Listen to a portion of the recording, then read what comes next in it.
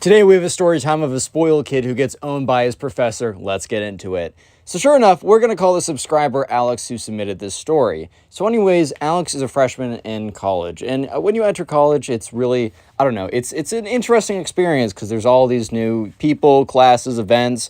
It is like going into another phase of your life. So yeah, let's just jump into Alex's first class. So his first class is an 8 a.m. class.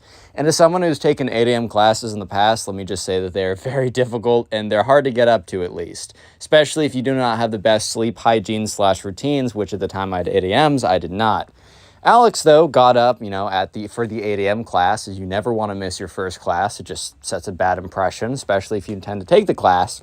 And he gets in there, and it is a calculus class. Calculus can be a pretty difficult subject matter, especially if you're not good at math. Trust me, as someone who's taking a major with a lot of math, and as someone who isn't good at math, it is difficult. So he gets in there, and it's a large auditorium, and there's a lot of seats and a lot of people. And the professor is down, sitting down at the whiteboard, and he waits for most people to get in, and he starts right at 8 a.m. on the dot. One thing that Alex notices right off the bat is that this professor is definitely not a no BS professor. This professor definitely is the type to just keep on going, to just not take any crap from the students and to really stick by his rules. He's definitely older. He probably does it old school. He probably remembers what it was like when he was in college way back in the day. So sure enough, one of the first things the professor says as people get on in is that he has a set of rules. You will either follow them or you will not follow them. And whether you choose to follow them or not will not change the way that he basically what he's saying is, I have a set of rules and I'm not going to change unless there's extreme circumstance that makes it understandable. For example, you have a parent die, so you miss an exam. Okay, he might be a little bit more lenient than, hey man, I slept in. So yeah, right off the bat, this was the type of professor. So let's go a couple weeks in. So the professor was kind of more of a lecture-based professor. However, he decided that today they were going to do some group-based learning because, I don't know, maybe he just wanted to mix it up just a little bit. So yeah, anyways, Alex, the subscriber, is now put into a randomized group of other people in his class. And so there's one kid in this group that I want to introduce. So they don't really get to know each other besides this because, it's a lecture-based class. It's not a discussion-based class. And in lecture-based class, you normally don't see each other as much or you don't get to know the other people in your class as much. But there's a kid who we're just going to call the spoiled kid.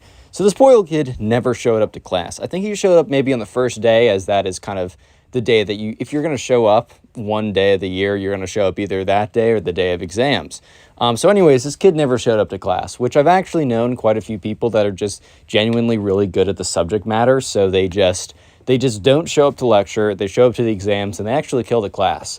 However, I will say that sometimes that's not the case. And people who don't actually, quite often, a lot of times people who don't show up to class are the ones who aren't doing as well on the exams. So the spoiled kid definitely had a bit of entitlement. He definitely, at his local high school, he was the top dog, the number one star, whatever. Everyone told him he was awesome for everything. He didn't need to show up and he was rewarded. He probably came from some background where he was given a lot and kind of just expected that as a baseline from here on out, which is just kind of how the reality for a lot of spoiled kids, right? So anyways, sure enough, he never really shows up. However, he shows up maybe once every 2 weeks because, to be fair, I've missed my 8 a.m. classes sometimes. Not because I just feel like sleeping through, but because I wake up and my alarm clock has been going off and I'm like, oh, shoot. Anyways, though, so in that little small group, this was a random day that the spoiled kid did show up. They're all sitting there, and I don't know, they're just so they're going through some calculus problems. This is calculus 1, so it's a lot of derivatives. You're not really doing a lot of integration or Taylor series or anything like that yet. You're just mostly doing derivatives.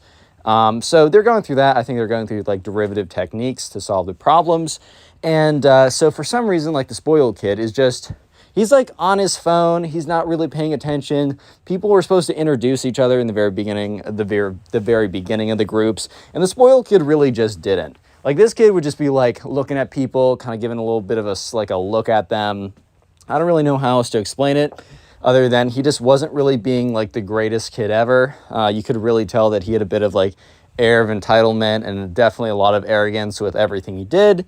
And from that point on, Alex just didn't really have a good, he just didn't really feel that good about that kid. He just got a bad vibe. So about a couple weeks later, they had a really major exam coming up. So in class, the professor was like, all right, so we have 2 major exams, and then we have a final exam. I don't have homework, or like we have homework assignments, but they're not graded. We don't have quizzes, and I don't care if you show up to class or not. So really, your grade is comprised of this test, the next test, and the final exam, all that have equal weights. So basically what you guys need to know is that if you mess up one of these exams, you're screwed. Yeah, so it was kind of not a dark thing, because a lot of classes are like this, but it was pretty brutal. I definitely enjoy classes that, you have a lot more opportunities, a lot more wiggle room. Maybe they even put a bit more emphasis on showing up, homework, stuff that you can check over. But some classes, like my calculus class, were really just exam-based, and that was your grade. And, that kind of just gave you more opportunity. I don't know. Some classes are just like that. However, the spoiled kid was not there on that day. And also the teacher was like, look, if there's a reason why you're going to miss the exam, you need to tell me now. Unless some freak emergency shows up like the day of, and like you have no control over it, and we both are like, I need to believe that it is actually worth me giving you an absence. And the teacher outlined in the first day of class, like, death of something, insane illness. Okay. I don't know, tornado blows up your room. Okay, there are specific examples where it would definitely make sense. Sorry. However, for the most part, like, he's not going to allow you, unless you give a really good example or a good reason, well in advance, which is true for most teachers. They'll give you deadlines, they'll let you take stuff, extend, whatever, as long as you have a good reason and as long as you tell them in advance. The spoiled kid was not there that day. So if you didn't know, the spoiled kid loved going on crazy vacations randomly. So Alex only kind of heard of this because he wasn't in the same social groups as the spoiled kid. However, word kind of got around because this kid genuinely carried such a reputation because of the way he acted that, people would just talk about his crazy, insane vacations all around or whatever. So yeah, basically the spoiled kid, he would go on random vacations, like just to crazy exotic places. I don't know about you, but I can't relate just to being like, oh, I feel like going to, Switzerland. Bye, guys. Like, just on a whim, be like, I'm bored. Let me get on my private jet to Switzerland. Like, bro, I don't know about you, but that's just not something that happens to me ever, like, at all, bro. Anyways, though, so the spoiled kid must have completely forgot that they had an exam. I mean, when you don't show up to class again and again, that is something that is bound to happen. So, yeah, anyways, eventually, it's the day of the exam. So Alex has spent a lot of time preparing for it as he realizes how important it's going to be. And the exam is at the time of the class, 8 a.m., so everyone gets there about 10 minutes early. The teacher suggested you should get here about 10 minutes. You should get here about 10 minutes early. That's best practice. You'll probably feel the most comfortable and perhaps do the best if you do this. So everyone did, or everyone showed up at least, 5 or so minutes early. But one kid did not show up, and it was the spoiled kid. So Alex was like kind of thinking to himself, oh, he must have gotten an extension, must have told him he wasn't going to be here. This is totally fine. So the spoiled kid, anyways, they take their exams, and it takes about a week for the grades to come in. So during that entire week, the spoiled kid does not show up to class. However, on that Friday, exam grades come out. And Alex did all right. He didn't kill it, but he also didn't get killed. He did fine. He put in the effort, and he got a decent result out. He can't really complain. However, this grade must have also gone out to the spoiled kid, who now saw that he had a 0% in about a third of his grade, meaning that he is guaranteed to have a 66% or lower, because it is literally 1/3, 1/3, 1/3, and if 1/3 is a 0, even if you score 100% on the next 2 exams, you cannot have greater than a 66%, which is roughly a fail. So the spoiled kid actually shows up in the class on Monday, and the only reason he showed up is because he got a notification. So he shows up in the class, but he doesn't even show up on time. So they're in class on Monday, and, Alex doesn't really think much of it, and that's when the door opens up 10 minutes late. Sure enough, the spoiled kid walks in, and the spoiled kid is kind of crazy, bro. He walks in, and he's like, what's up with this man? Like, literally walks into class and basically just chews out the teacher, being like, what's up with this? And, like, is holding his phone and opening Canvas and shows the 0%. And the teacher, remember, guys, I've already told you, this is a very old school, professional type teacher who's really by the books and likes to keep things, you know what I mean? He's very, I don't know, he's not the type of teacher that would respond to this very well. So the teacher looks at him as kind of like taken aback, like, whoa. He's almost shocked for a second, but this is also a very old teacher. He's definitely has tenure. He's been around forever. And I'm sure he's seen kids just as bad, maybe worse, but this is probably on the worst side. So he's shocked because this is a pretty crazy thing to say. But then he kind of like, settles back into character and is like, looks at the spoiled kid and is like, don't interrupt my class like that. Like, you may sit down. So there's very obvious tension in the room right now because, the spoiled kid literally just burst into the room and just yelled at the teacher. And this teacher is definitely, first of all, no teacher really should take it. But I think maybe younger teachers might be a little bit more, worried about responding to a student harshly. But this teacher he's been through it all, man. So he's like, sit down, don't interrupt my class. And the spoiled kid is like, I'm not sitting down until we figure this out. So now the spoiled kid is basically telling him that something's going to go down. And it's like, I'm not going anywhere until we resolve this. So he holds up his phone. Phone is the secret word of the day. So if you made it this far into the video, comment phone down below in the comment section. And also, while you're in the comment section, check out the pinned comment as there's a link to the Spotify page in which I upload these as podcasts. So if you want to listen to the stories as podcasts, do so on my official Spotify page, and also rate 5 stars if you haven't already. And also, the second link in the pinned comment is a link to my second channel in which I do story times like these. However, they're from Reddit and not submitted from you. Please subscribe as that channel is still growing and much smaller. Anyways, though, so it's a bit of a showdown between the teacher and the student at this point, and they're kind of duking it out. So, the student is like, I guess the teacher's like, okay, I do need to address this. I'm telling this kid to sit down, but he's not. And I guess the teacher's thinking like, okay, this is actually a pretty good opportunity to kind of make a point. So the teacher decided to play into the spoiled kid's nonsense. So he's like, yeah, like, what do you want to talk about? And the spoiled kid's like, I have a 66%, I have a 0% in this class, and I just checked Canvas, and is it really true? Is it really true that, I got a 0 on this exam? I didn't even know we were having an exam. I demand a retake. And here's the thing. The teacher probably wasn't going to give him a retake, like a redo. However, I can guarantee you that the teacher would have been much, much, much more likely to give him a redo if he didn't show up in the class, barge in, interrupt class, be super disrespectful, and then demand a redo. Maybe if he said, hey, it's a genuine mistake, and is there any way I can do a redo? I'm fine if I lose a lot of points right off the bat. Please, can I take any opportunity? It was a genuine mistake. Not saying that would guarantee it. In fact, I believe with this teacher, by the context that I've received, probably wouldn't even budge at that point. However, you're just better off doing that than doing what he's doing. Bro really thinks that he can demand something and get away with it. As I've said before, standard spoiled kid behavior. So yeah, the whole class is kind of astounded at this point because they're just probably thinking, did this kid really just demand our teacher give him, did he really just demand it? Because they were probably thinking wow, this kid missed his exam. I feel kind of bad. They probably were thinking also oh, maybe he shouldn't be barging in like this, but maybe he's super stressed out and he really, I don't know, trying to give him the benefit of the doubt. But they really couldn't give him the benefit of the doubt after he starts basically demanding a redo. That was probably one of the most entitled and spoiled things I've ever heard. So sure enough, Alex is uncomfortably sitting in his chair because everyone in that room is extremely, extremely uncomfortable because just this weird tension. I honestly think the teacher was almost excited to have this go down because it was an easy smackdown, it was an easy dunk, and it was a very, very public dunk. The teacher now had an opportunity to smack down this kid and point it and basically prove a point in front of everybody, right? So the teacher's like, you missed an exam. One exam is a third of your grade. You missed an exam, so you got a 0.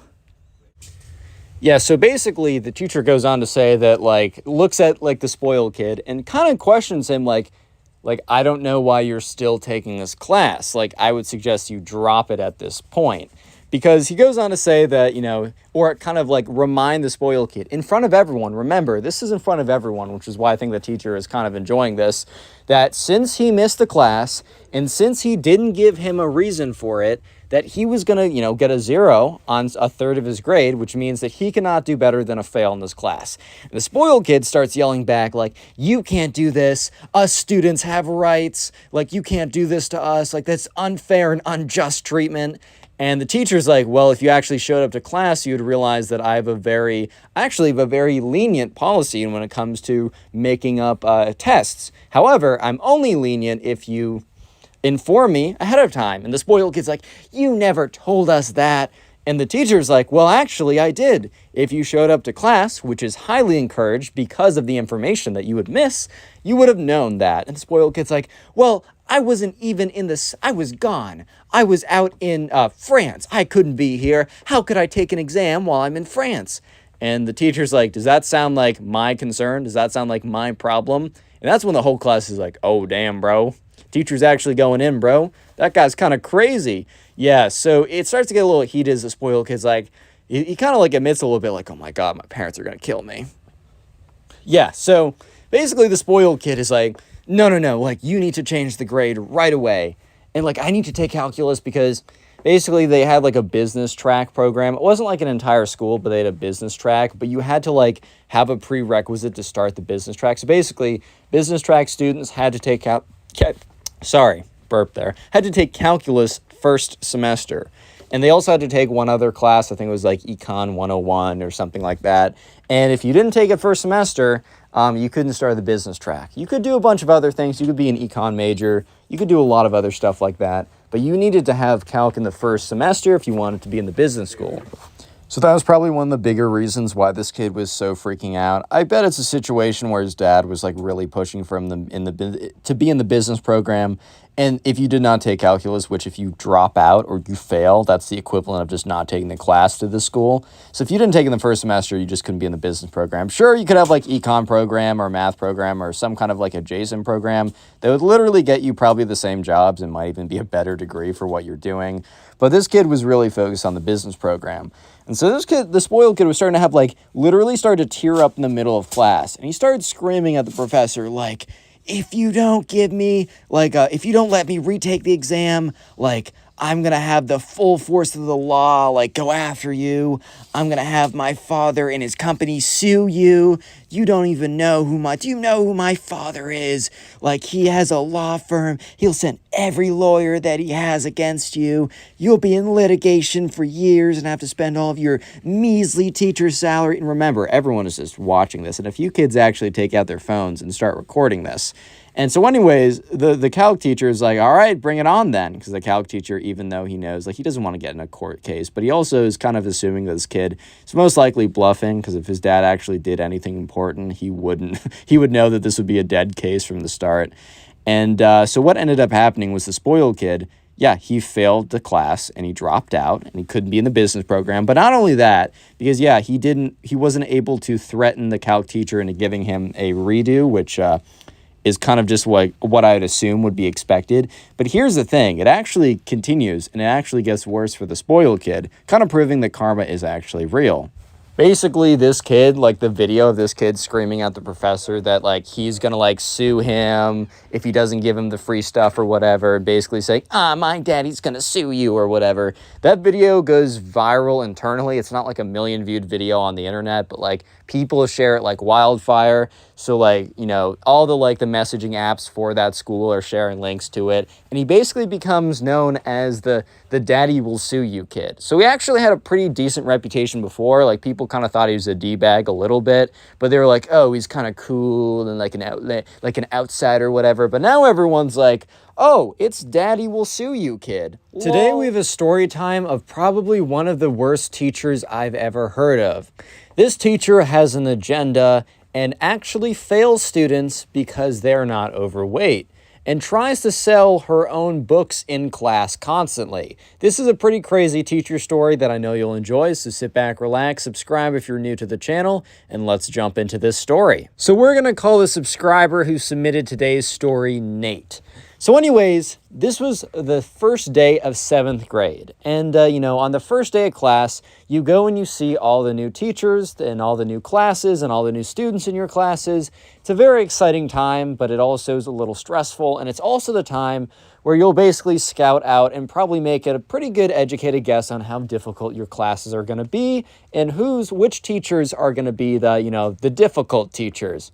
So yeah, let's jump right into it. On the first day, Nate goes into his English class and he sees the teacher, and she has short blue hair, right? She has a big flowery skirt on, and she's on the somewhat larger side. There's nothing necessarily wrong with this. In fact, I think larger people on the internet get way too much hate. However, if you're telling people that, obesity is extremely healthy and that you would fail them in class if they're skinny, like this teacher will, just stick around, then maybe that's not the greatest thing to say. Anyways, though, everyone sits down and the teacher's waiting for people, and she says, "All right, class, welcome to English 115 or whatever. Today we will be in this class, we will be researching literature and having class discussions," and kind of goes through the very basic whatever. On the very first day, Nate didn't get any really obvious red flags except in the last 5 minutes of class. So in the last 5 minutes of class, the teacher says, "Oh, and by the way, besides the required texts and readings that you have been assigned and will have to buy, let me point you to my personal store." Yeah, the teacher literally starts advertising her own personal store in the middle of class. So this teacher did a lot of her own research. And this isn't like an academic that does research at some school or institution, because normally academic research needs to be peer reviewed. It needs to be checked over by a lot of people. No, this was her own personal research. And on the store, because she went to the link, she said, "Okay, on our little class," because there was they used Canvas. I don't know if you guys know what Canvas is. It's basically a nice place to, or not a nice place. It's a terrible, scary place. But it's a place that organizes classes really well. And she said, "On our Canvas page, here's a link to my store." And sure enough, there was a link to the store. So the teacher and goes on the projector and clicks the link, or airplays or whatever, clicks the link to her store and starts browsing and showing off all the stuff that they could buy. First of all, I'm pretty sure this has to go against some kind of terms of service, some kind of rule for a teacher. And it definitely was a little bit unethical, because while she didn't explicitly say students who buy stuff from my store will receive better grades, she somewhat kind of alluded to it. And one of the most, the number one bestseller, according to her, maybe it sold 0 books, but, number one place at 0, I don't know, was a book or a research paper book type thing that was talking about how obesity is actually the healthiest body, standard for your body, and that everything else is not just unhealthy, but unethical. And it was a quote-unquote research paper, but she didn't do research, so it was peer-reviewed basically by herself and her one Twitter follower. Yeah, so look, I'm not a scientist, and I definitely have not done research, but I will say that probably most people can agree that, obesity is not the healthiest state to be in. I will say that, different bodies can handle different, levels of weight and still be healthy. Just because you have more weight on you than another person doesn't necessarily mean that you're less healthy. It really is a case-by-case situation. However, I think we can all agree, or at least in my opinion, we should all agree, that obesity is definitely not associated with peak and ideal health, and that you should definitely not be telling people that they should be obese, and not being obese is unethical. I think we can all agree to this. But basically, Nate was thinking that this class was going to be totally normal until the last 5 minutes, when the teacher shows off and basically highly and strongly encourages them to buy from her store. And her store, it's not just the fact that she wants, her students to buy from her store. It's the fact that she was basically alluding that you would receive a better grade if you did buy from her store. That's definitely where things got really messed up. Anyways, though, let's go a couple weeks into class. So the teacher would have a few more red flags, a few more really strange things, and Nate and his friends took a deep dive into her store, and apparently it was one of the craziest things ever. Not just a paper saying that obesity is healthy and not being obese was unethical, but there was a whole thing, right? It was a rabbit hole. She literally made a book, a book that you could purchase, which was just a compilation of her tweets. She literally said you can buy a book that is just going on twitter.com and printing out every single one of her tweets as a new page in the book. Probably this was not a great selling one. This one probably didn't receive Amazon's #1 most sold book of all time ever award. And if it did, it was probably issued by the teacher herself. But for a little while, there were only a few red flags, a few weird things that she would say.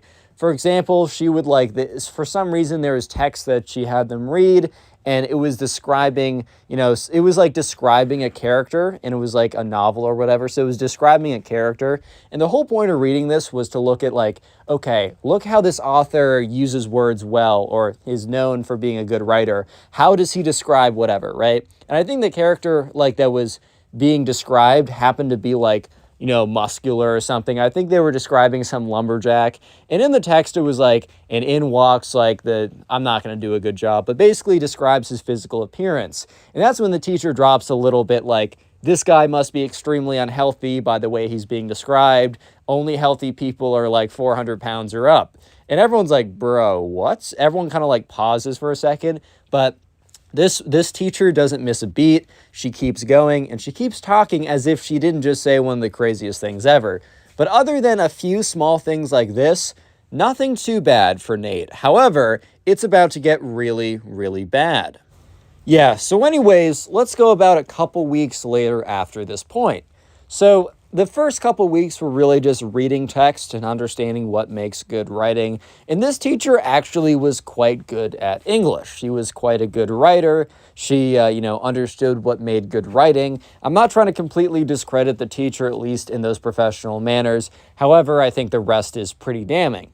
Anyways, so this was their first time to have an actual writing assignment. And so they write up a paper, and there are certain requirements. Like there were certain, you had to follow certain grammatical rules. You would be judged on how well you describe the characters, all this kind of stuff. Because you were tasked to write your very own little short story. And so, Nate and other people in the class wrote their stories, whatever, they submitted it. And the thing about Canvas is you're allowed to see the spread of your grades. Basically, what I mean by this is if you click on your grade in Canvas, at least on the mobile version that I found, you can see the high, the low, and the average. So you can see what the average score on the test is. You can also see what the highest score and the lowest score. So anyways, grades come out, and Nate gets a notification on his phone. He was fairly confident in his, his test or his paper or whatever. I'm not saying that Nate expected to get an A+ on his first paper in a class. In fact, I found a lot of English teachers will almost lowball you on the first paper so that there's like really clear room for you to improve, because they just love to see a student improve, which I understand. Every teacher wants to see a student improve. But even if a student comes in and gives A work, I feel like on the first paper, quite often teachers will just give you a lower grade and just so you can get a higher grade later on, which whatever, right? But Nate receives a very scary score. Nate receives a 54%. So Nate was kind of expecting this teacher, to maybe have higher standards, maybe to be a tough grader, but not this, man. Like, this is insane. So Nate immediately checks Canvas and sees that the average was like a 62. So he feels a little bit better knowing that everyone did really poorly, but he starts texting his friends because, his friends in his class, because this is a pretty alarming grade to get. At least for Nate, he was definitely used to getting B's and A's in his English classes because he was at least a decent writer. He wasn't the greatest writer ever, but you kind of didn't need to be the greatest, right? You didn't have to be Shakespeare to get an A in like high school English or middle school English, right? You don't need to be a perfect writer to do that. So he was talking with his other friends, and they were all like, yeah, it's really strange. She's like super strict. We don't totally know why. So they get into class, and the teacher says, hello class, like, welcome back. I hope you had a good time, whatever. I understand that some of you may or may not be disappointed with the grades that you received, which, yeah, obviously, bro, you gave people like 40%, 50%. People are not going to be happy with a fail. Oh, I'm really happy with my fail. I thought I was going to get a fail, but instead I got a fail. So I'm really happy about that. Like, said nobody ever. So yeah, no S, Sherlock. People aren't happy. So anyway, she's like, so I've decided to make little write-ups for each of you, just to say how you can improve, and you can improve your scores. So the teacher started walking around handing the stuff out. And, in most cases, what would you expect to see on this? Maybe grammar, right? Your grammar was really bad. I care a lot about grammar. I will help you improve, and if you improve your grammar, your grade will increase dramatically, right? Maybe the storytelling wasn't that good. Read these stories and try and emulate their style until you come up with your own style, and then your grade will improve. You may not expect to see, you are kind of like ignoring my, you are being offensive. Okay, this is like, how did she say it exactly? The story time I received from Nate, basically she said, you know, it is less about your writing and more about you as a writer. You got a grade because of you as a writer and not because of your writing. And Nate, when he saw this, was a little bit confused, so he went on to read the next line. Yeah, so after the line saying that, you know, you received the grade not for your writing, but because who you are as a writer, the next line basically said, as a writer, you must embody, you know, good values and good health. So when Nate read this, he was like really just taken aback. Obviously, maybe he should have seen this coming, knowing the published work that this teacher was selling on their website. But then the note went on to go on to say that until you become like you physically embody good morals and ethics, like I cannot justify a good grade on your writing, as I think being a writer and your writing is really connected. She then goes on to specify that basically Nate will have to become obese. This is like this is so weird, bro. This is so weird. I'm glad that I had normal teachers in high school, bro. I'm glad I had normal teachers. Today's secret word of the day is teacher. Not that creative, I know, but whatever. So comment teacher down below if you made it this far into the video. And while you're down there, check out the pinned comment, as there's a link to my Spotify page in which you can listen to these stories as podcasts on Spotify and help me out doing that. And also, there's a link to my second channel, which I read stories like this. However, instead of reading stories that you guys submit, I read stories from across the web and mostly from Reddit. So go subscribe to that channel, as it's a lot smaller, and it would help out a lot if you did subscribe. Anyways, though, so Nate, when he reads this, is just like, what? Like, Nate assumes that he must have, like, okay, I must have misread something. There's no way that I read this correctly. Maybe she's speaking about, Nate's trying to justify what he just read. He's like, no, I'm just going to read it again. He reads it again, and sure enough, it says basically along the lines of, I'm grading you as a writer, not just your writing. And if you aren't obese, then I can't justify giving you a good grade, because not only is it not healthy, but it goes against, you know, my moral and ethics system. So Nate was not the only one to get this as a response. And about like a minute after, like, the teacher went around handing back these responses, so many hands went up, right? I think people read it in like 30 seconds, but they needed to wait at least a minute to 2 minutes before they actually said anything, because they needed to reread it to make sure that they didn't read it wrong and embarrass themselves by saying something completely ridiculous. So after everyone actually realized that what they read was what they read, half the class's hands shoot up immediately. And the teacher's like, oh, looks like we have a lot of questions. So Nate doesn't raise his hand because Nate has a feeling that other people had similar issues and that they would probably cover the issues that he had. So sure enough, this kid is like, what do you mean by I need to become obese to get a good grade? Like, is this a joke? So the teacher looks and is like, thank you, Ben. We're going to call the guy who raised his hand and said that. We're going to call him Ben. So she's like, thank you, Ben, for bringing that up. No, in fact, like, you guys have been followed, like, society would make you think that that's a crazy thing to say. Yes, dude, let me just say something, a little side tangent. If you ever find yourself saying society in a sentence, please check yourself. Maybe it is, like, the right thing to say in that sentence. But whenever someone is like, blah, blah, blah, because society, dude, I don't know. I just can't take the sentences seriously. But anyway, she's like, yes, Nate, or Ben, I totally understand why you'd say that, and it's not your fault. It's not your fault, Ben. It's not your fault. She was trying to have that, what's that movie called that's really good that has Robin Williams in it? He's like, it's not your fault. It's not your fault. trying to do like one of those moments, but instead of like an actual good situation where that would make sense, it's not your fault that you believe that me saying that I won't give you a good grade unless you're literally clinically obese is bad. It's not your fault. It's society's fault. She then goes on to kind of elaborate what she was trying to say. She was trying to say that she believes that writing something very like floofy. She said something like kind of like one of these kind of like dumb writer English teacher things that just don't make a lot of sense. She basically said, you know, the writer and their writing, it's not two separate entities. It's interconnected. I like don't see them separately. Like I attach the writer to the writing. I think they flow between each other. Which, yeah, dude, technically, right? Like, yes, the writer wrote the piece that you're reading. Yes, that is true, I guess. But basically, she's like, and I can't give out a grade. Like my grades are holistic combinations of both. And I can't give out a good grade if it's a bad writer, even if the writing is good. She's really trying to justify one of the craziest, goofiest things ever. But anyway, she's like, yeah, I can't give out a good grade if the writer isn't good. And the thing is, guys, if you read my work, and then she starts to get a little snappy with them, which is pretty bold in my opinion, but she starts to get a little snappy being like, if you actually read my work or bought my books, you would realize that I hold this position very dearly and that I have plenty of research to back it up.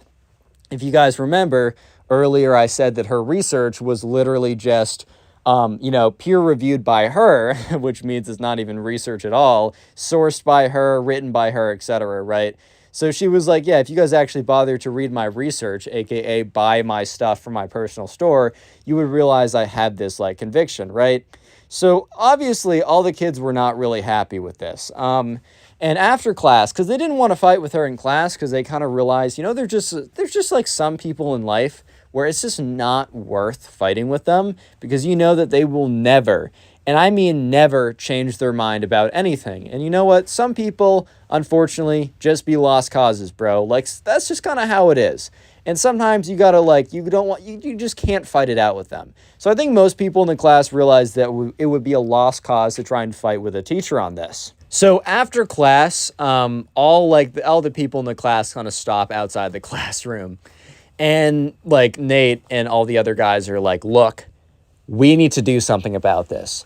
So they all get together and they all make sure that they have the pieces of paper that, it's written down like exact reasons for why they did poorly. They basically got she got caught red-handed. Not even caught red-handed. She literally painted her hands red and like, look, catch me, guys. Like she made this really easy, which is kind of funny. But anyways, so they gather all their papers and they head all the way up to the principal's office. And, it's a huge group of kids show up to the principal's office. So it obviously gets, the principal's attention. So the principal's like, okay, guys, come on in. What's the problem? What seems to be the issue here? And one of the kids explains the situation. And the principal, I think understandably, kind of questions this because, kids aren't always the most truthful. And sometimes even when kids are trying to be truthful, their interpretation of what is actually happening is skewed because they don't have the right context. However, they had all the right context here. And in fact, their interpretations were not skewed at all. And that's when they showed the principal the evidence, which was pretty damning. I kind of got her.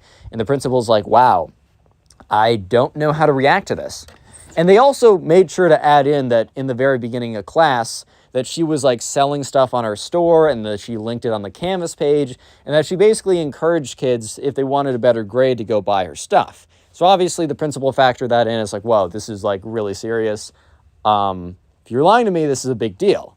And they're like, no, we're not lying to you. And some of them were kind of afraid that the teacher would have completely denied it, as maybe the teacher was starting to realize, oh, maybe I'm in the wrong here, right? And I might get fired for this, even if I don't think I'm in the wrong here. So the kids were a little bit nervous, but the principal went and interviewed the teacher. And what must have happened was that the teacher assumed that her logic was correct, because here's the thing. A couple days later, kids come in they come in from the weekend, and they have a substitute teacher in English class. And they obviously ask the substitute teacher, where's our normal teacher? And the substitute teacher's like, I don't know, I'm just a sub. So what happened was the teacher never came back. They got a permanent substitute after a little while. And what must have happened was that the teacher must have been like confronted by the principal. The principal was probably like, oh, there's obviously a misunderstanding here. Ha ha ha, can you just help me clear this up? And the teacher must have been like, nope, no misunderstanding. I failed these students because they weren't clinically obese. And the principal was probably just like, today we get a story time of a Karen who smacks a teacher for failing her son. Here's the thing though, this is a hybrid story because it's both a story of a spoiled kid who fails his test because he is super entitled, and also a story of his mom, who happens to be a Karen who overreacts in typical Karen fashion and smacks the teacher, and the whole story is crazy. I know you'll enjoy it, so let's just jump right into it. So we're going to call the subscriber who submitted today's story John. So anyways, John was in class, and he was a junior in high school. Yes, he was a junior in high school. So if you don't know, junior year is definitely the year where you really think about college, and college is a really, important thing for a lot of people, and it's the time where you will apply to college is senior fall. However, junior year, if you're trying to get into like a harder college, you'll probably spend a lot of time searching around for colleges, taking SAT exams, preparing. Like junior year is really when it starts to ramp up. And also colleges pay the most attention to your junior year grades. And if you're trying to get into a really good college, the difference between an A and a B could actually be really big. So yeah, John and all of his friends went to a high school that definitely prioritized getting into a really good college. There was big emphasis on the college application process, and it was a kind of stressful environment. So anyways, right, John had this kid in his class who we're going to call the spoiled kid. And the spoiled kid had a Karen mom. And they had just kind of been a notorious pair for a while. So the high school that John went to just had a lot of kids that were from wealthier backgrounds. But not all of them were jerks. A lot of them were taught really well by their parents. The difference between, being a good person and letting money that isn't even theirs go to their head. I'm not saying if they made that money, you should let it. I'm not saying if you make your own money, you should let it go to your head. But I just feel like it's a second layer of entitlement when the money that goes to your head isn't even yours. You just spawned into existence with it, right? It's like you didn't even earn that, right? But anyways, there's this kid, we're going to call the spoiled kid, and him and his Karen mom had been notorious for a while. However, the Karen mom was in social circles that cared a ton about which college he got into. So the spoiled kid was put under a lot of pressure by his mom and dad to get into like the best university possible. Another thing I will say about the spoiled kid is he had like unlimited access to his parents' credit card. Look, if you guys ever become quadrillionaires or anything and you have kids, yeah, sure, don't let them like starve or anything, but one thing I will say is I don't think having unlimited access to a credit card is really going to be a good thing for their development, right? So the spoiled kid, what he would do is he would literally just go on random vacations. He would just go out partying, whatever, and all this kind of stuff on his parents' dime. And he did a lot of this to kind of cope with the stress of all the stress that was put on him because of the whole college application process and all of that stuff. However, I will say that, I get it that he's like coping with the stress or whatever. However, he was also partying and coping with the stress, quote unquote, a lot during the time where he had to put in the most work. So like his, his SATs were not coming out the greatest. He probably paid someone to write his college essay, so it probably wasn't that bad actually. But just like he wasn't showing up to class as much, all this kind of stuff. So this story really takes place in a calculus class. So, calculus is like more of an advanced subject that is taught in high school. I took it in college. Like I didn't take it in high school. A lot of people do, but I took it in college. Now I'm taking like crazy discrete math, linear algebra. I'm going through the mud right now. But in high school, it's not a bad thing to have in your transcript. Colleges might actually appreciate, oh, wow, he's taking a pretty difficult class. So the spoiled kid was put into that class. But also John, the subscriber, was in that class too because he just genuinely was a good student, right? However, the Karen mom of the spoiled kid demanded that the spoiled kid be put into the calc class, right? Even if the advisors were like, or not the advisors, I think the college advisors would be like, yeah, that's great. I think the academic deans or whatever were like, I don't know. He didn't really perform that well. he didn't take pre-calculus. There's a billion reasons why it'd be difficult. I took calculus without taking pre-calc. You don't really need to take pre-calc, if I'm being honest. It's useful, and you'll probably do better than I did if you do, but it's not necessary. However, the Karen mom was super, super, like, demanding. He must be in calculus, or I'm going to make a big fuss or whatever, right? And the Karen mom was notorious for kind of being one of those, like, entitled moms who would just be so crazy about that stuff. And would just be like, oh, whatever, right? Like, I'm going to make a fit. I'm going to sue you. I'm going to go in the parents' meeting board or whatever. Like, the parents' council is going to come for your jobs or whatever. She was just one of those moms. So I guess, they were like, whatever. Sure, put him in a class he's not going to succeed in. Not my fault at this point. I've already tried to warn you. At this point, not my fault. Yeah, so all throughout we're just going to jump to like the fall semester. So for most of the fall semester, one thing that John would notice would be that the spoiled kid kind of wouldn't show up to class a lot. And in a lot of high schools, it's a really big deal if you don't show up to class. Like, they take attendance. Attendance is a big part of the grade. They'll really penalize you. But at this high school, I guess it was a little bit more lenient because a lot of kids, like, this high school was a private high school. And a lot of the kids had, like, really, like, rich parents that would, like, randomly take them on insane vacations, like, throughout the week or whatever. But these kids were all, like, really pushed super hard by their parents to perform academically. So I think the high school literally just thought, okay, well, if they're going to take, like, a week off, then we know that they will be grinding over that vacation, or they will grind to make up. Like, no one's falling behind at this high school, or at least most of them wouldn't be. So attendance wasn't as necessary, or it wasn't as, important in the grade, kind of like in college, how a lot of classes, like, there are some classes I did pretty well in that I didn't always show up to, man. Sometimes it would be better for me to just learn it by myself, especially if it's a lecture-based class, and if there's no attendance grade. Sometimes that's better. However, John was noticing how the spoiled kid would just not be showing up to class. And part of the reason was because it was an early morning class, 9 a.m., which is actually not that early in the morning, especially in high school. I sometimes think back to high school and be like, wow, I really got up at 7 every single morning to go to my 8 a.m. class at high school, and I had no problems with it. But the second I get to college, an 8 a.m. class is one I can barely show up to. So one thing that John was noticing was this kid was skipping a lot because he was either coping with the stress by partying way too much or way too late and not being able to wake up on time, or deciding to go on some crazy vacation to Las Vegas to gamble away like $500,000, or I don't even know, or something like that. So this kid was not showing up to class, and he also wasn't the type of kid to be like, I'm not going to show up to class, but I'm going to study twice as hard and actually do better than anyone else in the class because I'll just teach the material to myself better. Even though I will say calculus as a subject is taught really, really well online. There are some people that make YouTube videos that teach it so well that part of me thinks, like, I don't even need to go to class sometimes. Like, my professor isn't going to teach it good. Like, no offense to him. He's more a math guy than a teaching guy. And this guy on YouTube is going to explain it perfectly. However, this was not the mindset of the spoiled kid at all. So in this calculus class, they were having their first really big exam. So, homework was a part of your grade. A lot of things were part of your grade. But the exams were a really big part of your grade. This isn't like the college story I told a couple days ago or yesterday. I can't even remember this point. Where the spoiled kid, missed his exam and then, like, he failed the class.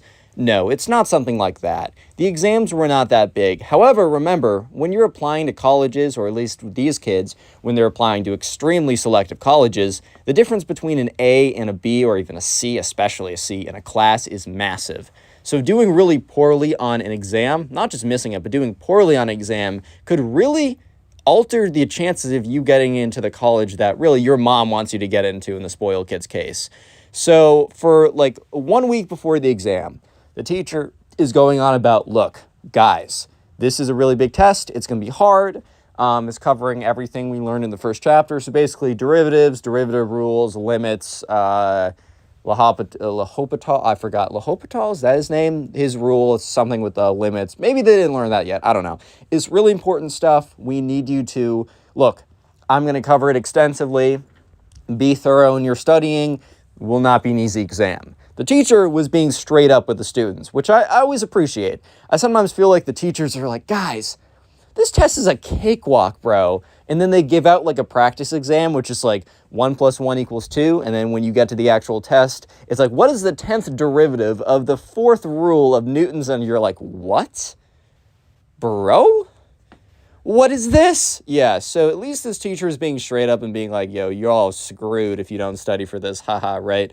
However, the spoiled kid, right, who wasn't showing up to class and was like doing his homework and probably had 100% in the homework grade because he would pay like a tutor to do it for him because that was kind of like a free grade, I guess, was not prepared for this exam. And, you know, John was aware because he was kind of like, he kind of knew the spoiled kid and he kind of knew the pressure that was on him. So he was kind of keeping tabs on the spoiled kid.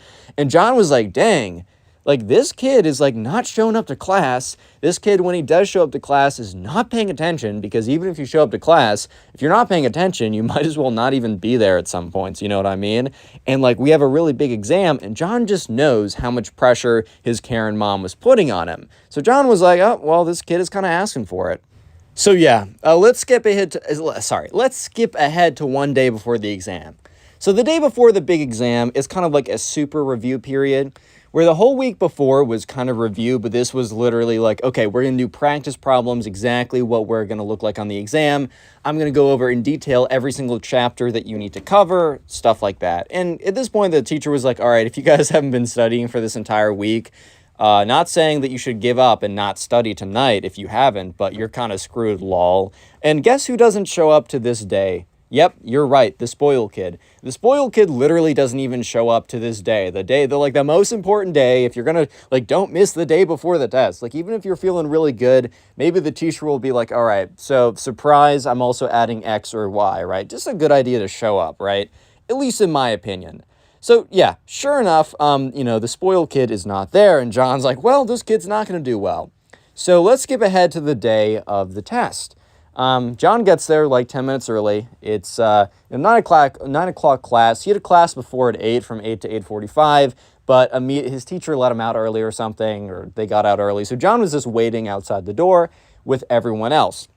So it was a no calculator test. Because some TI calculators, I think, can do derivatives or some, I don't know. And also, like, none of the numbers were going to be like, okay, well, to finalize your answer, divide 748 by 468.78. It's not like you need a calculator for the answers. If you know all the rules for derivatives and you can just solve the problems, it's not going to be really a calculator necessary type math exam, if that makes sense. So John is like sitting out there with his like number 2 pencil and nervous, as well as everyone else. Well, when I say everyone else, caveat to that, a little bit of an exception, because one kid was not there. That kid was the spoiled kid, which John was like, no way this kid misses an exam. The teacher was very strict about no retakes, no doing it later, mostly because that would really screw up his schedule, because he has like 50 exams to grade, and like if another kid doesn't take it, he has to worry about other kids who take the exam telling that kid the question, or the people who didn't take the exam the questions. So then the teacher would have to like make a new exam for that person. So the teacher's just like straight up, if you miss it, I'm giving you the lowest grade, right? I don't think the teacher would give a 0, because the teacher realizes that this is like, I don't know, it's like a high school where everyone wants to get into a good college, and he's just been informed, don't give 0. So he's like, you're getting a C-. Basically, like, the lowest grade you can get is a C if you take the exam, which is actually quite nice. I know a lot of high schools that dish out Fs like it's nothing, right? So yeah, sure enough, John is like, by the time the test starts and he's sat in his seat, the spoiled kid is not there. So John starts taking the exam, and it's difficult. And 5 minutes later, he hears the door open up, and guess who it is? Yes, if you guessed the spoiled kid, you are correct. The spoiled kid shows up 5 minutes late to a 50-minute class, right? When you only have 50 minutes to complete a very difficult exam, you're going to want every single minute that you get. So the fact that the spoiled kid was arrogant enough to just be like, oh, I'm going to show up whenever I want, it's just kind of funny, dude.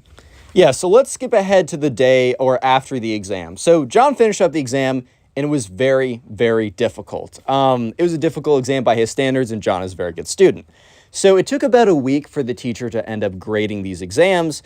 Just a lot of content, a lot of people, whatever. And so about a week later, they were in class, and the teacher's like, all right, guys, I have your exams. You all, on average, did fairly well. Like, you should be very proud of yourself. It seems like most of you put in the work, and if you put in the work, you probably got the result back. He also said, you know what, there will probably be a slight curve. This test was difficult. Don't expect, basically, your grade's going to be what your letter grade is, since they got letter grades. And this is one thing that's a little bit annoying to me, is like letter grades and your actual grades are sometimes totally different. Like, I just wish that we went by numbers, because like sometimes a 90 is a sometimes it's a B. I'm like, dude, why can't it just be a 90? Like, can you maybe put the letter grade and the number grade, like, at a minimum? Like, I don't know, dude. That was, especially when you have GPA, which is a number. Like, shouldn't you just have numbers factor into numbers instead of letters that are very subjective, apparently? Like, whatever people want them to be factor into a number. That's always been a pet peeve of mine, but whatever. And so the teacher was walking back, handing the grades back. So the spoiled kid was right next to John. So, John got his test back, and he got like an 85, which is solid. He got a B, which is pretty good. It was a very difficult exam. The teacher said like only 5 students got A's, and there was like 40 kids in the class. However, the majority got B's, right? And at John's school, getting like a C was like a death sentence, which, look, in my discrete math class, when I got a C, and I ended up the class with a B, which is very lucky, but if I got a C on an exam, I'd be like, let's go!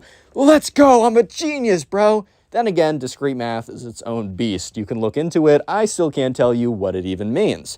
But anyways, in John's school specifically, a C was basically a death sentence. A C was like bad. And especially if you wanted to apply to certain colleges from his school, a C did not look that good. Because the school also gave like the range of grades and no one got C's. So colleges would be like, oh shoot, like that's actually real bad. So John looked over at the spoiled kid when he got his test back, and written in like red ink in the top right corner was like 72 circled. People never got below 70s. So this was basically like, you failed every answer. Because they didn't really fail students on this. This was like, you got every answer wrong, basically. Maybe you got one thing right, but you basically got every answer wrong. That is what a 72 meant at John's school. So the spoiled kid was looking at this, and you could see his face basically go white. You could basically see the color drain out of his face when he looked at the result from his exam.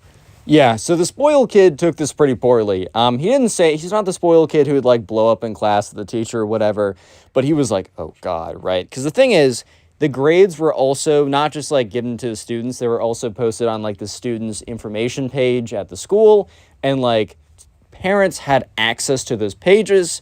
So you already know that the Karen mom has like notifications on for whenever there's a change, or if there's no notifications, you know for a fact that the Karen mom would be like checking his like grades every 5 seconds. Every new grade that comes in, she'd like hyper analyze it or whatever, because she is like, oh, my son needs to get into a certain college. My social group will reject me if he doesn't go to like the #1 school ever, right? A ton of pressure. So, John already knew that the spoiled kid was going to be in for a little bit of trouble, at least when it comes to his mom, right? So, yeah, sure enough, the craziest thing would happen a couple days later. Such a ridiculous situation. In fact, where the Karen would go insane in class. If you made it this far into the video, comment class down below. That'll be the secret word of the day. And while you're down in the comment section commenting class, check out the pinned comment on this video, as there's a link to a Spotify page in which you can listen to these stories as podcasts, and also a link to my other channel, which I do story times like this, but instead of getting them from you guys like I do on this channel, I get them from Reddit. Make sure to subscribe to that channel as well, as it is very helpful in the very beginning stages to watch and subscribe. Anyways, let's get back to it. Also, leave a like if you haven't already, but I think you have. I think you're a good subscriber. You know what to do. But anyways, right, so about a couple days later, so next Tuesday, the spoiled kid doesn't show up to class right away, which kind of makes sense because the spoiled kid didn't show up to class quite often. So it's not as if the subscriber was like shocked or like, oh my God, the spoiled kid didn't show up to class. This is so different and weird, and how dare he not show up to class? Like this kid always didn't show up to class. So the spoiled kid didn't think anything of it. And during this day, on this very fateful Tuesday, the spoiled kid would not show up at all. However, someone else would show up in his place and go crazy. That person that would show up in his place was his Karen mom. Yes, the Karen. is about to go crazy on the teacher for what she thinks is him sabotaging her son's chances of getting into a college that she wants him to get into. Not what he wants, because the Karen would never care about what he wants, just what she wants, right? So sure enough, 2 minutes into class, the teacher starts teaching something. Maybe it's like, okay, introduction to antiderivatives / integrals, right? Like, okay, guys, like now we're going to learn about area under the curve. I don't know. And that's when the door opens up. And John looks over and he immediately recognizes it is the spoiled kid's Karen mother, who we're just going to call the Karen, right? And this lady has been known for being just difficult, for just being a whole situation for the longest time. She's had many, many stories told about her and all the terrible things that she's done. Well, terrible, just like standard Karen behavior, I should say. So the Karen mom bursts through the door. She basically kicks the door open. I don't know if she actually had the flexibility or strength to like karate kick the door open. Like that takes a little bit of something. That takes a little bit of oomph for sure. But the Karen basically bursts through the door and is like, we're going to call him Mr. Davenport because I don't know. I just use that name. You know, actually, let's mix up the teacher name. Mr. Bird, because I'm just looking at a bird outside right now. Bursts through the door, Mr. Bird, I need to speak with you this instant. And remember, this is in the middle of a class. So obviously the teacher's a little taken aback by this and is like, ma'am, like, what? Like, I'm in the middle of class, but we can definitely schedule something. Just send an email to mbird at like thisschool.com or whatever, right? And she's like, no, I need to have a discussion with you right now.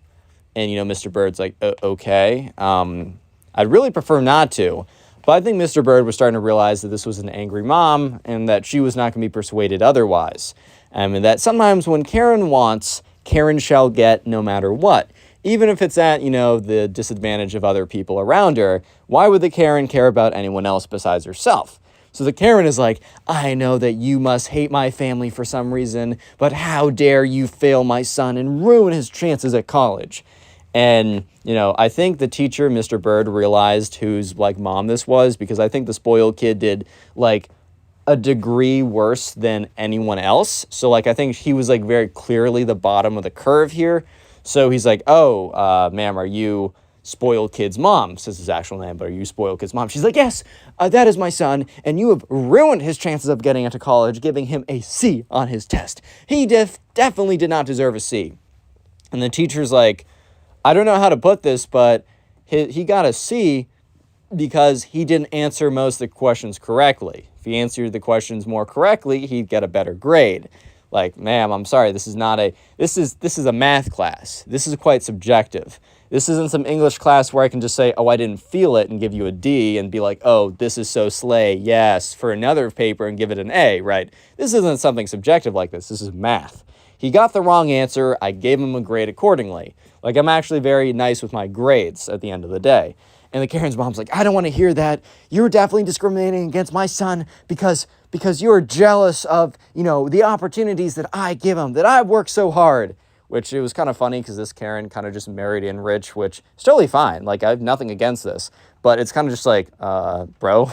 It's almost like the Karen mom and the son, the spoiled kid's son, believed that the money that the dad earned was even more theirs. Like, I don't know. It's kind of weird. But anyways, the teacher's like, kind of looks at her like, you think you're the only rich person at the school? Like, have you seen your other classmates? Because at this high school, it was kind of like the high school for, like, the rich parents trying to send their kids to overachieve on purpose so that they can brag to their other rich friends that, like, their son or their daughter goes to X university just to kind of, like, have another kind of, like, badge to flex to other people, which is, like, I don't know, man. You should definitely focus on yourself and not worry about other people that much. But yeah, the teacher was kind of looking at her like, you really think, like, I'm just discriminating against your son? Like, you don't think I would necessarily apply that to a bunch of other kids in this class?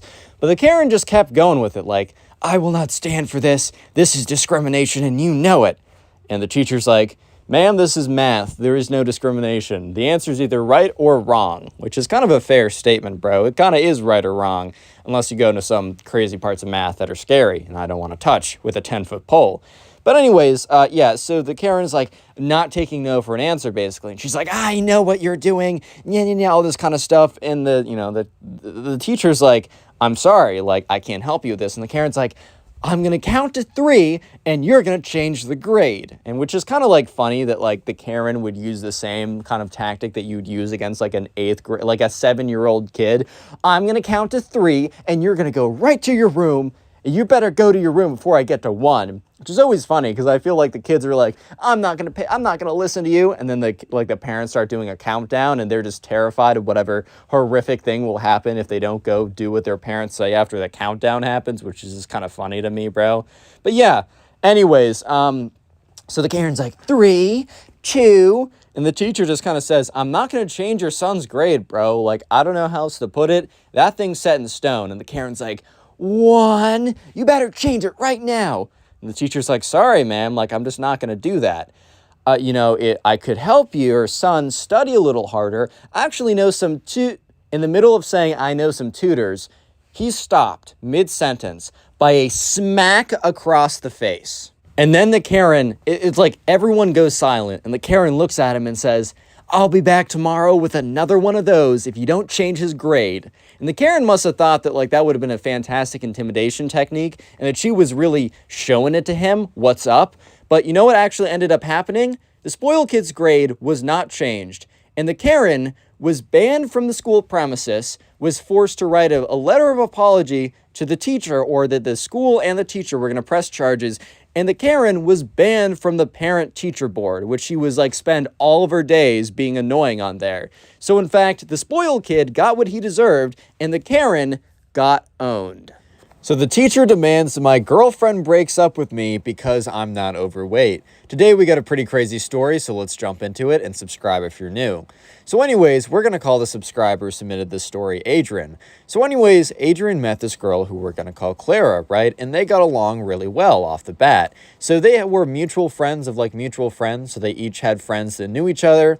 And I think Adrian and Clara were both looking to find someone new at the time, or just looking for someone to date. And I think the friends of friends kind of figured out that they would be a good pair. So they decided to set each other up, and things have been great ever since. So Clara and Adrian have been dating for a couple months at this point. Clara had a teacher who we're just going to call, we're just going to call Miss, no, it's a Miss. We're going to call her Miss Tree. I don't know why, but it's just the first thing that came into my head, so you guys are going to have to deal with it. Anyways, Miss Tree was Clara's English teacher, and, she was very nice to Clara and turned out to be Clara asked Miss Tree to be her advisor, and they became somewhat close. They weren't, like, best friends or anything, but they were definitely pretty close. And so this all happened, right, when Clara decides that she wants to introduce Adrian, her boyfriend, to Miss Tree. So another little piece of information which seems super irrelevant but is actually really relevant to this story is that Clara is like slightly overweight, but like not even that big of it, like not really. And the thing is, you guys might be thinking, why am I even saying this? Normally I wouldn't say this. However, Adrian said it was an extremely important part of the story. And the thing is, Adrian really doesn't care. Some people might have more preferences when it comes to this, but Adrian didn't see it as a negative or positive. He just saw it as what it was. So anyways, Clara and Miss Tree had a really good relationship. And so one day, Clara was, I don't think Miss Tree was, Clara's teacher at this point, but like advisor, whatever. And like at this high school, there was like a really close, like advisor type of environment. So they really wanted to match teachers with kids that they thought would get along really well. So anyways, Clara was sitting there with Miss Tree, and she was like, oh, I've had a boyfriend for a little bit, and, I want you to meet him. Almost like a kind of a junior version of Meet the Parents. If you don't know, in a relationship, when, the significant other meets the parents, it's usually a really big deal. In some cultures, it is like the biggest deal ever. But I guess like meeting your advisor at this school was kind of like the junior version of Meet the Parents. So it's like Meet the Advisor. So you don't have to be incredibly serious, but it's still, I guess, it's a step in the right direction, if you know what I mean. So anyways, Miss Tree seems very excited, or at least Clara says Miss Tree seems very excited at first. I don't know what Miss Tree's expectations were, but they must have been pretty high, or not pretty high, but pretty specific, as you guys will see. So anyways, Adrian walks into the room as he was actually, Clara was like, oh, well, he's actually outside. I just wanted to let you know, beforehand, give you a heads up so I didn't jump scare you and be like, oh, this is my boyfriend who's standing right here. And so Adrian walks in, and now from Adrian's perspective, he looks and he sees Miss Tree, and Miss Tree's face, at least Miss Tree didn't have much of a poker face, because from a very kind of open, excited looking face, her face kind of drops when she sees Adrian. And here's the thing. Adrian's not like okay, first of all, you shouldn't be disappointed if someone that you like is dating someone that you don't find attractive. Like, that's a messed up thing in the first place. But second of all, Adrian wasn't even that bad of a looking guy. Like, he was pretty decent looking, and Adrian and Clara, it seemed like a normal couple. It wasn't like one of these couples where it's some, like, 20-year-old supermodel dates some 80-year-old rich guy who's super, like, not super attractive and probably a bad guy as well, but just because he has a lot of money. This was a very normal relationship. And Adrian picked up right away that, Miss Tree not only seemed disappointed, but in fact seemed offended by him, which was very, very strange. Miss Tree then, didn't say anything, was like, oh, nice to meet you. What's your name? Kind of said it in a bit of a patronizing way, but Adrian kind of ignored this and was like, hey, my name's Adrian. It's very nice to meet you. My girlfriend Clara says a lot of really great things about you. I'm so happy that you guys have such a nice relationship. So anyways, they continue on with an interaction. They speak a little bit. Miss Tree is obviously almost like pretending to be nice. Like, it's very clear that she is holding back her true feelings, but obviously if it's pretty clear, she's not doing a great job masking it. So anyways, Adrian leaves, and, Clara and Miss Tree continue on having their conversation. And afterwards, Adrian and Clara are together, and Adrian's like, hey, like, I don't know, maybe I was just being really, like, maybe I was looking into it too much, but I kind of felt like your teacher or your advisor, Miss Tree, didn't really like me. Like, I don't know. And Claire's like, why do you say that? He's like, I don't know. It's kind of just a feeling, which I know sounds really stupid, but I just kind of have a feeling that she doesn't like me. Like, it seemed like when she looked at me, when we first made eye contact, she almost seemed extremely disappointed. And I don't know how to explain it. It's just how, a look I got. And Clara looks at him and says, look, Adrian, you're probably just, overreacting, which, I think is cute, right? I want, you want to seem, good in front of the people that I care about. That's why I like you, and, whatever. They have a little relationship moment right there. But she's like, look, Miss Tree thinks you're fine. Like, she didn't say anything to me about it. Side note from me, hasn't said anything yet. Adrian sounds a little crazy here, but the truth is sometimes crazier than what most people would think, because Adrian is actually right here. So Clara doesn't know this yet. So Clara goes on to be like, oh, you're just overreacting. You're thinking too much about it. Like, don't worry about it. Like, I'm sure she loves you, right? I'm sure she thinks you're great. And so Adrian and Clara kind of go on about their day. So this is a day later. Adrian and Clara go get lunch. They usually get lunch in the school cafeteria at least a couple times a week. Adrian's really good or really works pretty hard to make sure that he has time for his friends and also time for his girlfriend. It's a full-time commitment, right, to have a relationship. So he definitely, he tries to balance the both of them. But every couple days out of the week, they'll get lunch together, and they'll do other stuff. But it's kind of like that's how the lunch is split up. So when they sit down for lunch, Clara looks like she has something on her mind. So Adrian asks, is everything okay? And she looks at him and says, I don't know, I just had a really weird conversation with Miss Tree. And Adrian's like, oh boy. So he's like, what was your weird conversation? She's like, I don't know, you might be onto something. I'm not totally sure. It's weird. And Adrian's like, okay, well, spill, what's going on? Yeah, so Adrian is kind of like, okay, I kind of knew that something like this would come up one day. I knew that she didn't like me or whatever. But yeah, so Clara goes on to explain the conversation that she just had with Miss Tree. So throughout the week, they have a lot of slots where, students can meet with their advisors. And obviously, if you have a better relationship with your advisor, you'll take more advantage, as only some of the slots are mandatory and some are just if you want to. But since Clara and Miss Tree, up to this point at least, had such a good relationship, Clara would always take the most advantage or the highest advantage of all these slots. So today was, another time that they met. And Miss Tree was starting to talk about something, a kind of a theory that she had. So this was when the conversation started to get really weird. So Miss Tree was talking about, how she does a lot of studying of large individuals. It's fat studies or something. Look, I'm a STEM major. I don't know anything about that kind of field. I really don't know. I can't comment. But anyway, she says she does a lot of that in her free time and a lot of research or whatever. And she started to tell Clara about this theory that she had about how, larger individuals needed to stick together and they need to stick to their kind, since their kind are the only ones who understand them. Yeah. Take that out of context, and that is a really messed up thing to say. Even take that in context, and that's a really messed up thing to say. With or without context, that's a not great thing to say, in my opinion. But anyways, right, so Clara was like, in her head, she's probably thinking, why on earth is Miss Tree telling me this? It just so happened to be the day after Miss Tree got a physical view of her boyfriend. Because Miss Tree has known about Adrian for a really long time, but didn't know who he was because, there's a lot of kids at this school and Miss Tree never had him as a student. So it's really weird that Miss Tree happens to bring up her theory that, fat individuals should stick together and should stay away from non-large individuals, at all. The day after she sees her boyfriend for in person for the first time. So this is kind of a disturbing revelation. The thing is, though, Clara felt a little uncomfortable in this conversation, yet Miss Tree did not directly or explicitly say, you need to break up with your boyfriend because he's a skinny individual. Yet. Keyword. Very important word, or very important thing I just said, yet. She did not say explicitly to break up with her boyfriend because he's not a large individual, yet. Stick around, guys. It gets really weird.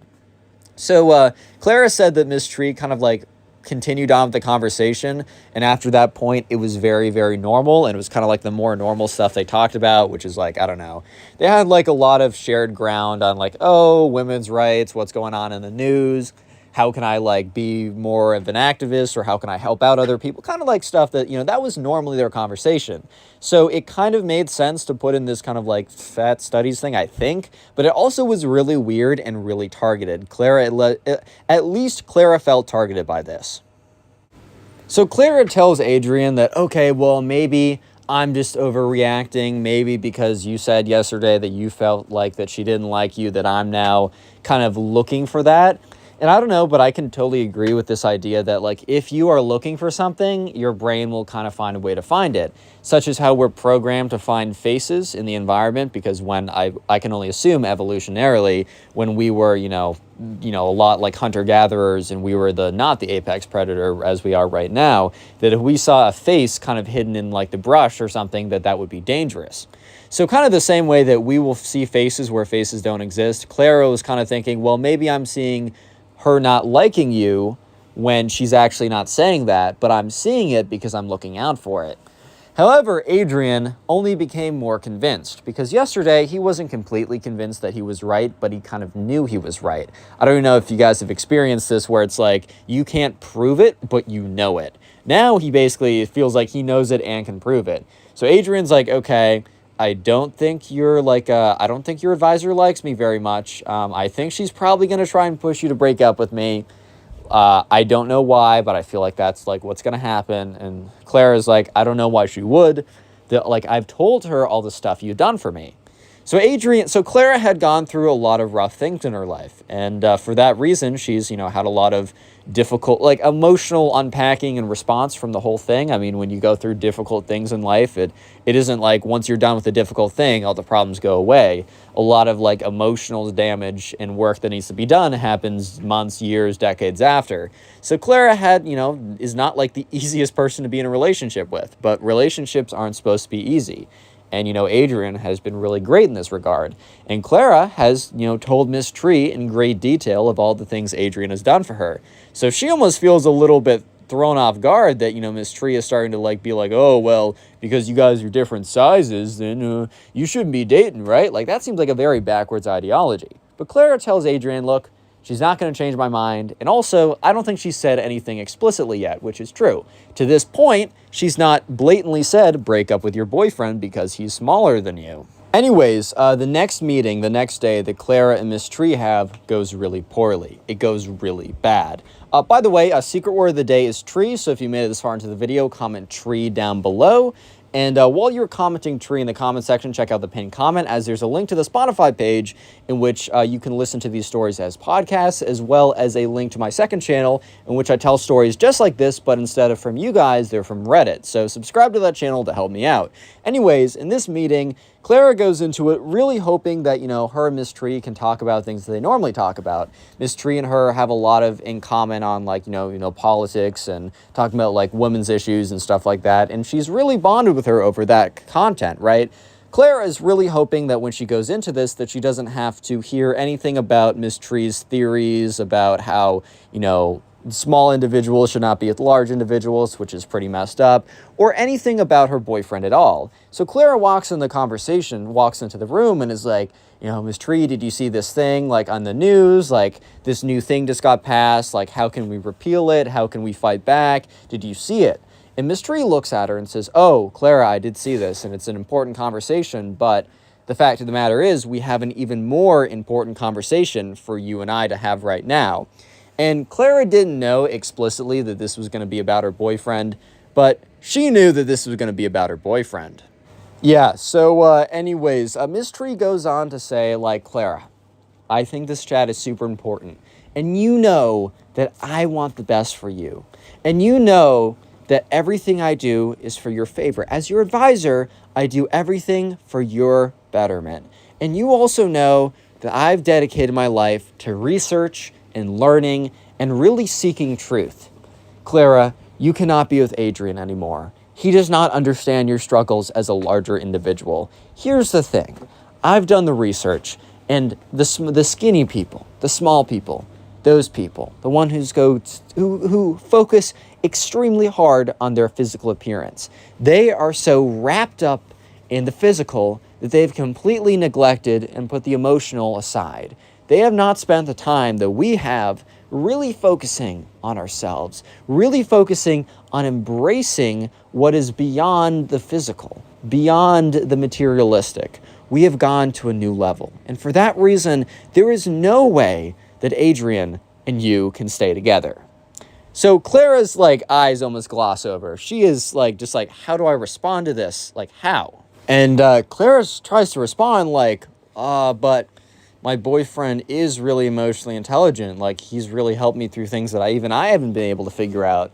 And Miss Tree is like, Clara, look, he might seem emotionally intelligent, but no one who spends that much time on their appearance has any depth that we do. If you want a partner who truly understands your struggles and truly has put his emotions first, then you must find someone of your own size.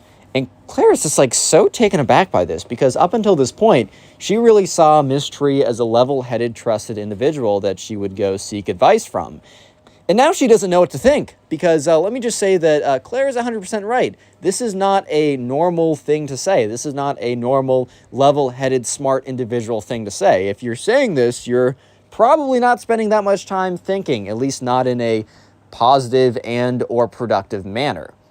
So Clara's like, okay, haha, and Miss Tree's like, no, I need to see you pull up your phone and say that you're going to text Adrian that we're breaking up. And Clara's like, well, I don't know if I can do that. And Miss Tree's like, Clara, I'm really staking my reputation on this. I've done the research. I know that this is correct.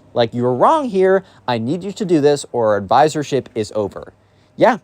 Miss Tree literally threatened Clara that they were no longer going to be the advisor pairing that Clara liked so much and benefited so much from unless she texts him right now that they're breaking up.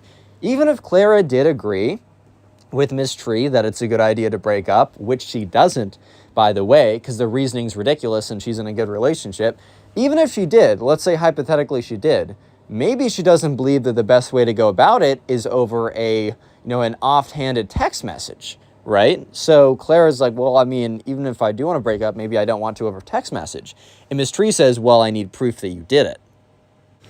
Anyways, so Clara is kind of feeling forced into doing this. So she kind of sheepishly takes out her phone and, pulls up Adrian's contact. And they just had some really good conversation over text or whatever, right? They're just like, oh, do you want to meet up tonight or whatever? And she sends them a text message I'm sorry, we're breaking up. Obviously, Clara's going to go meet with Adrian afterwards and, I don't know, be like, hey, We're not breaking up, by the way, lol, but here's a funny story. So she sends the message, and almost immediately Adrian is just kind of like text back, like, question mark, because it feels out of place. Like, like he knows that that Clara would definitely, like, pull him aside and be like, hey, let's talk for a second. Like, this is how I'm feeling. She wouldn't be like, we're breaking up randomly out of a text message. So let's flip to Adrian's POV. Adrian gets his text message. And obviously, he's a little nervous. I mean, his heart's racing a little bit. He's a little sketched out. But he also kind of feels like that there's a lot more to this story and that he doesn't feel like she actually is breaking up with him. He doesn't know the exact situation. I mean, he knows that Miss Tree's a little weird, but he has no idea. Like, why would you imagine that someone's advisor would force them to send a text message saying that we're breaking up? So Adrian, after, like, gets another text from Clara saying, I just don't think we're right for each other. And Adrian is like, okay, this is really weird. So he sends a text message back being like, okay, well, let's meet up and talk about this at least. Flipping back to Clara's POV. And Miss Tree's like, see, look at that. He's clingy. He's trying to say, like, he refuses your answer. He doesn't accept what you're saying. And Clara looks at Miss Tree and is like, he just wants to meet in person. Like, I broke up with him over text message saying so little. We've been together for long enough. I feel like he at least deserves an answer. And Miss Tree's like, no. You're trying to see the best in him. I'm seeing what is actually happening. You must trust me. So Clara realizes now that Miss Tree is completely unhinged. And eventually their session ends. Miss Tree's like, all right, I'll be seeing you tomorrow. I know this might be hard, but I'm sure when you sleep on it, you'll wake up tomorrow and realize that I did the right thing for you and that you did the right thing by breaking up with your boyfriend. I knew he was toxic the second he walked in. So, Clara looks at Miss Tree, is like, haha, thank you. And she walks out and she's like, whoa. So she calls up Adrian, and Adrian picks up the phone, now switch to Adrian's POV. So Adrian is just kind of pacing around because he's like, oh my God, like, did she actually break up with me? Because Adrian kind of feels like, okay, this seems a little weird. I don't actually believe that this is true. However, he's a little weirded out by it. He's worried that, maybe she actually does feel this way. So when he gets a call from her, he's like, oh my God. He picks it up. He's like, hey, is everything okay? And she's like, so I'm not breaking up with you. And he's like, oh, it literally sigh of relief. He's like, oh, thank God. And she's like, so I was kind of forced to send those text messages by Miss Tree. And Adrian is like, oh my God. And she's like, look, let's meet for a second. So they go to the cafeteria. Even though it wasn't lunchtime, kids could still go in there and sit in there during the free periods if they wanted to. So they went in there, they sat down, and Clara's like, look, you were totally right about Miss Tree. She literally just said that, she was forcing me to break up with you or that she wouldn't be my advisor anymore. Adrian's like, oh my God, she's actually insane. Like, Jesus. And she's like, yeah, I know. I'm sorry. Like, I should have listened to you before. And he's like, no, like, I honestly wasn't convinced of myself either. I thought I was just overreacting. And she's like, look, Miss Tree's not going to be my advisor from this point on. She was saying some really, really hurtful stuff about how you could never understand me because we're different sizes. And Adrian's like, what? And she's like, yeah, some pretty loopy stuff. And also the fact that she, threatened to no longer be my advisor unless I break up with you. I don't know. That's just not what I want in an advisor. So yeah, the next day, Clara does not show up to her appointment, and she formally submits an advisor change. And so a couple weeks later, after the advisor change goes through, Miss Tree runs into Clara and Adrian in the hallway. And Clara, kind of whispers, oh God. Because at this point, Clara and Miss Tree had not seen each other since, the whole incident and then her switching. And Miss Tree walks by and stops and is looks at Adrian and is like, I hope you know what you're doing, and then storms off, basically trying to blame the whole thing on Adrian.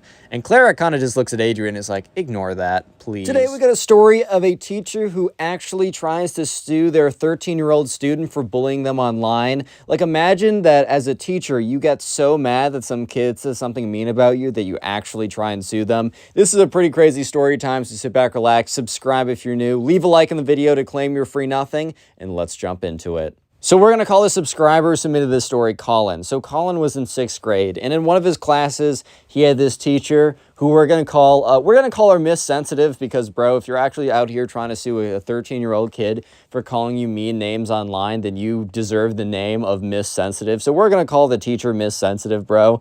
Yeah, so anyways, Colin, the subscriber, had a friend, and we're gonna call this friend Ben. So anyways, Ben kind of self-identified as a roast god. Ben was definitely the type of guy to have no chill, as some people might say, and go after literally anyone. He was still like a cool dude to be around. I don't know. I feel like definitely in like middle school, like a lot more kids are ruthless, but they're not bad people. They just think like to be cool, they gotta be ruthless or whatever. But the thing is, right, Ben was like, at least he wasn't going up to kids and roasting them, being like, damn, bro, those shoes look terrible, bro. Or wow, man, like, you should invest in some deodorant. That'd be the best investment for you, bro. Like, he's not doing stuff like that. But anyways, they all have a class together, and they have it with Miss Sensitive. So anyways, Miss Sensitive was a slightly larger woman. There's literally nothing wrong with that, man. I mean, you live your life, bro. That's all I'm gonna say. So on this fateful day, Miss Sensitive was going around and decided to give out a pop quiz. I've never actually received a quote-unquote pop quiz before. I've always been informed before I have an assessment. I just think it makes a lot more sense if you're gonna assess someone, like if you're gonna give them a quiz or a test, at least give them an opportunity to study for it. Like, I get that you're trying to check if they've been doing the work, but at least give them a heads up. I just think pop quizzes are kind of dumb. But anyways, Miss Sensitive decided that today was the day that she was gonna give out a pop quiz. And this also happened to be the day that Ben just didn't do the reading. I know for a lot of classes, like English-type classes where you have to do a lot of reading or whatever, that, look, man, you're not going to do the reading every single day. I know that I don't do the reading every single day. And it's kind of like you got to do like a little risk-reward. Like, if you don't do the reading, you have more time, but then again, you also have a chance of going in and getting absolutely owned by the test or quiz or whatever, right? Or just like I don't know, she'll like call in you to be like, oh, so Jimmy, what happened in chapter 7? You're like, I think chapter 7 happened in chapter 7. Like, I get it, right? But, Ben kind of took the risk and he kind of got owned. So sure enough, like, Ben got probably like an F on the quiz or a 0, or just didn't like get good points on the quiz. He definitely knew that he didn't do well. And Colin was sitting next to him, and Ben was like very visibly like angry. Like, he was just like really like PO'd by the whole situation. So Colin is kind of like, yo, dude, like, you good? Ben's like, bro, Miss Sensitive is literally the worst. And Colin's like, yeah, that pop quiz was pretty unfair. So Colin did kind of feel like, okay, that pop quiz was kind of out of left field. I don't know why she did it, but I mean, hey man, it is something. She did say that like she will sometimes pull out pop quizzes on the reading, especially if she feels like people were not or had not been doing enough of the reading, right? Like, or, so she said it was something that she might do. So in all fairness, bro, like, Ben didn't do the reading and he kind of just paid the consequences, but bro was still pretty upset. Yeah, so, Ben was like, no, dude, like, Miss Sensitive is literally the worst teacher ever. Like, she sucks. And Colin's like, yeah, whatever, right? Like, yeah, I kind of agree with you. Miss Sensitive overall was kind of a mid teacher. Like, she just, I don't know, dude. Like, she would always, like, have these kind of, like, she would be, like, one of those English teachers that was, like, kind of, like, super arrogant in everything that she said. Kind of had this weird, pretentious entitlement about it. Like, she's like, oh, and what the author really meant here was insert something that just never happened. Like, I swear to God, like, English teachers will read a sentence, the book is read, and they'll be like, well, what the author meant by this is that the book has depth and perspective. Like, no, dude, maybe the book was just read. I swear to God, if you actually were able to bring back these authors from the grave and bring them back and be like, hey, man, so what did you mean by this? They'd be like, oh, well, can you not read, dummy? Like, the book is read. I said the book is read because the book is read. And the English teacher would be like, no, but I thought it meant that, like, yeah, so, this teacher was kind of like that anyways, but Colin also just was like, okay, that's like all English teachers. However, when they got home from school, they had this really big grade group chat. So people had little group chats with each other, maybe Discord messages, be along the lines of that. But they also had a really big group chat that had basically everyone in the class. So they had like a class-wide group chat. I think I said grade-wise, I meant to say class-wide.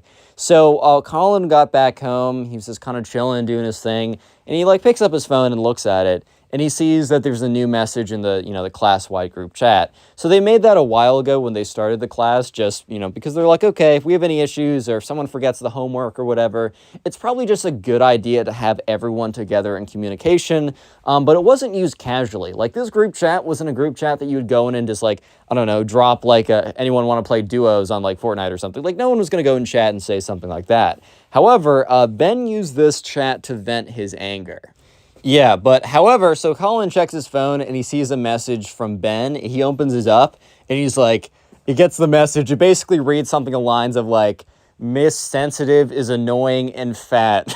Like, it's just, I don't know. I think Ben was just really just PO'd that day. I think Ben was just genuinely annoyed, just so, like, annoyed by the fact that, like, he got called out for not doing the reading, which he's like, everyone doesn't do the reading. The one day I don't do it, we have a quiz, blah, blah, blah, all that kind of stuff. So he's like, yeah, Miss sorry, I always use Miss Davenport. Miss Sensitive is lame and fat and sucks. So, like, very childish insults, like, whenever you insult someone just based on their appearance, normally that means you really just can't, you have nothing better to, like, insult them on. Like, if you go for the appearance, bro, I don't know, kind of just like, oh, so you're not creative, or maybe you just don't have anything actually bad against them. But, you know, Ben was just mad, and, like, someone replied with, like, the skull emoji, like, bro, another person's like, yo, chill out. Like, people were like, all right, bro, like, calm down. But, like, not a lot of people chatted. It wasn't like, oh my God, he called her fat. It's like, okay, it's a sixth grader, aka also the kid who was known, or not was known, but was the self-proclaimed roast god, so it wasn't as if this was out of left field for him. So most of the kids were like, all right, bro, chill out, whatever. And yeah, Colin and Ben and everyone else in the class kind of thought that it was going to end there. However, somehow the chats got leaked. You know that meme where it's like me and the boys of the gamer chat got leaked and it's like all the people walking into the courtroom? Yeah, that's basically Ben here.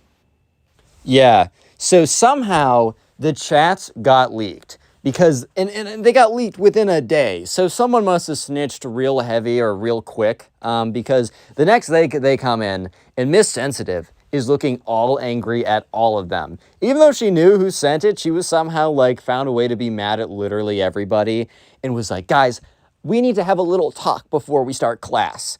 And at this point, Colin didn't realize that, you know, Ben's message got leaked to her. So like Colin was like really confused. He was like, oh, did like everybody cheat or something, and then everyone got exposed for cheating, or what's the word? Like, what's going on here? I'm just really confused. So Colin sits down, and everyone else sits down, and she's like, guys, I want to let you know that words have impact, and that everybody is a person. So at first, Colin's like, oh, did someone like, is there like a bullying issue? Like, I don't know, stuff like in middle school and high school, there will be a lot of like, I don't know, a lot of like internal scuffles and bullying, and sometimes teachers will make, I don't know, this happened to me actually. I didn't bully anyone and I wasn't bullied, but I had to sit in on big meetings with the entire grade because one person was mean to another person, so I need to hear about it.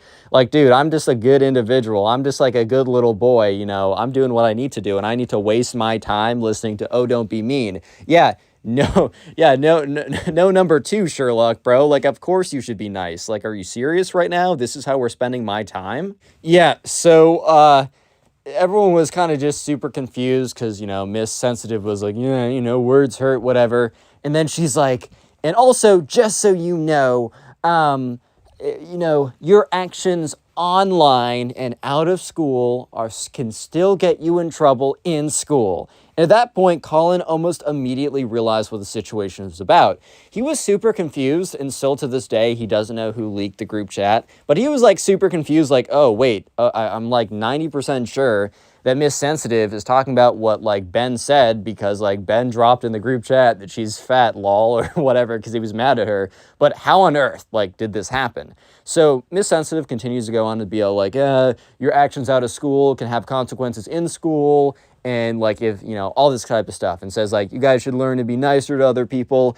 And while this was like kind of like a weird, awkward interaction, like, I don't know about you, but it's always just so awkward when, like, the teachers would just, like, scold you in front of everyone, especially if it's, like, a group punishment. Like, I remember this one time back in 8th grade, like, some kid had, like, peeped into another kid's, like, stall while they're taking a number 2, and they, like, got mad about it or whatever. And this guy, like, this guy's, I'm sure he was just doing his job, but he brought the entire grade together, and he's like, guys, I'm so disappointed in everyone. I'm like, dude, I wasn't there. I was doing my math homework. I don't care if someone's being a little bit too curious and mega sus. Like, that's not on me, bro. Like, why are you disappointing in me? I'm doing what I need to do. Anyway, so yeah, while that whole interaction was a little bit weird, Colin just kind of assumed that the whole thing was going to end here. Like, Miss Sensitive was going to have a whole, like I'm mightier than thou, be nice to people speech or whatever, and it was going to end there. He would have never assumed that things were going to escalate, which they did. Yeah, so basically what ended up happening was Miss Sensitive was pretty upset about this, which, I mean, look, if someone is calling you insults, and maybe it's something that you are personally sensitive about, like, I can understand why you take that personally. However, also one thing, these are 6th graders. These are little kids. They don't, okay, not little kids, but these are kids that are still growing up. They're going to be mean. They're going to be cruel. And yeah, sure, reprimand them, whatever, right? But also realize you shouldn't take it that deep. Like when I read my comment section and someone's like, yeah, your videos are trash. And then I see their profile pic as some like anime profile pic. I go in their account and they're making like Roblox shorts. I'm like, bro, they're just a kid. Like, I don't really care, man. Like, you shouldn't care. However, Miss Sensitive was like really upset about this. So Miss Sensitive takes this whole issue to like, you know, the principal's office or whatever. And she was trying to get this kid like expelled. Like, apparently she was asking for some crazy punishment. Like, she was going for something really insane. I think the principal's office like, oh, well, okay, this kid said something pretty mean about you outside of school. There's not a lot we can do about that, but if you want to have like him come in and we force him to apologize to you, or make him do some report about how, you know, bullying is bad and saying bad things is bad, or I don't even know. And, you know, the teacher must have been Miss Sensitive, was like, no, he needs to be expelled. This is unacceptable. There's no redemption. Which, like, no redemption, bro. Dude is like 13. What do you mean? He's got all of his life ahead of him. Like, what do you mean there's no redemption? Oh, a dude says something mean when he's 13? Nope, there's no going back. He's officially a bad individual. Nope, that's done. He's done for. Yeah, but apparently Miss Sensitive was really gunning for him to have a really, really bad punishment. And she was really upset by how she didn't get what she wanted. So I guess Miss Davenport decided to take the law into her own hands, or take the punishment into her own hands. This is where the title of the video becomes kind of integral to the story. Miss Davenport decides that she wants to try and open up an actual legal case against this kid for emotional damage. This is the most insane thing I've ever heard, by the way. So the way that they all learn this is probably one of the most inappropriate way. Okay, I don't mean like sus inappropriate. I mean like inappropriate, like just to do it. Just like, it's just so ridiculous. So the way that Colin and Ben and everyone else learns, and the way that Ben learns that there's a court case going to be against him, well, it doesn't get that far, as you guys will see, is in class. Basically, Miss Sensitive's like, you know what, guys, this is like a couple days later, guys, I want to teach you a little something. Sometimes the systems of law and governance, they don't do what needs to be done. So sometimes you need to take it into your own hands. And she then goes on to say, Ben, I know about the comment that you said to me. And Ben's like, what? Because I don't think Ben put 2 and 2 together. I think, so Colin was able to put 2 and 2 together, and he was able to realize that, okay, well, you know, I don't know, like, yeah, it was probably Ben's comment. That would make the most sense in the context, yada, yada, stuff like that. But I think Ben just was, like, completely oblivious. And he's like, what? So when she literally calls him out in front of all of his classmates, he was just so stunned that he was barely able to speak. Speak will be the secret word of the day. So if you made it this far into the video, comment speak in the comment section. And while you're in the comment section, check out the pinned comment on this video. There's a link to my Spotify page in which I upload all these stories as podcasts. And if you do listen to them, if you do listen to these stories on Spotify as podcasts, it actually does help me out. And also, the second link in the pinned comment is to my second channel. I upload daily stories on there, but those are from Reddit, where these are from you. So if you just want more stories and you want to help me out, subscribe to that channel and check out some videos after this one. Anyways, let's get right back to it. So yeah, the teacher is legitimately like calling this kid out right now, like putting him on the spot. And yeah, it's pretty awkward to read. Like, Colin is like super like awkward. Like, this is so awkward. He's just like, oh, this is so cringe. But Ben is like, oh my God. So she's like, yeah, I know what you said about me, Ben. She said, you called me fat and I'm super insecure about my weight. Like, okay, that's totally valid. Like, I know that like weight-based insults are pretty low blows because a lot of people deal with that stuff. Totally fair. But also, is the right context to do this? Like, is the right context to call this kid out in front of all of his classmates? Is that really the best way to go about this, Miss Sensitive? Are you serious right now? Like, yeah, sure.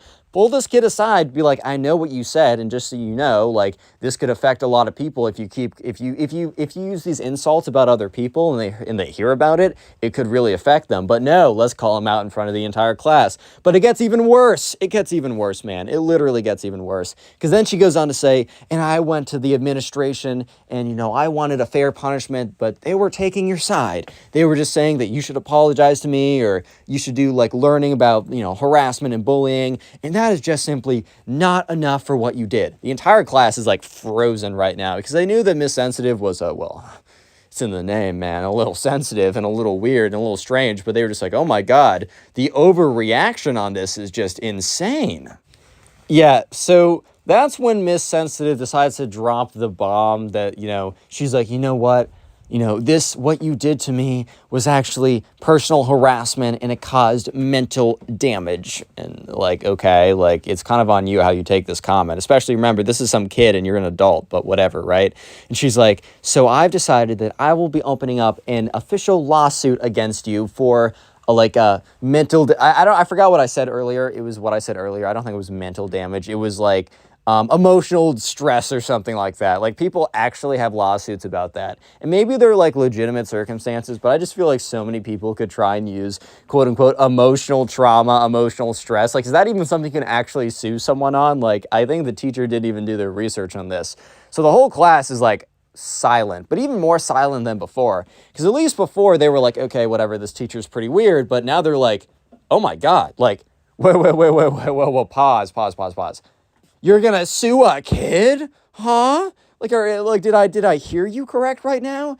Are my ears jammed? Is there something, am I hearing things wrong? Do I need to get my ears checked? Do I need to go to the doctor? Is there like a secret animal living inside my ears blocking the noise going to my eardrums? Like, am I actually hearing this? So yeah, obviously Ben was like, what? Which I mean, I totally get. And Colin, even though he was kind of saw some of this coming, did not for a millisecond ever see this coming. Not even the slightest possibility. You know how you guys kind of like think about stuff really hard and you think, oh, well, there's like a 1% chance that this will happen. Like, you know, I don't know, you know this girl, and there's like, oh, there's a 1% chance that she would actually, like me. And then you know it's so ridiculous that it never happened. But this is like a 0% chance of happening. This wasn't even on the books. This wasn't even on the possibility list. This wasn't even like, I don't know, man, like how could you come up with this? Even some random number generator or some random idea generator couldn't come up with something this random and insane. So obviously everyone's like, whoa. And then Miss Sensitive's like, all right, well, we're going to go back to teaching class because enough of class time has been used to talk about this. It's like, bro, huh? Yeah, so this was pretty crazy. And I love how, like, Miss Sensitive literally is like, oh, well, we've been wasting so much class time on this. Bro, you set the class schedule. You choose what we do. You brought this up. You're suing the kid. Like, why are you blaming everyone else, bro? Like, this is 100% on you, and it's pretty obvious. But yeah, then she tries to go back to teaching just like nothing just happened.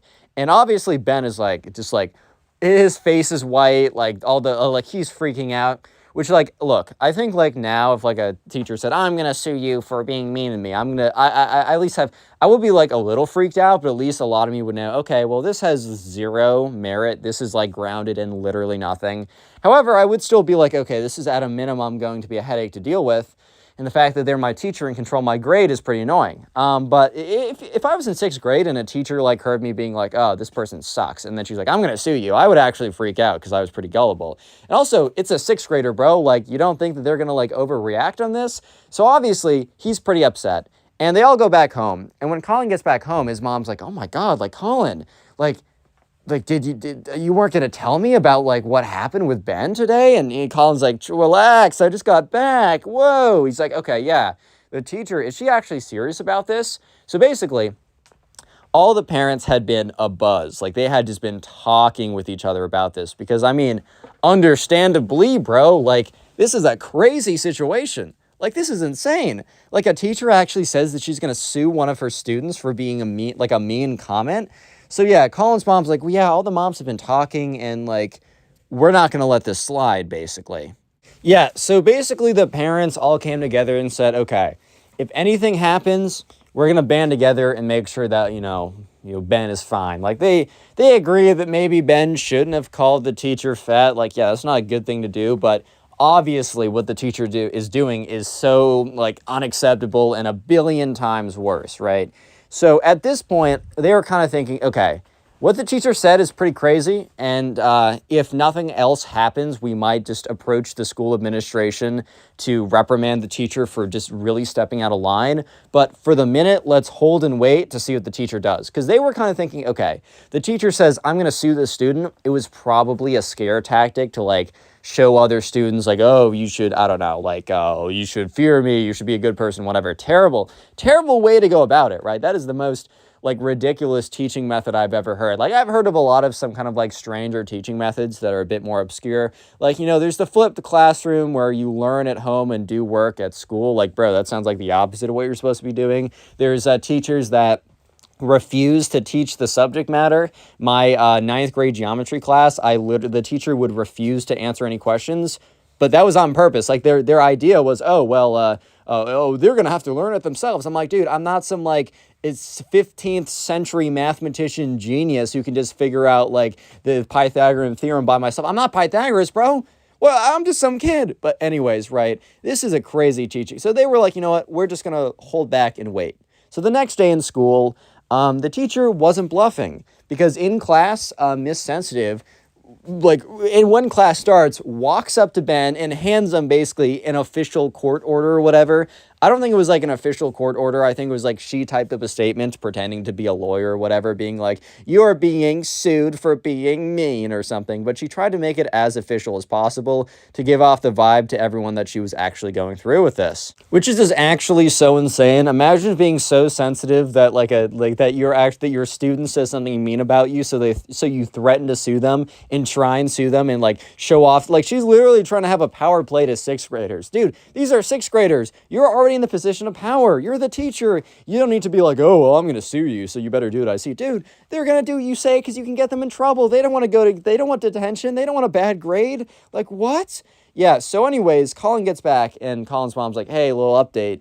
The group of parents were tonight, we have demanded a meeting with the school administration because of what happened today in class. So yeah, apparently the parents all got together.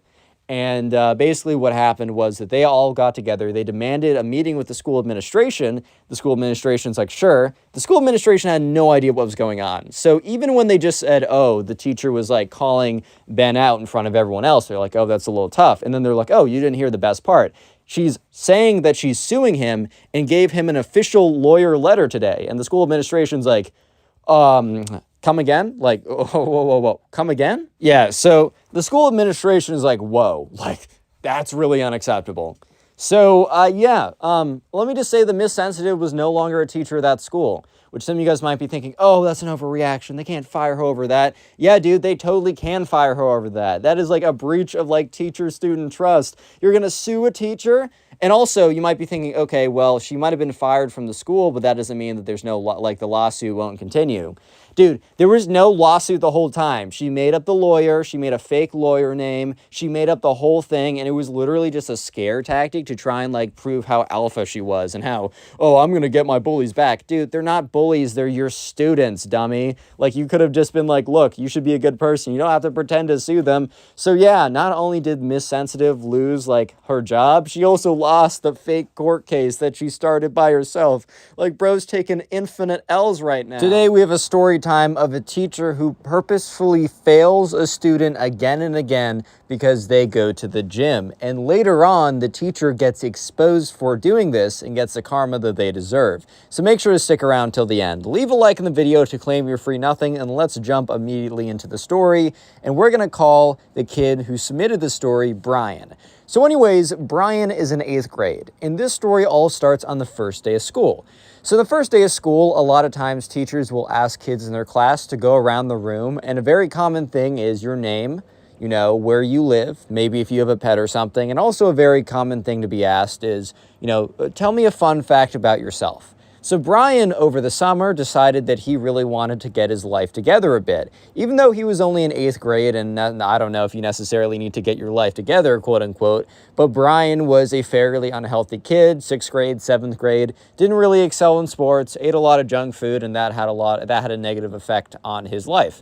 So over the summer, him and his dad kind of came together with a kind of a resolution to go to the gym together, and nice little father-son bonding activity right there, but also to just, eat better. And that was kind of a house-wide effort, because a lot of times kids who are, overweight or whatever, a lot of times it's not their fault, as they're really limited to what they can choose in the foods that they eat. So a lot of times it's just the parents not being able to, or not educated, or a lot of times just not having the money to get the healthier food options.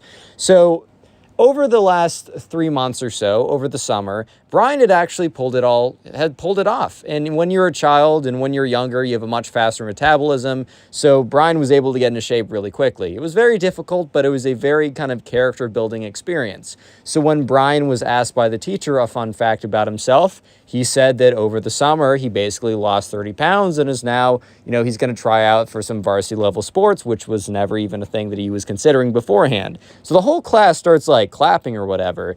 And I don't know, I think I'd clap too. That's a very big achievement, and Brian should be proud of himself. So while the entire class is clapping and very happy for Brian, Brian kind of notices that the teacher does not look as happy. The teacher almost has a somewhat resentful look on their face. So the teacher was a somewhat larger woman, and that's just, I don't know if that's the most important detail, but it is a detail that Brian gave me, and Mike gave a little bit of context to the rest of the story. But it wasn't super obvious by anything she said after this point that she was initially upset by this. She was like, "Oh, well, that's very interesting, Brian," and then moved on to the next person. Brian was a little bit embarrassed by the reaction he got because, I don't know. On the first day, I know that I definitely don't like to be singled out for anything. I always give the most boring responses. I have never said ever for any of my classes, "Oh, the fun fact is that I run a couple YouTube channels." No, I will never say that. My fun fact is sometimes I have a dog. I'm that bland and vanilla, and I try and keep it that way because that's just how I like it, man.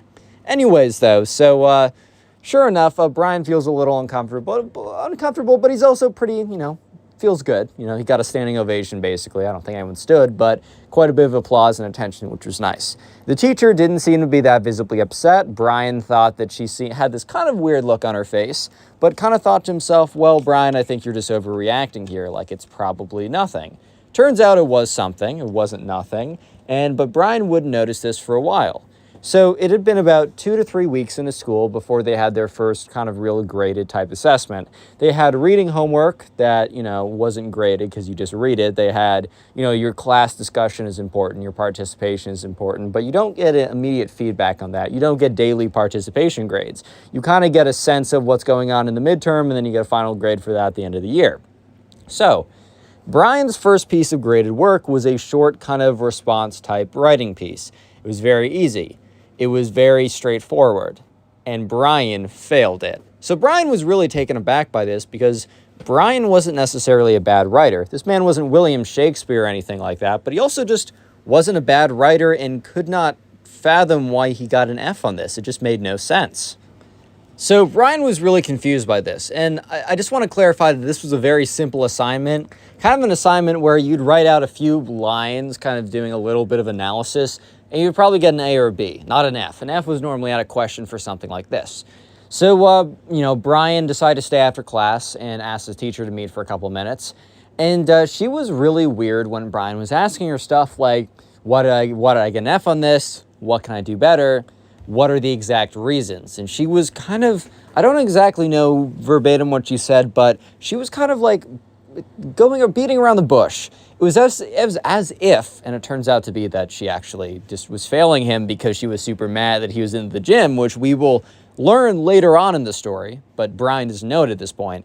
She was kind of giving no real good reason, as if she had ulterior motives that she was hiding. Turns out that was indeed the case. I know a lot of times for me in college and high school, sometimes I'll get a grade and I'll be like, "Oh my God, this makes no sense. The teacher's just a harsh grader. The teacher hates me individually," right? I'm going to be honest, most of the time there is a reason. The teacher might, in fact, be a harsh grader relative to their colleagues, but there's normally a reason why I got the grade that I got. And normally they're not discriminating against me because they hate me as an individual. Most of the time it's just my work wasn't up to par with a certain grade that I wanted, and we had a discrepancy in that idea, right? But in this case, Brian was actually correct that he was kind of being singled out. So, he left that conversation feeling really weird, and he was talking with his parent or his mom on the way back home, and he's like, Mom, I really don't know what to do here. And his mom's like, that's like really unfortunate, Brian. Like, we've always thought that you're a pretty good writer. And Brian had a pretty good successful A streak for all of his other English classes. Of course, those were lower level English classes, 7, 6, and now he's in 8th grade or whatever. So, Brian's mom's like, well, Brian, maybe there's just certain standards for 8th graders that, it's much higher than for 7th graders. And Brian's like, yeah, I guess, but maybe I'd expect maybe a C would represent that. But I really don't think I did subpar work. And I got an F. Like, that's a really big deal. And an F is a really big deal, especially, at Brian's school. It was very difficult to get anything below a B. Like, almost at Brian's school, a B minus was almost seen like an F. Like, it was that extreme. So an F was, like, unheard of, right?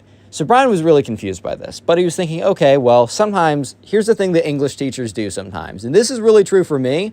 Sometimes, or at least in my experience, sometimes English teachers, because they want to give a lot of room for students to quote-unquote improve, they will give them a really bad grade on the first assignment and then give them feedback and then give them a much better grade, like a really good grade on the next assignment, as long as they've met the criteria for the feedback. As long as they've improved based on the feedback, they will essentially give them a much better grade.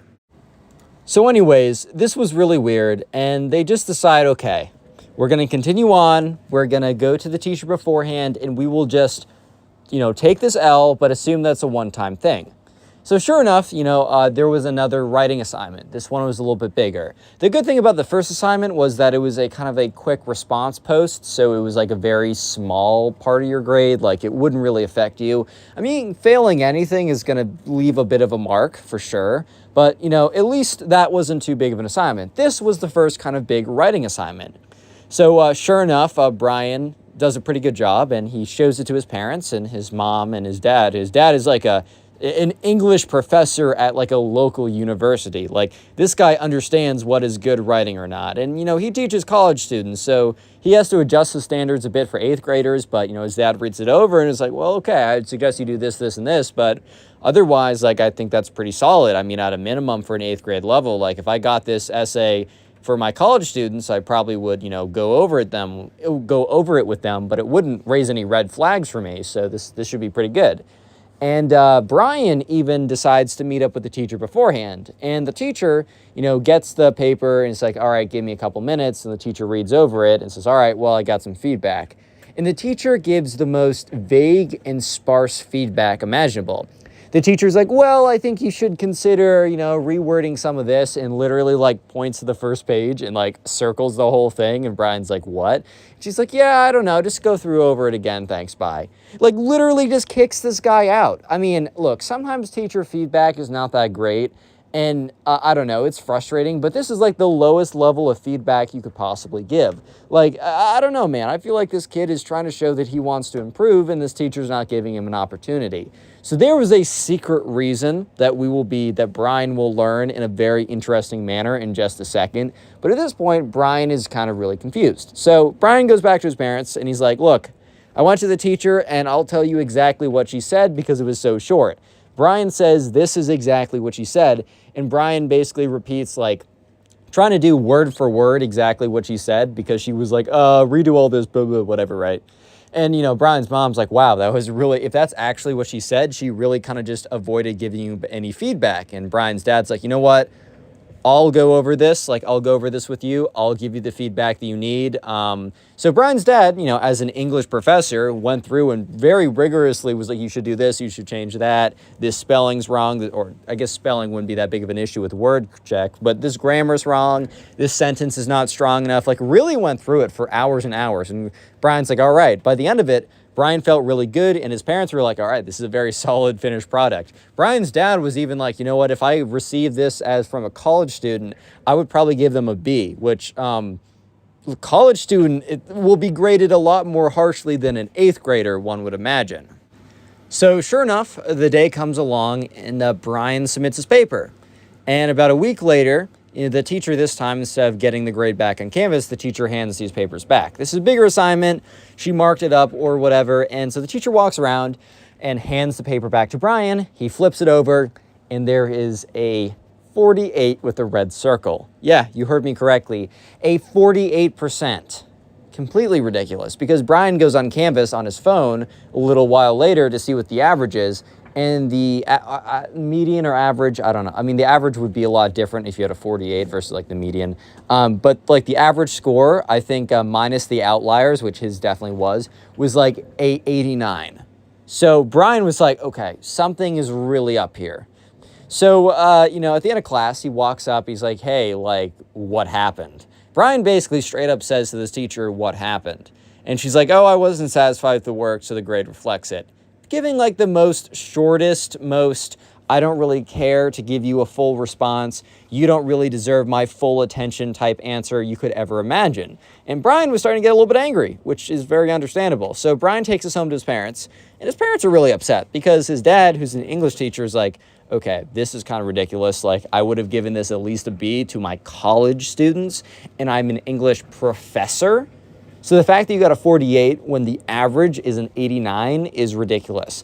I'm sure if I read through all of your peers' essays that they probably wouldn't even be as good as this. Maybe one, maybe two. But, after the work that we did, this is very clearly A material. Like, maybe we'd settle for a B, but at a minimum, like, this is ridiculous. A 48%, like, that's unheard of. So yeah, Brian is starting to realize that something is up. So Brian sends an email to his teacher like, hey, can we meet? Like, is there a good time?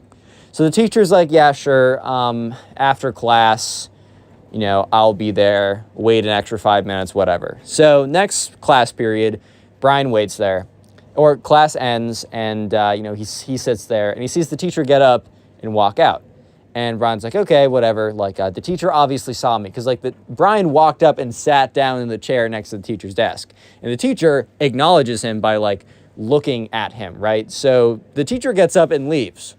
And after about, 10 minutes, Brian starts to realize that the teacher dipped on him. The teacher literally said, oh, wait there, and then gets up and leaves. Real quick, if you made it this far into the video, comment teacher down below in the comment section. And while you're in the comment section, check out the pinned comment, as there's a link to my Spotify page in which you can listen to all of these stories as podcasts, and it does help me out. And then 2 more links to my 2 other YouTube channels. I have a commentary channel and another Storytime channel. That one, I get the stories from Reddit instead of you guys. So subscribe to those to help me out, as those channels are smaller too. Anyways, let's get back to it. So, yeah, at this point, Brian, sorry, I forgot, I was going to call him Ryan for a second. Brian is pretty upset because, he feels extremely disrespected, all of this stuff, and he's waiting in an empty classroom for 10 plus minutes before he decides, you know what, I'm just going to get up and leave. Like, the teacher says, wait here, and then leaves. Like, I don't know, this is kind of disrespecting my time, which, it is valuable. Like, disrespecting someone's time by being late, or basically telling them to do one thing and doing the other and not showing up. Like, that's pretty disrespectful. So Brian gets up and he's about ready to leave. And that's when he sees a book on the teacher's desk. And look, Brian agrees that it's not really a good thing to pry. It's not really a good thing to look into people's belongings and to go through them. And Brian was curious and angry. So he kind of went against his normal system of morals. So Brian picks up the book and opens it up. It is a teacher's diary. Yeah, guys, don't read someone's personal thoughts. It's not a good habit. It's not a good thing to do. You'll probably, find some stuff that maybe you're not supposed to know, and it would have been no harm if you didn't know. So be careful with this. However, I can understand Brian in this situation. He's angry. I don't think this is necessarily the most justified, but what he finds is extremely interesting. So basically, Brian opens up the diary, and he just starts reading through it. And he starts on day 1. So day 1, remember all the way back in the beginning of the story, when Brian was asked, oh, tell me something interesting about yourself. And Brian went on to talk about, oh, well, I lost weight over the summer and I exercised, and that was really fun, right? And basically what happened is Brian's reading this diary, and it's barely a diary entry and more of a hate blog about Brian. I'm not even kidding you. The teacher goes on and on for paragraphs and paragraphs about how Brian, this new kid, is smug, has an attitude, loves the gym, hates fat people, is celebrated, and is promoting, glorifying eating disorders, which is ridiculous. Man just started eating healthy and working out. But the teacher believes this, right? And she's like, I'm going to make sure that this kid gets humbled. I'm going to humble him throughout the year. I'm going to make sure that he's off his high horse. And remember, this is a crazy exaggeration of the events that actually transpired, because all that happened was that Brian just said a fun fact about him, which, Brian was a little bit taken aback by the response he got from his classmates of such applause and approval, right? However, Brian, he's taken aback by this, and he, didn't really think much of it. It's not like Brian stood up, bowed in front of the class as they were applauding, and said, "I proclaim myself as your new leader. I'm your new king. You shall do what I say," right? None of that happened. Brian was just existing, bro. He was just existing. And the teacher kind of twisted it into he is some crazy, narcissist who wants all the power and believes in some crazy stuff or whatever. And so Brian sits there for the next 10 minutes flipping through the pages. And I kid you not, every single journal entry is talking about how much she hates Brian. Eventually, he gets to the point where, goes to the day where he submitted his first assignment. The teacher remarks in her journal of, "This was actually good writing. Brian's a pretty good student, but he must be humbled. If I have one thing I can do as a teacher, it's to humble this gym-loving, fat-phobic man. I will make sure that he goes into the world knocked down a few pegs." That is a direct quotation from this book, Brian tells me. So Brian is like, okay, I'm taking this, bro. So the English class was the last class of the day. Brian, walks outside, and his mom was going to come 20 minutes later just because of the meeting, and Brian's like, "It should be 10-minute meeting, I'll tell you otherwise." So she's been waiting there for 10 minutes, and she's like, what's up? Why did it take so long? Why was I basically have to be waiting here for as long as I did? And Brian's like, "I'm sorry, but just hear me out."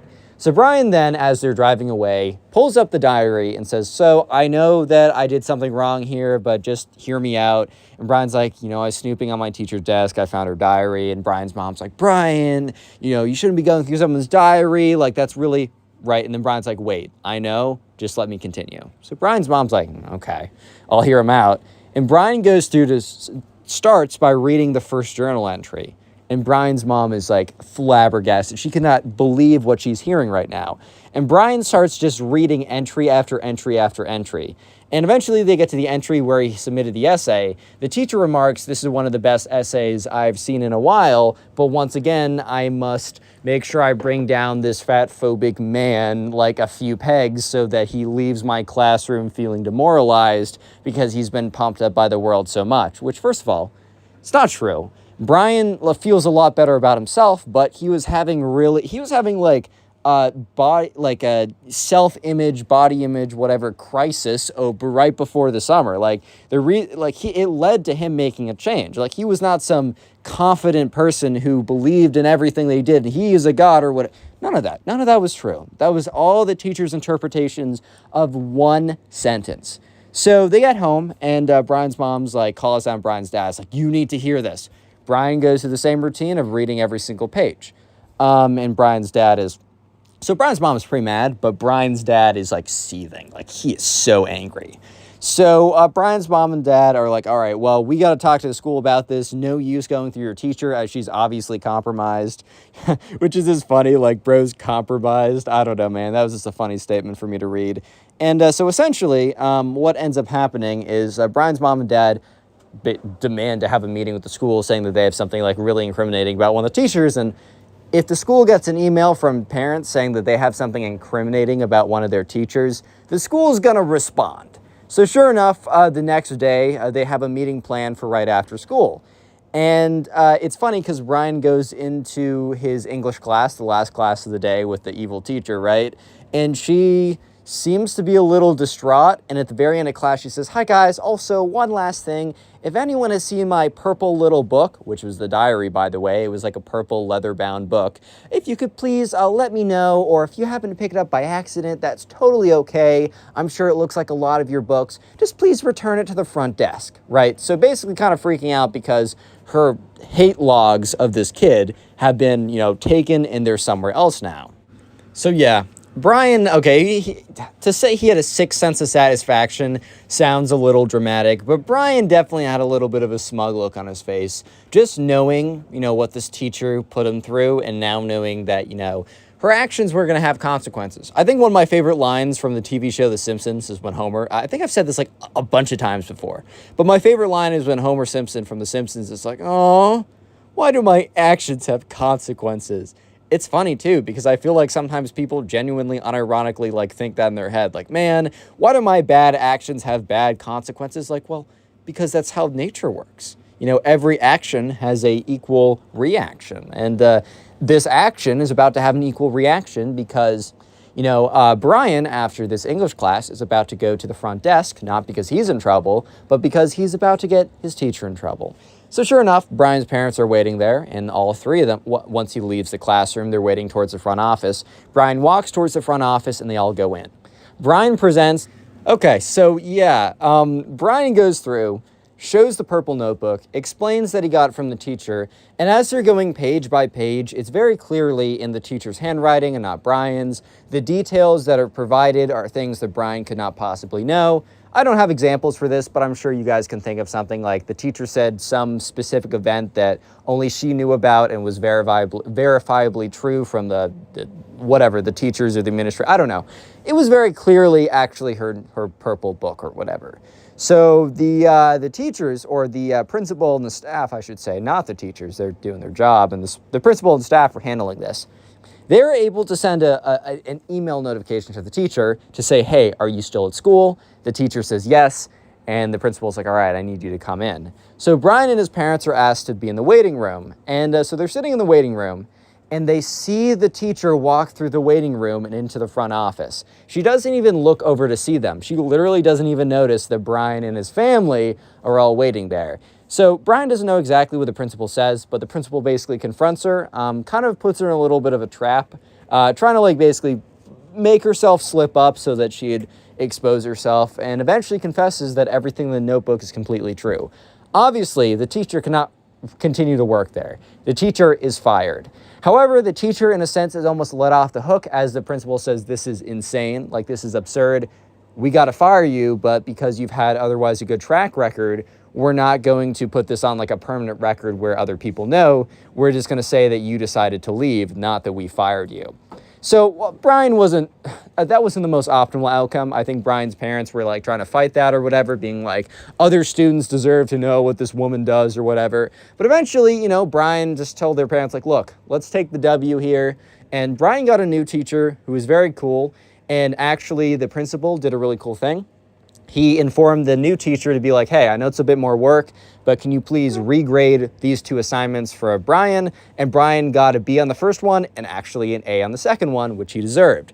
So at the end of the day, guys, moral of the story is don't be the worst person ever. How's it going, everyone? Today we have a story time of a teacher who gets caught stealing from another student. And this teacher actually tries to blame it on another student and get them expelled. Thankfully, though, karma catches up to the teacher and the teacher gets exposed in an epic finale. I know you will enjoy this story, so sit back, relax, leave a like in the video to claim your free nothing, and let's jump right into it.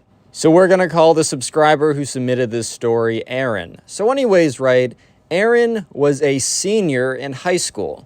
So it was senior year, and it was about midway through high school when this whole thing went down. And Aaron had a teacher, and what should we call the teacher? We're going to call her Miss Karma. We're going to call her Miss Karma because karma happens to Miss Karma, and I thought that'd be pretty funny. So anyways, Miss Karma was a pretty normal teacher. She was on the younger side. I think she was in her early 30s, and for teachers, a lot of them are a lot older, right? So she was on the younger side, and this story all happens one day when another student, who we'll just happen to call Ben, walks in the class and is kind of freaking out a little bit.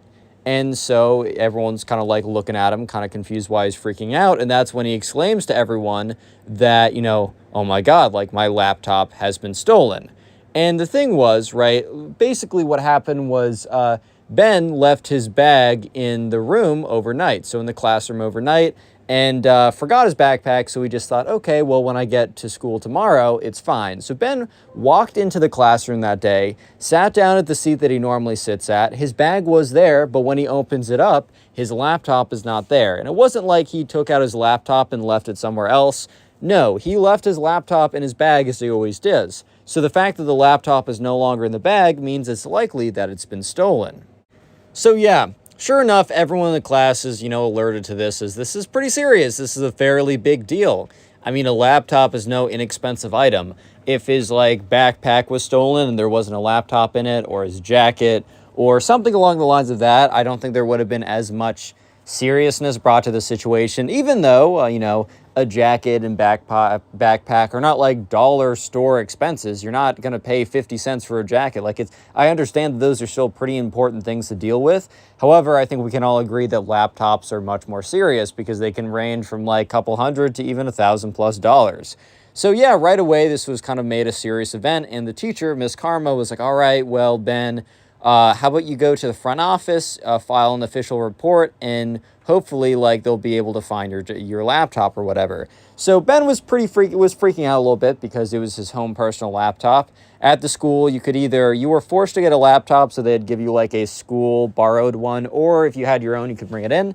And Ben happened to have his own, which kind of meant that, there was no kind of protection over it. I think the school would be mad if you lost theirs and maybe charge you a little bit, but it was a much bigger deal because this was his home personal one. It had all of his files on it. It was really expensive. And I bet Ben knew that, if he went home to his mom and said, hey, Mom, I lost my backpack, or my computer was stolen, right? I bet the mom would have been like, oh, yeah, right, it was stolen. You probably just lost it. I'm not buying you another one. Or even if she really did believe it was stolen, maybe they just couldn't afford one at that time. I mean, laptops are really expensive. I wouldn't blame her. So Ben was freaking out a lot. And, there's kind of a little bit of a murmur going around the classroom because there's questions of, is this someone who is kind of is this a chronic thing? Is there a serial laptop stealer? Do we need to worry about this? However, no one would have ever suspected that it was the teacher, right? So here's the thing. There was a bit of a school investigation that went into this. The reason why people knew that, or at least the subscriber, Aaron, knew that, is because there's an email sent out to all the teachers when they got home when they got back home that day.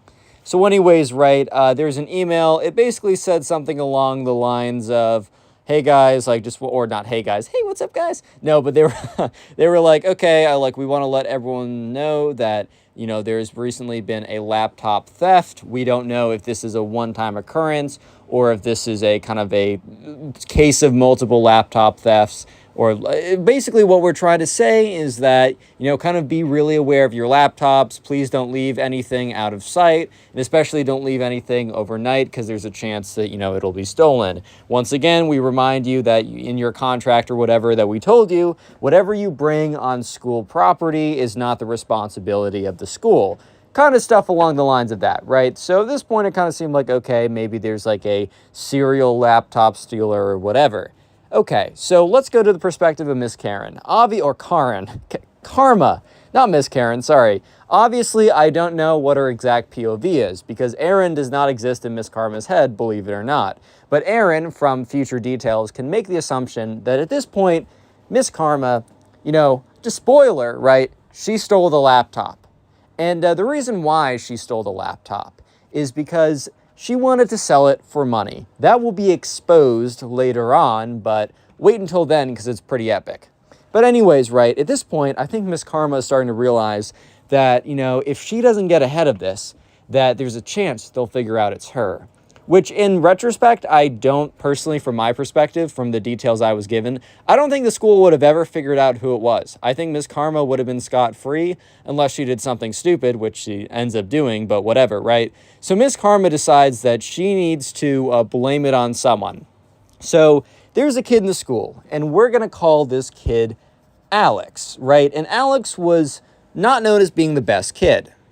Yeah, so anyway, sorry, it just deleted all the audio I just recorded. Anyways, so Alex, he was kind of known as having a bit of a history. He was kind of known as being more of I don't want to say a troubled kid, but he had been in trouble a lot. At this point, Alex was on really thin ice. And in the last couple months, Alex had been doing better, but he had had a really long, extensive history. The reason why Miss Karma knew about this was because basically she was informed by the principal when Alex entered his class. I think the principal was kind of giving every teacher a heads up of this guy's past history, just so they could teach better knowing such, I think. And anyways, Miss Karma had a devious idea. The funny thing is, or the ironic thing is, it was this complex plan to get Alex in trouble as the person who stole it was actually the way that she got in trouble and she got exposed.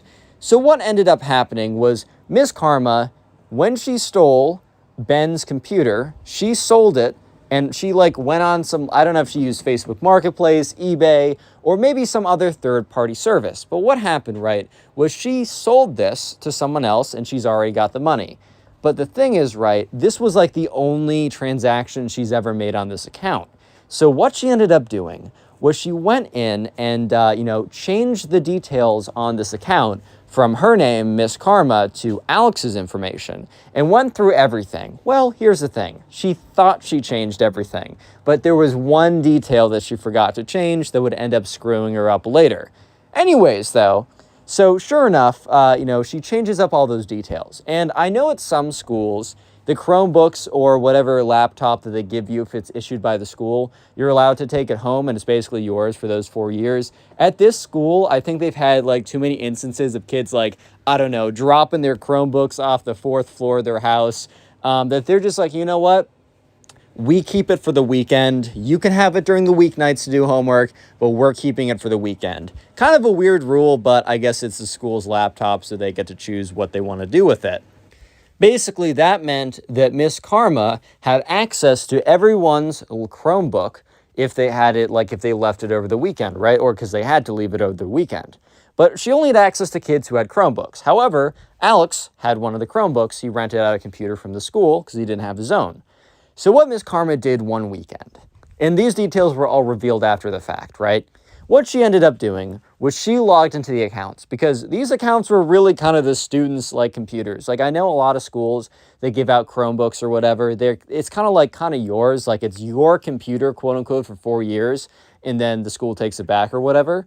Or you can buy it at the very end. I don't really know how it works too much, but this school was a little bit different. It was really the school's computer that you were renting out, basically. So for that reason, Miss Karma just knew everyone's passwords or whatever. Because I think her class was the only one that needed the computer for some kids or whatever. So I don't totally know the details. Either way, she got access into the computer. And she went into Alex's account, went into his Google, logged into whatever he was using, right? For this, logged into the service that you could sell stuff, probably more locally, right? And she entered in the password to her account. And remember, her account just got all of its information changed to, her name, or from her name to Alex's name. So anyways, what she does after this and says, basically on Monday, goes up to the principal and is like, you know what? I was just doing a little bit of routine checking to make sure kids aren't looking at, anything too sussy among us in class. Yep, she said that. She said that, not me, guys. She said, now she was like, I don't know, just making sure that kids were using the internet properly, and I happened to stumble upon something very disturbing in Alex's search history. So sure enough, she shows it to the principal, and the principal looks at it and is like, wait, this is a whatever account, it's used to buy and sell stuff. And she's like, yeah, and I, maybe I was snooping, maybe I did the wrong thing, but I looked at his history, and sure enough, there's a laptop that matches the description of Ben's laptop that was recently sold. So obviously, right, the principal thinks, oh my God, well, here's perfect proof. Real quick comment, proof down below if you made it this far into the video. That'll be the secret word of the day. And while you're checking out the comment section, writing proof, check out the pinned comment as there are 3 links. One to the Spotify page. I upload these stories as podcasts. And also links to 2 other channels that I'm kind of daily posting on now. So subscribe to both of those. Anyways, I totally understand why the principal would have believed that this was, in fact, proof. Because no one would have expected a teacher to go out of their way after stealing a kid's laptop to do this crazy elaborate, James Bond evil villain plan, right? It just doesn't make sense. It just, in most cases, guys, the most logical outcome is the true and correct outcome. However, not in all cases. And this just happened to be an outlier case where it's true, not in all cases. So yeah, sure enough, right, the principal's like, okay, this is enough to actually like bring him in. So everyone, let's flash back to Aaron's perspective. So Aaron, the subscriber, walks into class on that Monday morning, not expecting anything. He sits down, as well as the rest of his classmates. Ben was there, Alex was there, and the one person who wasn't there was Miss Karma. Miss Karma was never late, and if she was late by 30 seconds and would profusely apologize for being late, right? However, she was late by 5 minutes. So yeah, everyone was just sitting in class, and it was really strange that the teacher wasn't there, because why would the teacher not be there? The teacher's always there. However, that's when the teacher walks in, 6 or 7 minutes late, completely unheard of. She's not alone though, she's also accompanied by the principal. The principal walks in as well as the teacher, and the principal says, kind of like whispers to the teacher, because I don't think the principal No, that didn't happen. The principal knows Alex on a first name basis. So I think the principal must have like whispered over like, hey, can you take Alex, whatever. So the teacher goes up to Alex and kind of like leans above him and is like, Alex, can we talk to you for a second? And Alex looks very confused because Alex has been through this before, right? He's been through the mud when it comes to getting in trouble. Like, bro's been in trouble so many times that he knows the routine. Like, he knows all the people at the front office. Like, he knows them on a first-name personal basis. He probably walks in there and is like, hey, Cheryl, how's your son doing, right? How's the Little League going for him? He probably knows them at that level basis, right? So at this point, Alex knows that he is in trouble, but he doesn't know why. Because this is the routine formula for like, I'm in trouble, I do X or Y. This is how it goes. The teacher and the principal comes in, but he also knows that the principal only really comes in with the teacher to pull someone out of class when it's a big deal. So Alex is like, oh shoot, because I'm sure in the back of Alex's head, there's a lot of things that he did back in his bad era that have not been discovered yet. And it was probably something that like he thought, oh no, they went back and they figured out it was me, I'm screwed. But Alex also just kind of like is like, you know what, I'm not going to incriminate myself. I'm smarter than that. I'm probably not going to say anything. So yeah, anyways, Alex is pulled out of class and the class is sitting there. That's another thing. Miss Karma goes up with the principal. They sit there for 25 minutes before Miss Karma comes back and is like, guys, I'm so sorry. There's been a pretty important event. Can you guys pull out today's reading and just read it quietly? And obviously the second Miss Karma leaves after that, the whole class is like, yo, what's going on right now? And no one reads it, obviously. Come on now. So obviously people are talking. There's a big like murmur. I don't think people necessarily put it two and two together that Alex was being framed for, taking Ben's stuff. However, people knew that Alex had a little bit of a quote-unquote history, and people also knew the procedure, because the whole, the principal and teacher comes in and whispers to a kid to come with them. That's never a good sign. I mean, I think they're trying to do that to be a little bit more discreet than, going on the loudspeaker and being like, yo, Alex, come to the front office. You're in big trouble. Ha, ha, ha. It's a little bit more discreet, but people just know the signs, right? And the fact that Miss Karma didn't come back made them feel as if Miss Karma was necessary in the investigation, if that makes sense. Like, if it was just Alex and nothing to do with her or anything like that, they would have been pulled out. Anyways, let's flip back now to the perspective of Alex, who, Aaron actually spoke to Alex after this whole thing went down to get a little bit more detail. So thanks to Alex being, giving with this type of stuff, right, we're able to get a very interesting perspective from how the House of Cards fell, how Miss Karma was actually exposed. And it's actually quite interesting. So anyways, Alex, now we're in Alex's POV, so not the subscriber, but Alex, the kid who is being framed. From his perspective, he's walking up, and the principal and Miss Karma are all walking up to the front office. Alex in his head is like, what? What did I do now? I don't even know. Every other time, Alex, when he was caught, he was like, ah, crap. He knew what he did, bro. He was like, all right, fine, you got me. Fair enough. I was an idiot, I know. But this time, Alex genuinely was just really confused.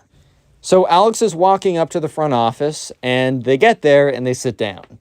And the principal and Miss Karma are both sitting on the same side of the desk. The principal is like, Alex, we want to speak to you about Ben's missing computer. And Alex immediately realizes This is not about the thing he was thinking of that he did like 6 months ago that he had not been caught for yet. So he's like, okay, it's not that, phew. And then he starts to realize, missing computer, like I have nothing to do with that.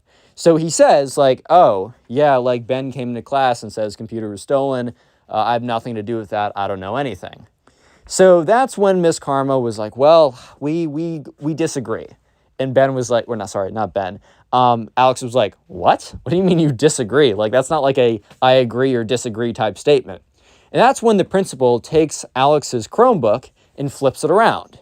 And sure enough, there is a tab open that is logged into some site, Facebook Marketplace, eBay, or maybe some third-party site. There's a billion to buy and sell stuff, right? Sure enough, it's logged into an account that says Alex's name, and there's one purchase on it, and there's one sell on it, and yeah, and it is very clearly the laptop that was missing. So Alex immediately starts to, like, his heart starts racing because he's like, this isn't mine. This is my computer, but this isn't mine. So immediately Alex is like, this is not my account. Like, I know it doesn't look like that, but this seriously isn't mine. So the principal's like, look, bro. I don't know if he says bro, but he's like, look, Alex, this is your computer.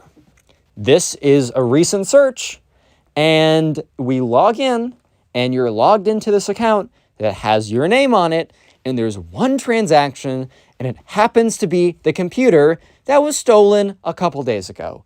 You need to understand my perspective on this and how I cannot believe you if you just say it's not me. So Alex realizes this. He knows it's not him. It looks fishy and suspicious, but he just can't realize, right? He can't, like, he's just like, this is so good. Like, whoever did this to me, and he's like half thinking that he must have been in some sleep trance or whatever doing this, or half he was going insane. But also, if he was being set up, that someone had done a perfect job. Well, here's the thing. It was a near perfect job because there was a slight error. I don't know what site this was used. I actually don't think this was eBay or Facebook Marketplace because there was some section on the account that had a recent revision history, like a recent changes tab, almost like in Google Docs how you can see your recent changes. Because Alex was going around just trying to figure out if there was something wrong. Because he's like, this is not my account, like, what is this? So he goes through, the name says Alex, and it's like, there's an order, and it's all this, all the information looks like him, right? There's not a lot of slots for information, but that's when he went into like revision history for like information or something. I don't really know what site has this, but like, yeah. So that's when Alex is like, wait a minute. And the principal's like, what? He's like, and he clicks into revision history. And Miss Karma is watching the whole thing. And Alex was not looking at Miss Karma's face because he was focused on looking frantically for some type of proof to show that it wasn't him. But he can only imagine the look on Miss Karma's face, right? Basically the look of, I'm about to get exposed. And when he opens up revision history, it shows the original account name. The original account name was Miss Frickin' Karma, baby. It was her the whole time. So yeah, sure enough, he shows this to the principal. The principal is like, and he kind of looks at it, and he like is in complete disbelief because he sees what's in the revision history, and he looks at Miss Karma, and Miss Karma refuses to make eye contact with him. Yeah, so shortly after Alex was dismissed, he didn't have to be there anymore. And a couple days later, Miss Karma was no longer their teacher, and they got a new teacher. Alex and the subscriber Aaron spoke about this afterwards, and they shared both their perspectives, and that's how we got today's complete story. Do me a favor, and if you're not doing anything, click on the video on screen right now. It'll help me out a lot. What's up, guys? Today we got a story of a teacher that claims that the subscriber is quote-unquote fatphobic because his girlfriend is not fat. Yeah, this is a pretty crazy one, so strap in, buckle in, leave a like on the video to claim your free nothing. Those are going away fast, so do it quick. And let's just jump right into the story. So we're going to call the subscriber who submitted today's story Oliver. So anyways, Oliver was in class, and there's a girl in this class who he really liked, and we're going to call this girl Ava, right? So Oliver and Ava had kind of been like talking with each other for a while at this point. You know how there's like that like one kind of like unofficial couple in your class. Like, they're always flirting with each other. They're always like kind of like, you know, doing a lot of flirtatious activities, yet it isn't official. But like, if you're going to make a bet, like you would bet the whole farm that within a week they'd probably get together, or if not in a week, they're going to get together at least eventually. So that was kind of like Oliver and Ava. It was kind of a cool, like, I don't know, it was a cool situation for the subscriber because, you know, he was, you know, I don't know, it's a girl he liked and all the signs were looking pretty good. That doesn't necessarily mean it's going to last, but anyways, maybe I'm just being salty. But sure enough, right, things were looking pretty good.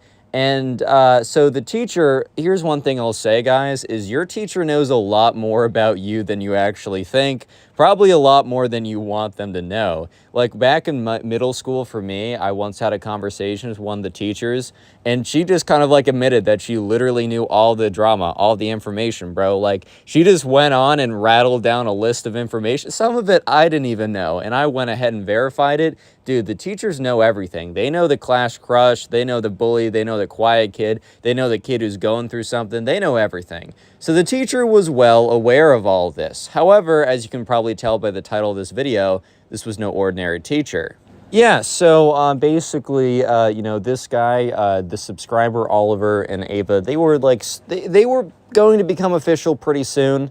But throughout the next couple weeks, the teacher kind of went above and beyond to make sure that they wouldn't be together. Like they would basically like making sure that they wouldn't be any groups together. The teacher, like very strangely about like, cause this is like, let's say pretty close to Valentine's Day. This is probably like late January. So just randomly, like all the way, like more than like about halfway through the school year, right? She just starts like randomly doing assigned seating.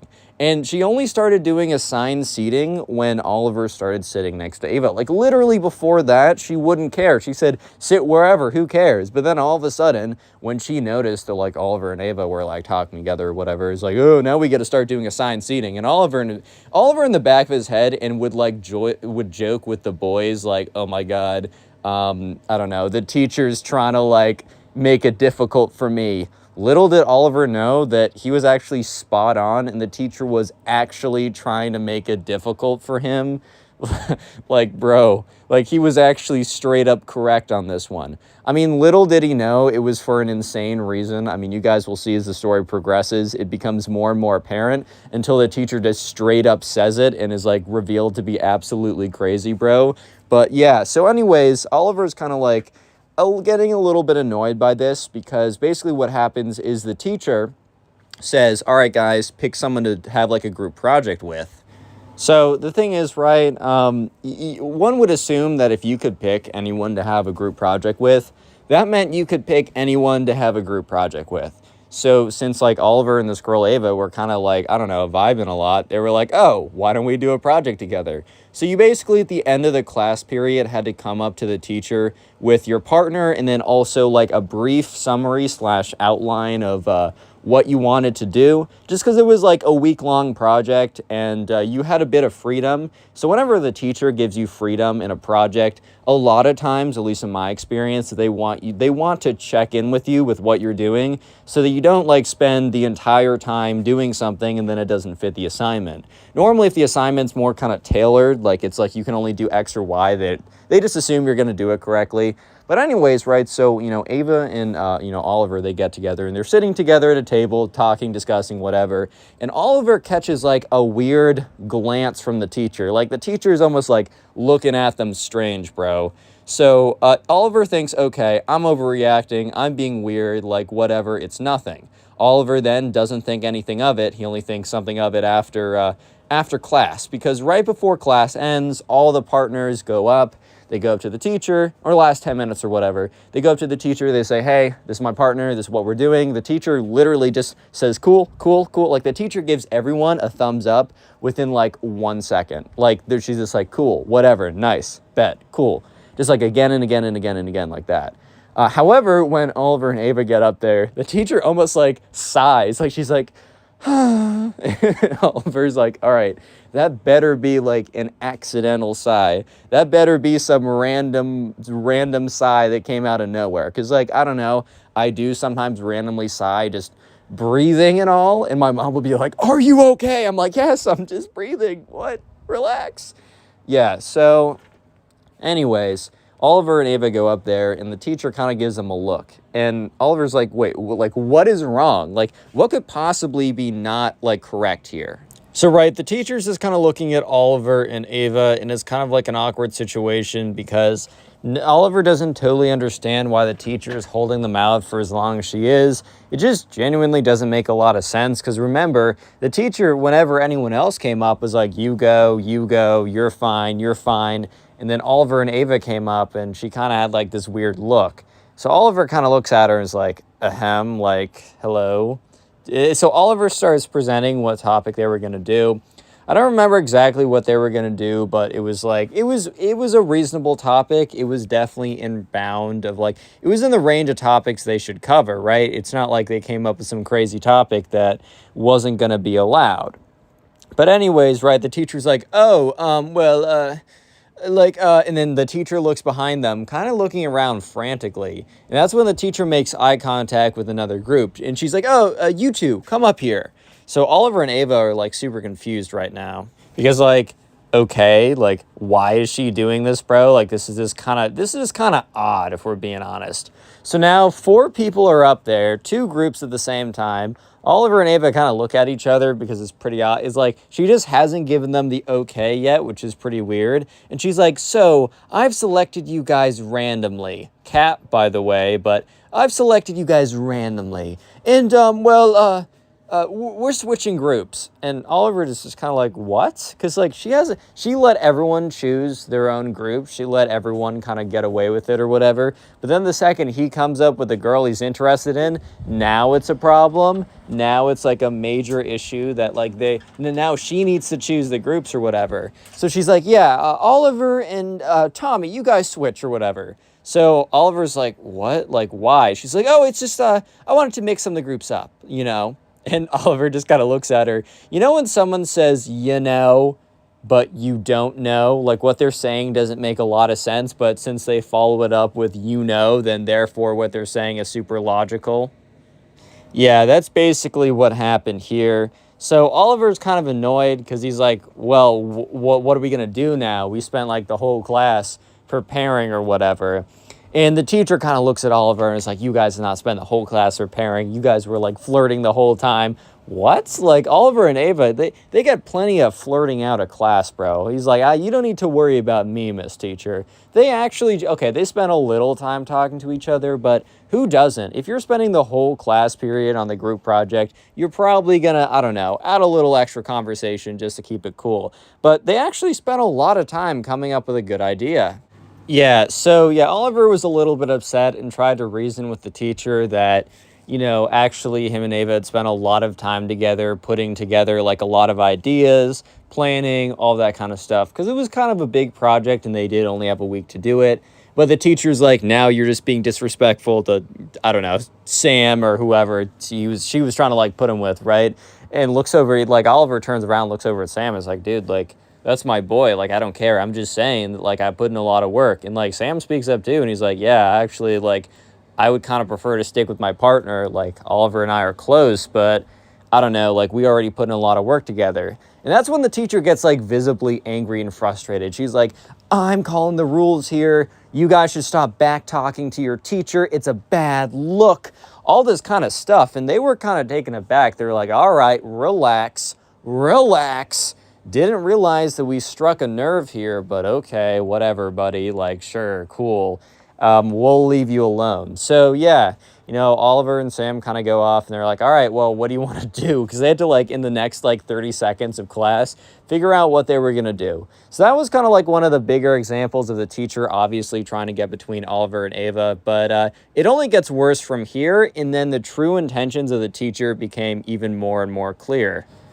Yeah, so anyways, a couple weeks later, so the teacher's continuing to do little things that's just obviously like being really weird about like Oliver and Ava or whatever, like trying to keep them apart. But here's the thing, some teachers just aren't really comfortable with that. It's weird, but some teachers aren't that comfortable with like students flirting with each other. Like, I had this teacher that I really loved back in the day, but she hated any talking about any physical interaction or anything. Like, even like holding hands or flirting or whatever, she hated that stuff.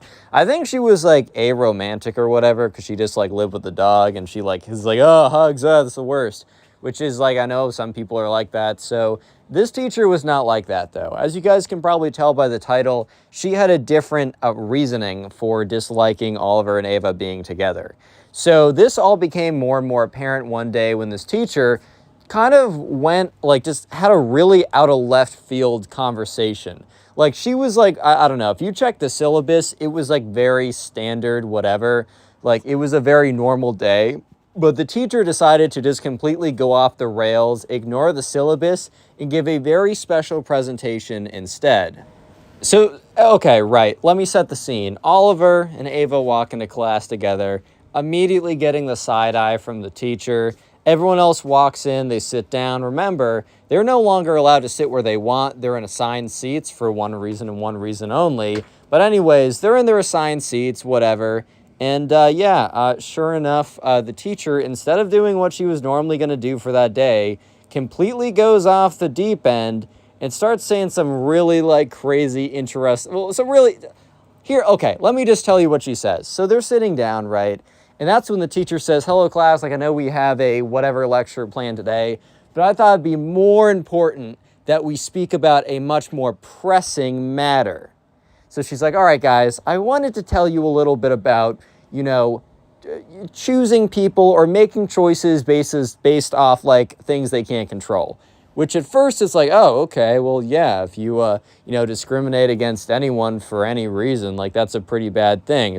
Well, when it's like things they can't control. If someone's a bad person, so you decide to not hang out with them, I don't mean like that. I mean because like, I don't know, if someone's like, sexual orientation, you're a bad person to them, or that's a bad thing to do. I think that's pretty obvious though, and I hope we can all agree. Yeah, but anyways, the teacher doesn't go in that direction. She immediately goes super specific and super targeted. She's like, today we are going to talk about fat phobia, which like, okay, I know I meme on the term a little bit in the titles and thumbnails in the More Pegasus videos or whatever. By the way, I have a channel with Pegasus, like we do reaction stuff daily, if not double daily. So that's in the description. Make sure to check that out. But anyways, yeah, one thing I will say is there are definitely situations where people will be, discriminated against because of their size. And while I think it's worse to be discriminated against for something you can't control, it's also not good to do that in general. Like, you should really be accepting to basically all people. But here's the thing. The teacher went on not to give a really reasonable, you really shouldn't judge people by the way they look, which, dude, I totally, agree with that. The teacher immediately goes to, quote-unquote, fat phobia in dating preferences, which, here's the thing. That's just so out of left field. When it comes to dating preferences or, who you're interested in, a lot of times you can't kind of control that. It's just kind of like a gut feeling. And I don't think you should be forced to fall in love with everyone. I feel like everyone watching this video, there's just certain people that they're just immediately attracted to, and some certain people they're just immediately not attracted to. Look, at the end of the day, it is what it is. You shouldn't, discriminate against people for that reason, but dating preferences, if you don't want to date someone who's 10,000 pounds, I don't know, man. I don't really see the issue with that. You shouldn't be a jerk to someone because they weigh a lot, but you don't have to fall in love with them. You know what I mean? And maybe you're missing a really good person. I will say that. Looks are not everything. I heard after the honeymoon phase, after a while, you're just biologically, it's hard to even be attracted to your spouse. So you're really looking for a lifelong friend at the end of the day. But I do think attraction's important in the beginning. I think there's some evolutionary smart people who talk about that. I'm getting off topic though. But here's the thing. The teacher, literally says, it is extremely fat phobic to date someone just because they're skinny and avoid people who are large. Here's the thing. At this very moment, Oliver doesn't realize that this comment is tailored towards him and Ava. Yeah, I'm not even kidding you, bro. The teacher decided to stop class and talk about how Oliver was fat phobic, but he didn't even realize yet, because she's about to make herself a lot more clear. Yeah, so basically she goes, so like Oliver has no reaction at this point. He's like, oh, okay. Like Oliver doesn't even realize this is about him. In retrospect, he started to realize all these small details leading up to this final thing, but up until now, he has no idea what's coming for him.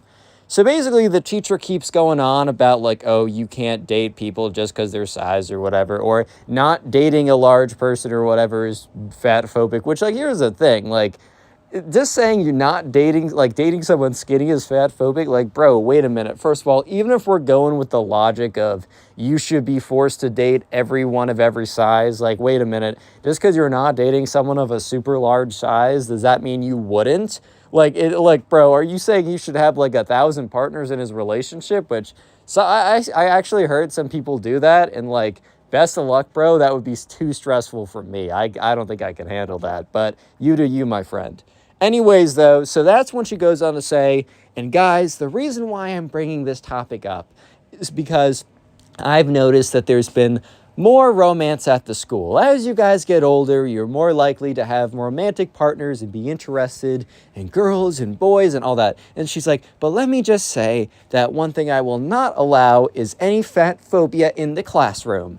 And Oliver's like, this is becoming a little sus. Yeah, so that's when she goes on to be like, yeah, and I want to let you know, while I'm totally fine with relationships and dating, fat phobia will not be accepted. And she's like, if you're dating someone skinny, that means that you're not dating someone large. Which, first of all, such backwards, like, L logic right there. It makes no sense. I already spoke at length about why that's stupid, so I'm not going to go over that again.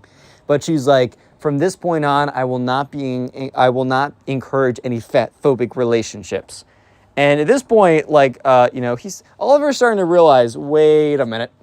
And then he starts to think back. He's like, wait a minute. 2 weeks ago, she was being super weird with like me being in a group with Ava. And a couple weeks ago, like, she starts giving assigned seats the second when I start like sitting next to her. And Oliver's like, wait a minute. Is she talking about me?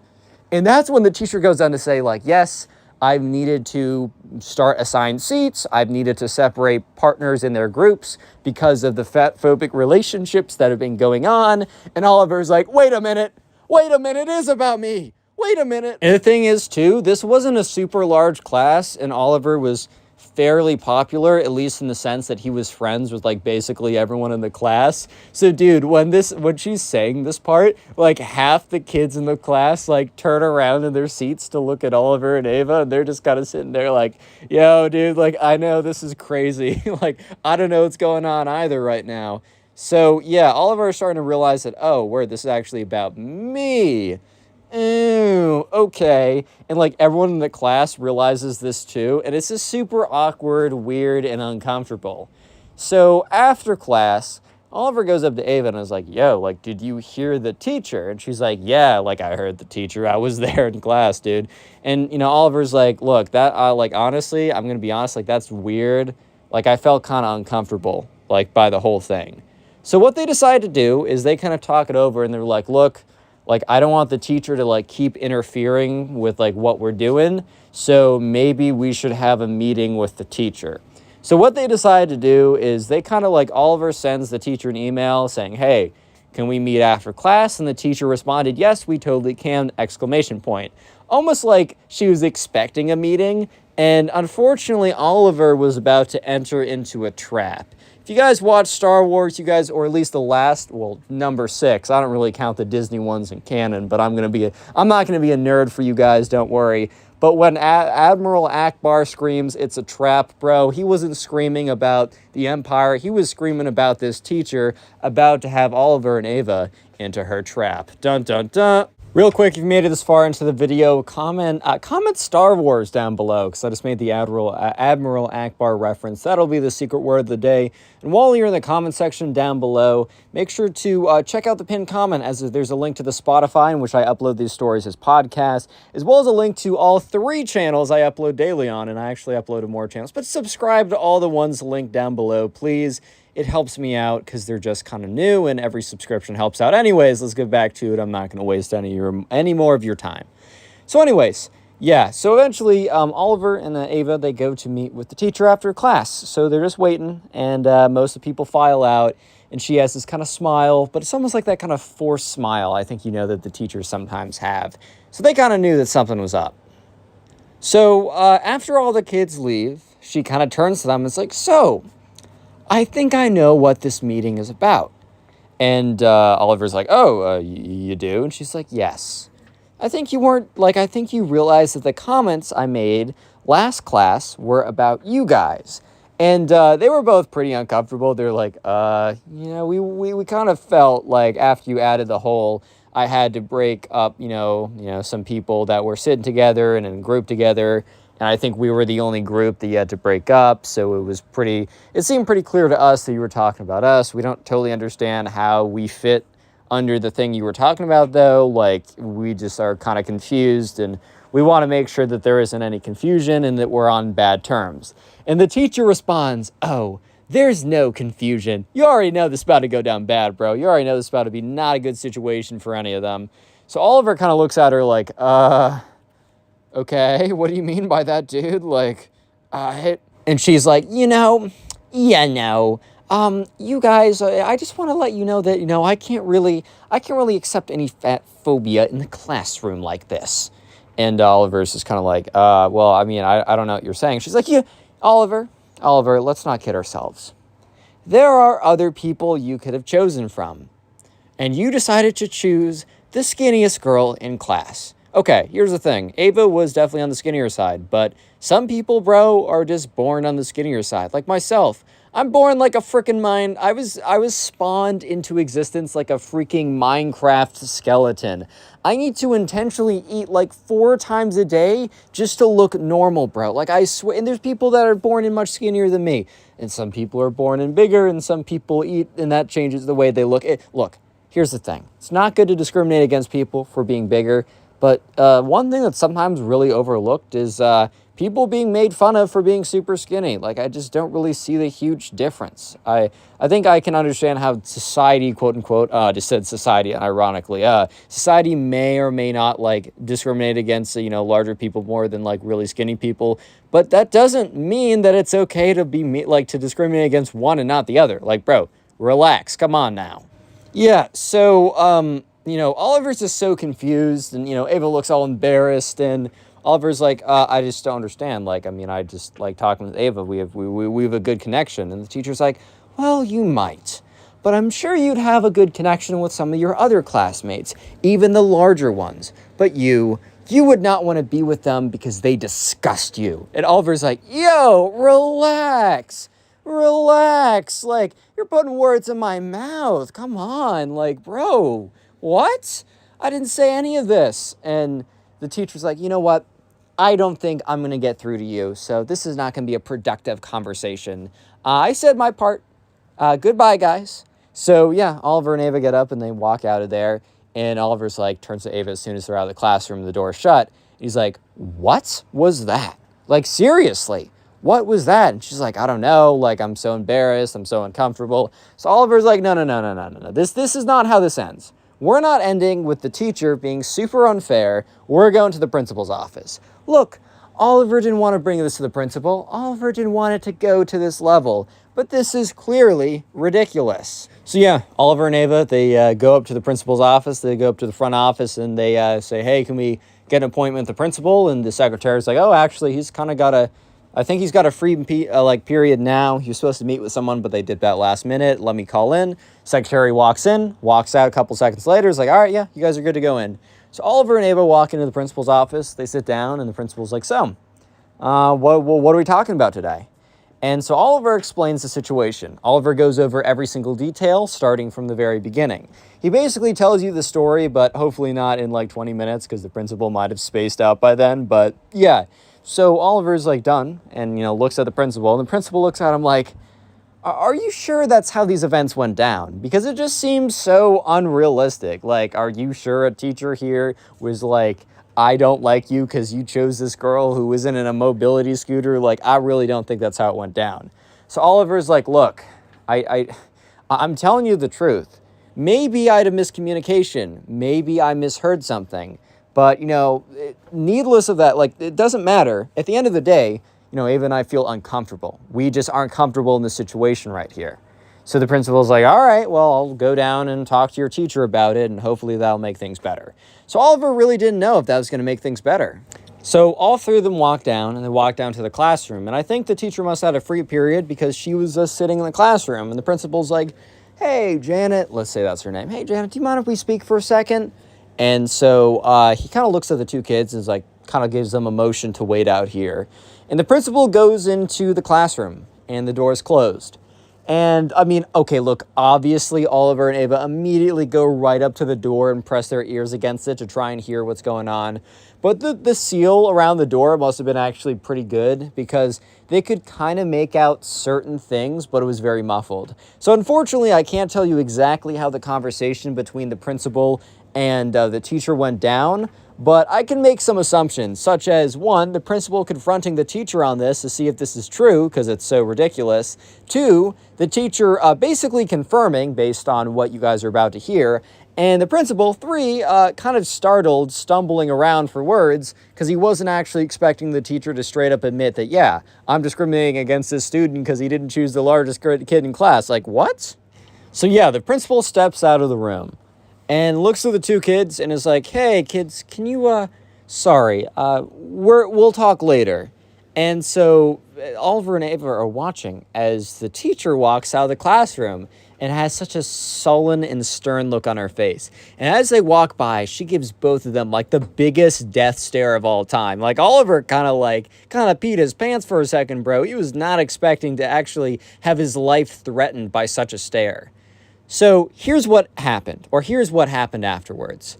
The teacher was put on suspension with paid leave, so very standard, like cushy teacher suspension type thing, and no longer taught for the second half of the semester, or the second half of the year.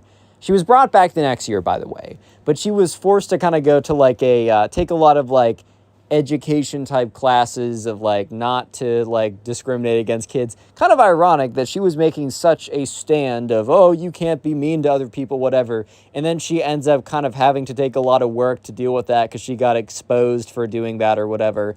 So yeah, word spread super quickly of this because it's a small-ish school. And the fact that the teacher was exposed for basically discriminating against the subscriber because he decided to date a girl who wasn't like overweight, which like he should be fine. He should be allowed to pick whoever he wants. He should pick anyone who speaks to him, dude. Not anyone who speaks to him, but like a person who speaks to them in a sense of like, I like them, not, oh my God, you spoke to me, therefore we're in love.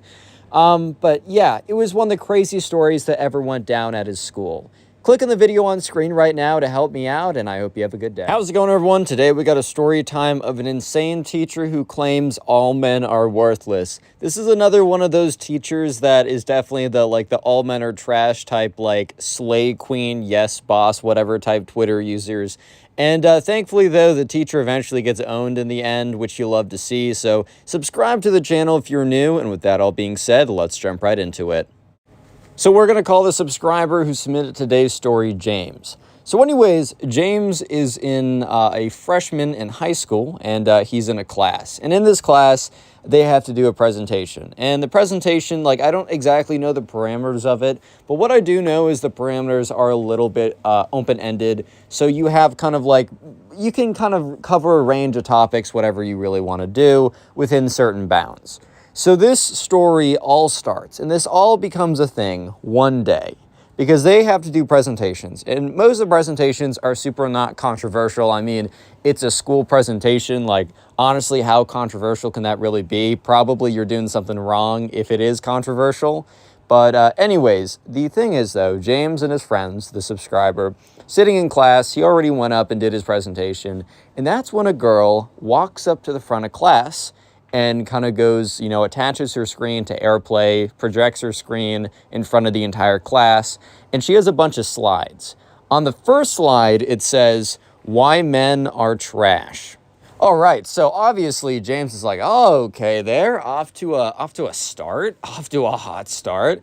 Okay, so obviously that's a pretty controversial way to start. I don't know, just saying all X are bad is probably a pretty bad way to go about it.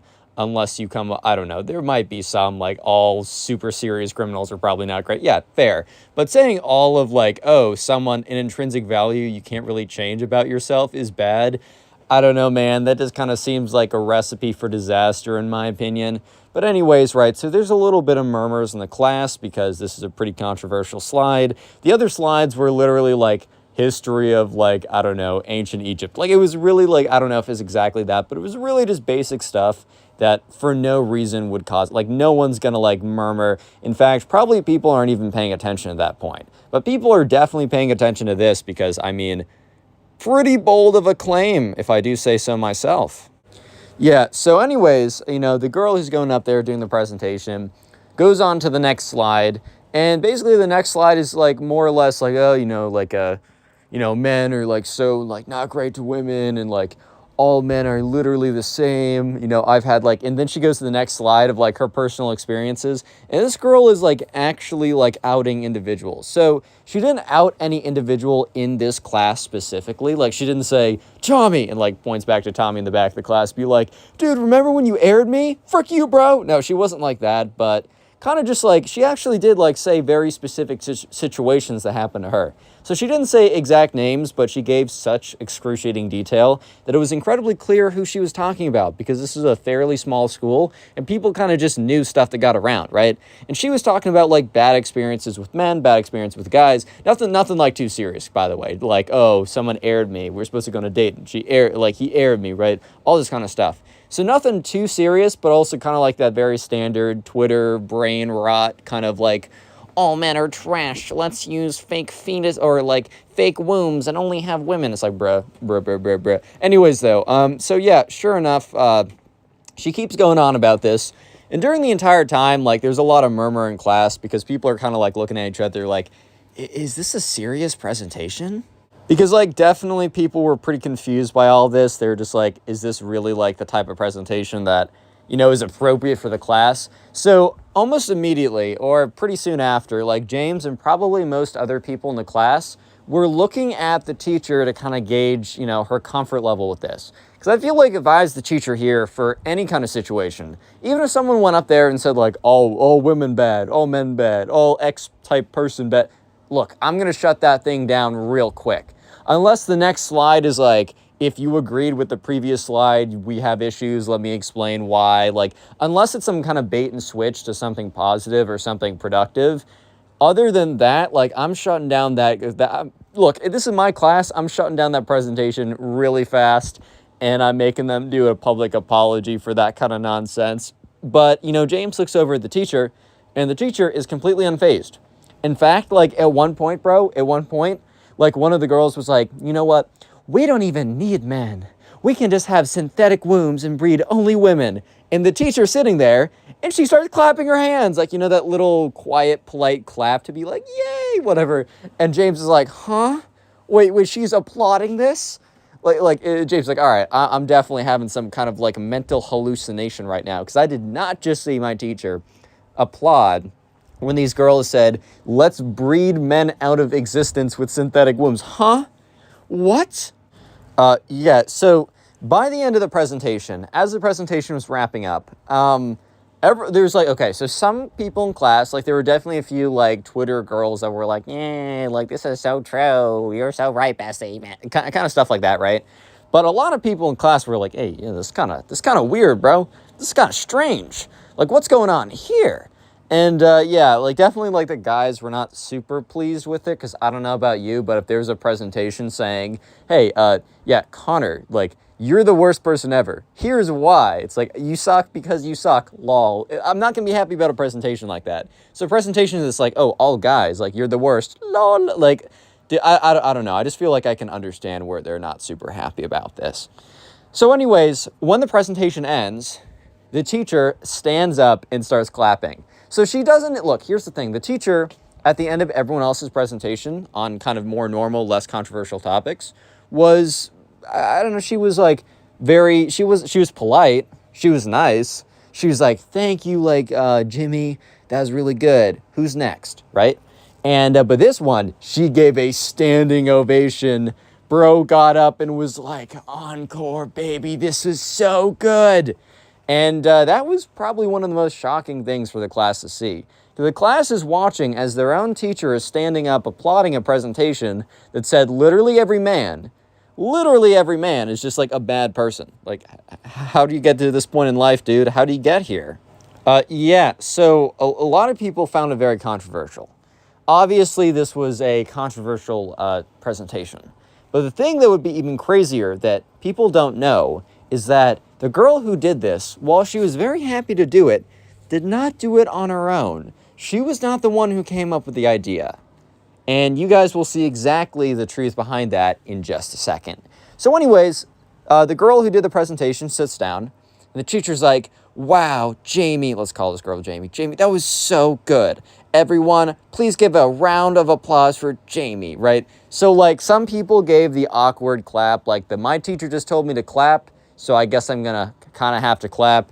A lot of guys like sat there with like their arms folded because like they're not gonna applaud a presentation calling them all garbage just because they got a little thing between their legs, bro. Like, I don't know, that's a little much. And I get it. Guys are not the greatest all the time. But to generalize like that, like, I don't know about that, man. I don't really know about that. I don't know, that seems a little much. So anyways, the guys kind of have an issue with this. Or at least James turns to his friend, because class is dismissed, they go off to lunch.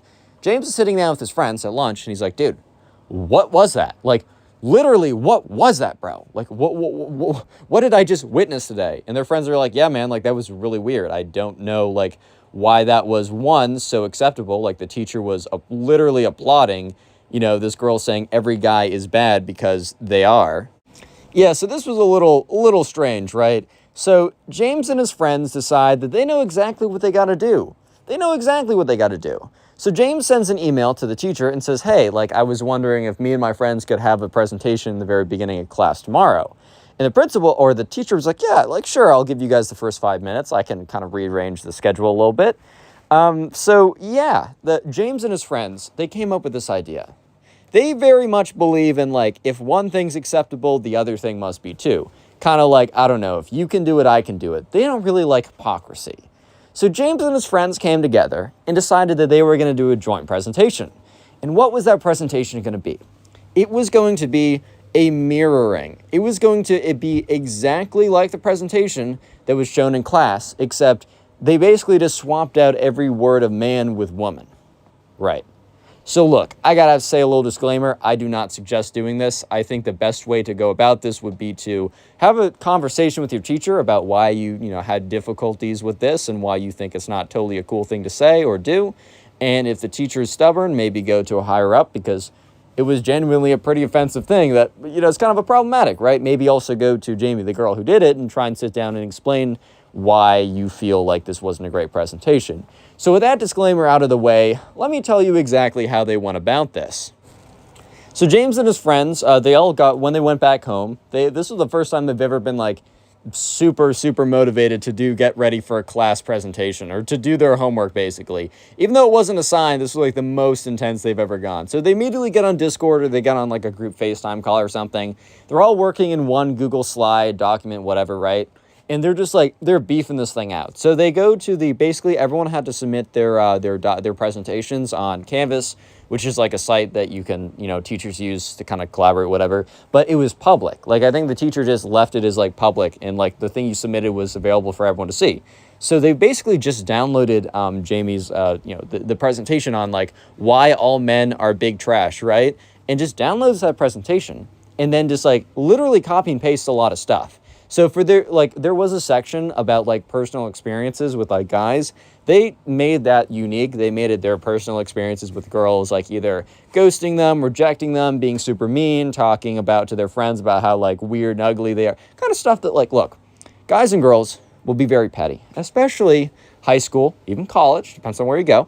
But especially high school, especially middle school, they're going to say stuff that is of their age, It's not a justification, it's just the reality. They'll say immature stuff of their age, right? So they have plenty of cannon fodder, right? They had plenty of stuff to say. And they filled out those slides, and they were feeling pretty good about themselves. So anyways, let's jump forward to the next day. So the next day in class, the teacher says, oh, hey, class, I just want to let you know that James and, says the other couple guys' names, well, were just like super inspired by some of the presentations yesterday that they wanted to do their own presentation. I gave them the first 5 minutes of class. I hope you're all okay with that. Class is obviously fine with it. They're not going to be like, no, I want to learn. Look, they're freshmen in high school. They're not going to say that. They want to see what James is cooking up, So anyways, James and his friends go up to the front of class like they're presenting like they were yesterday. So one of them has their computer and they AirPlay. The first screen mimics Jamie's presentation exactly the same. And it says, why all women are trash, right? And once again, I'm saying I don't suggest doing this. Fighting fire with fire is not a good idea. You got to fight it with water, obviously. You don't see firefighters going over to a house on fire with a flame gun. You know what I mean? There's much better ways to go about this, but this is an interesting story, so I'm telling it nonetheless. So yeah, after the first slide, the teacher's like, whoa, whoa, whoa, guys, this is not okay. Do you understand, like, how irresponsible it is and how just, disrespectful it is to, like, categorize an entire group and say that they're all bad? Like, this is ridiculous. Like, not only are you not allowed to continue this presentation, but, you guys need to, like, pack up and go to the principal's office so that they can punish you accordingly. So it's not like James and his friends weren't not expecting a bit of retaliation. Like, they weren't necessarily expecting the teacher to stand up and go, yes, and like do a big clapping whatever type thing after their presentation. They realized that they were probably going to be treated differently, but they were almost surprised by how abrupt and how strong of a response that they actually got. So they were like, James was looking at the teacher and was like, well, is this not okay? Because this is literally just, the male perspective on, Jamie's presentation yesterday. Like, we found it was very interesting, so we wanted to give our perspective on it. And she's like, no, you guys don't understand even the first of it. Like, this is not the same at all. Like, you have to understand, like, I'm not letting you continue with this. You need to go to the principal's office immediately. And, James is like, I don't understand how this is a problem, but the presentation about all guys being terrible is not bad. Like, and James was even like, I don't even really believe in this. Like, obviously not all girls are, like, terrible, right? But also, obviously, not all guys are terrible like that. And the teacher's like, no. You don't understand anything. Go to the principal's office now. So they're like, all right, relax, all right. So anyways, they pack up their stuff, and James and his friends, as they're walking to the principal's office, were just like, wow, we kind of expected that to have a bit of a stir, but that went worse than expected. And we didn't necessarily expect it to go good. So all I can really say is thank God for a sensible principal. But real quick, before we get to that part of the story, which is pretty satisfying, and I know you'll enjoy it, if you made it this far into the video, comment teacher down below. Yeah, comment teacher. That'll be the secret word of the day. And while you're commenting teacher down below in the comment section, make sure to check out the pinned comment on this video, as there's a link to the Spotify page in which I upload all these stories as podcasts. And I'd really appreciate it if you also watched on there if you're a Spotify user. Then also a link to a bunch of other channels I run. Please make sure you're subscribed to all of those. And if you could watch those videos, I would appreciate it. They're smaller channels and your support really does help. Anyways, though, so James and his friends were going over to the principal. And, they're kind of worried because they think that their logic makes sense, that, like, okay, well, if one side was allowed to say, why is the opposite side that is basically an identical argument, because they almost identically copied the slide from, Jamie's presentation from the day before. We just don't understand, like, why this is such a big deal, but hers is, like, not even just acceptable, but applauded with a standing ovation. So they sit down in the principal's office. The principal's like, all right, boys, like, why are you here? What happened? So they sit down and they tell the principal everything. They tell the principal what happened the day before. Principal didn't look that happy. They tell the principal what they did. Principal wasn't looking, super enthusiastic by the fact that they made a presentation calling all women bad, because that's also a pretty stupid thing. Don't fight stupid with stupid, boys. That's the one piece of advice. If you're going to take something away from this video, don't fight stupid with stupid. Apply that to everything. Anyways, though, so the principal says, oh, well, okay, I think maybe this will be better if we get your teacher involved so that she can give her perspective and I can understand the story a bit fuller. I think that the principal was expecting that, these kids came in with kind of a warped perception of reality, and that the teacher was going to set some things straight, and it was going to be much clearer that James and his friends were clearly in the wrong, and the teacher and the other girl were actually doing okay. And they just kind of warped the perception. So anyways, about 5 minutes later, the teacher comes in. She's like, hey, like, hello, Mr. Principal. Like, how can I help today? These boys have been very bad, and I will help you in any way you need. And the principal's like, all right, well, I just love to hear, your perspective and your thoughts on these events. So anyways, right, the teacher kind of recounts the events, and to the principal's surprise, the teacher more or less just says exactly what the kid said.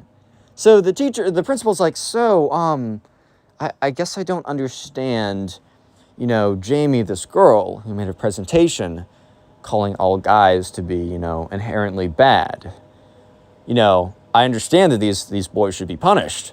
And, the teacher's all smiley, and Jamie's like, what? Or James is like, what? But then he's like, what exactly, like, I think it'd be good if we made the punishments equal, crime equal, punishment equal. So what did the girl get punished for that presentation? And the teacher's like, whoa, wait, what do you mean? Like, why would she be punished? And the principal's like, well, I mean, if I get this straight, she went up in front of the class and did a presentation on how all men are inherently like evil individuals and they should all be punished and the world would be better without them. Like, that's pretty bad. And the teacher's like, well, actually, pulls a book out of Reddit, bro. Yeah, stop using Reddit, baby. I promise your life will improve. Anyways, she's like, well, actually, it actually was a good present. And after, like, giving the most nonsense BS response, the principal's kind of like, well, look, here's the thing. I can't punish these guys if, the girl isn't going to be punished, as I think myself and most people would see these as the same crime. Well, not the same crime, but the same, punishable activity. I can't go ahead and punish these guys if, this girl isn't going to be punished too. And the teacher's like, no, I refuse for you to punish that girl. Like, she did nothing wrong. And so the principal's like, well, then I can't punish these guys either. So then the teacher's like, well, fine. If you can't handle this properly, I guess I will. And that's when the principal's like, well, actually, pulls out the well, actually card on her. He's like, well, if you do issue a punishment against these guys for this reason, and you don't to the girl for the same reason, if they do report that to me, I will have to come in and correct the record. And the teacher's like, you can't do that. And the principal's like, well, I am the principal of the school, and I am directly over you. And I can overrule anything you do. So I can do that. I physically can. So he's like, you know what? Let's just, like, pretend this never happened. Let's just go back to how things are, and, yeah, I think that's a good idea. The teacher, at this point, I think she really wanted to punish James and all those other guys. But she was like, fine, whatever. So James and the other guys, for the next couple weeks, I'm not going to lie, they definitely got worse grades than they probably should have. They definitely got yelled at a lot more. But they didn't get, it's not like they put in a lot of work and they failed a class. The grades weren't that much, they weren't that good, but they could have been chalked up to them just not doing a good job. I think it's kind of like the difference between when your teacher grades you favorably versus not favorably. Like, it's not as if you're going to get a 60 on something you deserved 100 on, but you might get an 85 on something you deserved a 92. However, the most interesting part of the story is what I'm about to tell you, so stick around. So a couple weeks later, somehow James, his friends, and Jamie, the girl who did the whole presentation on, like, men are bad, right? They somehow got together. Like, I think they just kind of, like, decided that since they were on both sides of this kind of weird thing that happened, that they were just going to, like, I don't know, just come together and make peace or whatever and just kind of explain the perspectives. And they ended up being pretty cool. And they both kind of were like, well, the thing is, James and his friends were like, well, we kind of only did it in kind of retaliation to what you did. And that's when Jamie said the most interesting thing that makes the story really interesting. Jamie told them that she kind of wanted to do it. She was mad because a guy just ghosted her like a day before the presentation.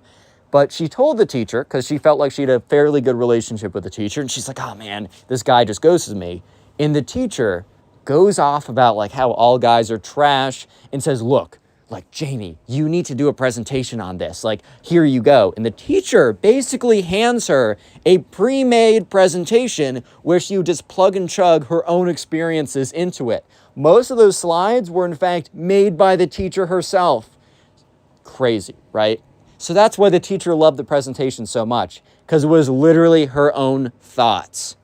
If you made it this far into the video and you want to help me out, watch another video. There's 2 videos on screen. Click on either of them. It'll help me out a lot. Thank you. Bye. How's it going, everyone? Welcome back to the channel. Today we have a story time of the worst teacher ever.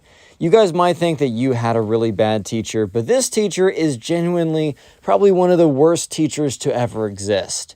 As you guys will see in today's story, I know you'll enjoy it, so sit back, relax, subscribe to the channel if you're new, leave a like in the video to claim your free nothing, and let's jump right into it. Anyways, so we're going to call the subscriber who submitted this story Mike. So anyways, this all happened in an 8th grade class. So on the first day of school, that's kind of when you tell, like, I don't know, you try and get a sense of, like, what your teachers are like. You're trying to figure out if you got the hardo teacher, if you got the chill teacher, if you got the teacher who's so old that they don't even know what's going on, so you can kind of coast in class. Well, you're trying to figure out what kind of teacher you got. So anyways, who are we going to call the teacher? We're going to call the teacher Mr. Pugs. So don't confuse that with me. Yeah, so we're going to call the teacher Mr. Pugs because, like, why not? Anyways, Mike walks into class. He has one of his boys in the class, which is always really cool. For some reason, I usually don't know anyone in any of my classes. I don't know how. It just always happens, and all my friends have all their friends, and I'm like, come on, dude.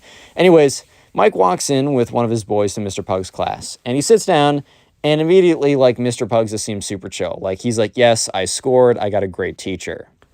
The reason was, like, this guy, he seemed kind of fresh out of college. Obviously, he's a bit older than just fresh out of college. I don't even know you can just... I think you got to go to grad school to become a teacher or something. But anyways, right, this dude seemed pretty chill. He was, like, very much, like... I don't know, he like spoke with a little bit of like college bro slang, just like a little bit, not so much that he sounded necessarily unprofessional, but just enough that he sounded like he got you, man. He was just in college, so he gets what like a really like annoying teacher versus really cool teacher is. Kind of like that type of vibes. So Mike was like really hyped because he's like, all right, finally, I got a cool teacher, whatever. Another kind of important piece of information is Mike went to a private school. The reason why he went to a private school, well, a lot of the kids in Mike's class, they just, like, their parents just had, like, a lot of extra money and they wanted to put their kids through a better school. Mike just happened to live in the area, and there was, like, a special kind of, like, thing at that private school. If you lived in the area, you could go basically for free, but it was a fairly, like, expensive school to go to. You might be thinking this is kind of like a really weird extraneous detail. It is super important for later on in the video, trust me. Anyways, right, so Mike is like, gets in there, he's like, all right, so I got a pretty cool teacher. On the very first day, the teacher's like, go around, tell me, like, something about yourself, and, like, I think some kid, like, I don't know exactly what the joke was, but he cracked some, like, relatively inappropriate joke, and Mike started to, like, cringe, because, like, basically every teacher at the school would be like, you can't say that, go to the principal's office, or they just very awkwardly reprimand them. But basically what the teacher did was he basically cracked, like, an equally inappropriate joke back. Super risky move, because if you get the wrong student who, like, really doesn't like that type of stuff, they could have easily reported this teacher, Mr. Pugs, to the front office, and he would have gotten, I don't know if the teacher would have been fired, but he would have been in hot water, right? So right off the bat, Mike's like, all right, this guy's definitely a chiller, like, this is great, you know, you love to see it. However, this over time would slowly become more and more apparent that this was simply just not the case. Yeah, so anyways, right, sure enough, just let's go a couple weeks into school. So the actual day-to-day of Mr. Pugs' class is pretty chill at first, or it actually is always chill, and the reason why he's the worst teacher ever is a little bit more interesting, as you'll see. But the day-to-day is pretty chill. So it's an English class, they have an assigned reading, and up until this point, all they had to do was read, quote-unquote read, which I think a lot of you guys know. Reading in an English class basically means, okay, discussion time, you wait for the tryhard, which, like, shout out to the tryhard. You guys always do well and go to good college or whatever. But for the average person like me, the person who actually applies themselves, which shout out to them, I'm not going to say try hard because that has a negative implication. I was a try hard towards the end of my high school. I was actually kind of a try hard.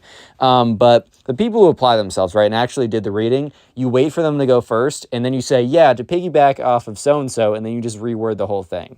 And some teachers will kind of get on you and be like, oh, what did you actually think? What about the specific details? And they try and fish information out of you to catch you if you didn't actually read it. But I think Mr. Pugs kind of knew what was going on, but was also just kind of a chill dude. Or he seemed like one. Yeah, so Mr. Pugs was like running a pretty cool class, or at least Mike really liked it. So that's until they had their first assignment, right? Their first paper, their first graded essay. So they were given a reading, and this time Mike actually did it because he had to write a paper on it. And so basically what happened was, Mike had to write a paper on this, reading. And so Mike did a pretty good job. He's like, Mike's like a relatively good writer. He definitely has more of an, like, if you had to say, what are you good at? Like foreign language, math, English, writing, something like that, science, like, what are you good at? Mike would definitely say he's good at writing. So this is a proclivity for like writing, like a tendency to have like really good writing, right? Anyways, so he submits it and he feels pretty good about himself. Anyways, grades come out the next day and Mike receives a 75. So you might be thinking, okay, got a C, whatever, like cool, like okay. I just want to say like at this high school, it just like socially, like no one got C's. Like C's were super rare. You might get a C or something like that on a math test. I just feel like in math and science, it's a lot easier to get super low grades because a lot of times the grading is really subjective or, yeah, it's really subjective or objective, I should say. Sorry. And it's like, did you get the math problem right or wrong? So yeah, it's kind of, I don't know, just kind of like, you can't really be like, oh, well, I had good intentions with my math problem. Oh, okay, then you get an A. Or it's also like, oh, I, showed my work and got the perfect answer. Well, I didn't like the way you thought about it. Even though you got the right answer, you're getting an F. Like, you can't really do that in STEM or, in rare cases. But overall, the grades are kind of based on what you do. But I've always found, like, in English classes, definitely at least for me, that, like, the grades were always in a very tight range. Like, they were always, like, A's or B's, no C's, no, like, really high A's or anything. And for some reason, I feel like you could, like, I had one English class or history class, but you had a lot of essays in high school my freshman year. The thing was, I talked to a bunch of other people, and this was true for me too. The first grade you got on your essay, you literally never went up or down. If you got an 87 on your first paper, you would get an 87 across the board. Anyways, what I'm trying to say is that getting a 75 at this school in an English class is unheard of. So after so Mike comes in, he's a little worried, right? He comes into class and he sits down, talks to his friend. He's like, dude, like, how'd the paper go? And his friend's like, dude, I got a 74. Mike's like, dude, I got a 75. And he's like, dude, what, like this English, Mr. Pugs seems so cool. Like, what happened? Yeah, so anyways, right, Mr. Pugs kind of just is like, all right, guys, like, settle down. Like, I know you guys all received your grades, and probably not all of you are super happy with it, which was a fair assumption. The whole class was pretty much freaking out at this point. And Mr. Pugs went on to say, like, hey, like, sometimes, like, the grades are just what the grades are. Like, I have pretty high standards for you guys, but I want to let you know that there's an opportunity for you guys to improve your grades. Like, you'd assume it's extra credit, right? I don't know. Redo the assignment, maybe do a write-up of what you would have done differently, maybe make all the edits and submit it again for like a 10% boost. I don't know, right? These are very standard, like, things teachers would do. Sometimes teachers just straight up give curves. Like, they know that, they're really supposed to be given an average of a B, and if they gave an average of a C, maybe they just graded too harshly. That happens too. But Mr. Pugs had a different idea in mind. He said, if you guys want extra credit, see me after class.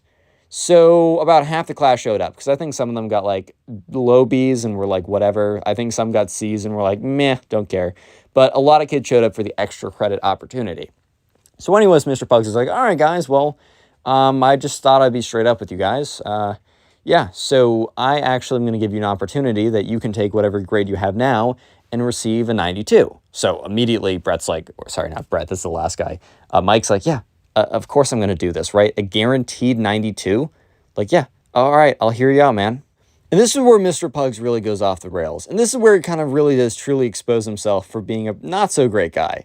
So Mr. Pugs says, all right, well, just want to let you guys know, if you come into class tomorrow and you come in, and when you're at home, you take $20, you put it in an envelope, you write your name on the envelope so I know whose envelope it is, and put it on my desk, and by the end of class, I will check who's done that, and whoever's done that, whatever grade you have in the books will be changed to a 90, a 91, or a 92. It's got to be a little random so things don't look suspicious. You got me, guys? So everyone was standing there like, at first, like, some kids were like, haha, whatever, right? This got to be a joke. But they all looked at Mr. Pug's face, and he was, like, dead serious. Like, he had that look of, like, I'm not messing around, bro. I just want you to know I'm not screwing around. I'm dead serious with this. So slowly but surely, people were starting to realize that Mr. Pugs was dead serious with this. And some kids were like, all right, cool. Like, we'll keep it a secret if you do. Because, like, here's the thing. I said a detail earlier on that, like, a lot of these kids, it was, like, private school. So a lot of the kids went there, had a lot of disposable money. Their parents would just give them whatever. And especially if they said, hey, like, I got to do this for school. I don't know. These are probably the parents of the people who, like, paid money for fake SAT scores. So who even knows at this point? Yeah, but anyways, so some of the kids were like super quiet because they're like, "What is like this? This got to be a joke. Like he's definitely trolling." But I think some of the other kids were starting to realize that no, like Mr. Pugs was not trolling. But some of the kids were totally fine with it. They're like, "Oh yeah, I don't have to work and I just have to pay $20 for a free A. Sure." So yeah, here's the thing though. Mike barely has like $30 in his bank account. So Mike's family's pretty middle class. Like they're very kind of like they get by, but he can't really have much more. So he can't ask his mom for like, oh, can I have $50? Like that's just not a thing, right? So Mike is in a position where he just simply can't pay this amount. Because yeah, sure, totally. Some of Mike's friends, maybe they could, they could do it. Mike's friends could just go to their parents and be like, yo, I need $50. Like, and I mean, if Mike's friends' parents were probably going to try and like cheat him, like them through like SAT stuff that like cost $50,000, $50 for an A per paper, like that's nothing to them. Mike was not in this situation. Remember, the only reason he is able to go to the school is like the tuition he has to pay is like 1% of what the tuition normally is because he lives so close. So now Mike's in a situation where he's going to get screwed over because it seems like this teacher, like, just will. I don't know. It seems like he's going to discriminate against Mike for not paying, right? Or for not being able to pay. So Mike kind of waits till all the other kids leave. And Mike goes up to the teacher. He's like, hey, look, I totally would do this, but you got to know that, like, I just don't got the money like these classmates do. And the teacher is Mr. Pugs. I thought everyone thought he was cool, but he was super candid. And he looked at Mike. He's like, well, can you just ask your parents for that? Like, you're going to the school. I know the school isn't cheap. So now it's very clear Mr. Pugs had a plan the whole time that he was going to run a racket and make a ton of money going to one of these private kids, like private schools with all the rich kids, whatever, and just basically squeeze them dry. Honestly, Mr. Pugs probably just saw like the college admission scandal or whatever on TV and thought, oh, that's actually a great idea. Let me be like that guy who's being arrested right now. And also it's pretty, I mean, you guys could, I mean, at least Mike's kind of had a feeling that Mr. Pugs was a lot more risky. Because remember, I told you guys a little earlier on the very first day of school, Mr. Pugs responded to a very kind of questionable joke with an even more questionable joke.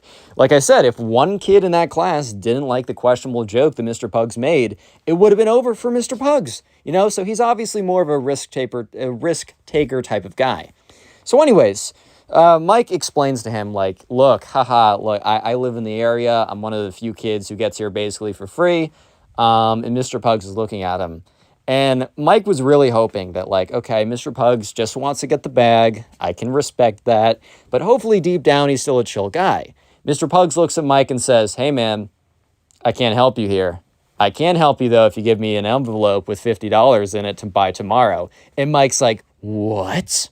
Anyways, right, so when Mike gets home, he calls one of his friends who's in the class but wasn't there that day because he was sick or something. Mike explains everything that happened. The friend is like, oh my God, this teacher's actually insane. Like, this is terrible, right?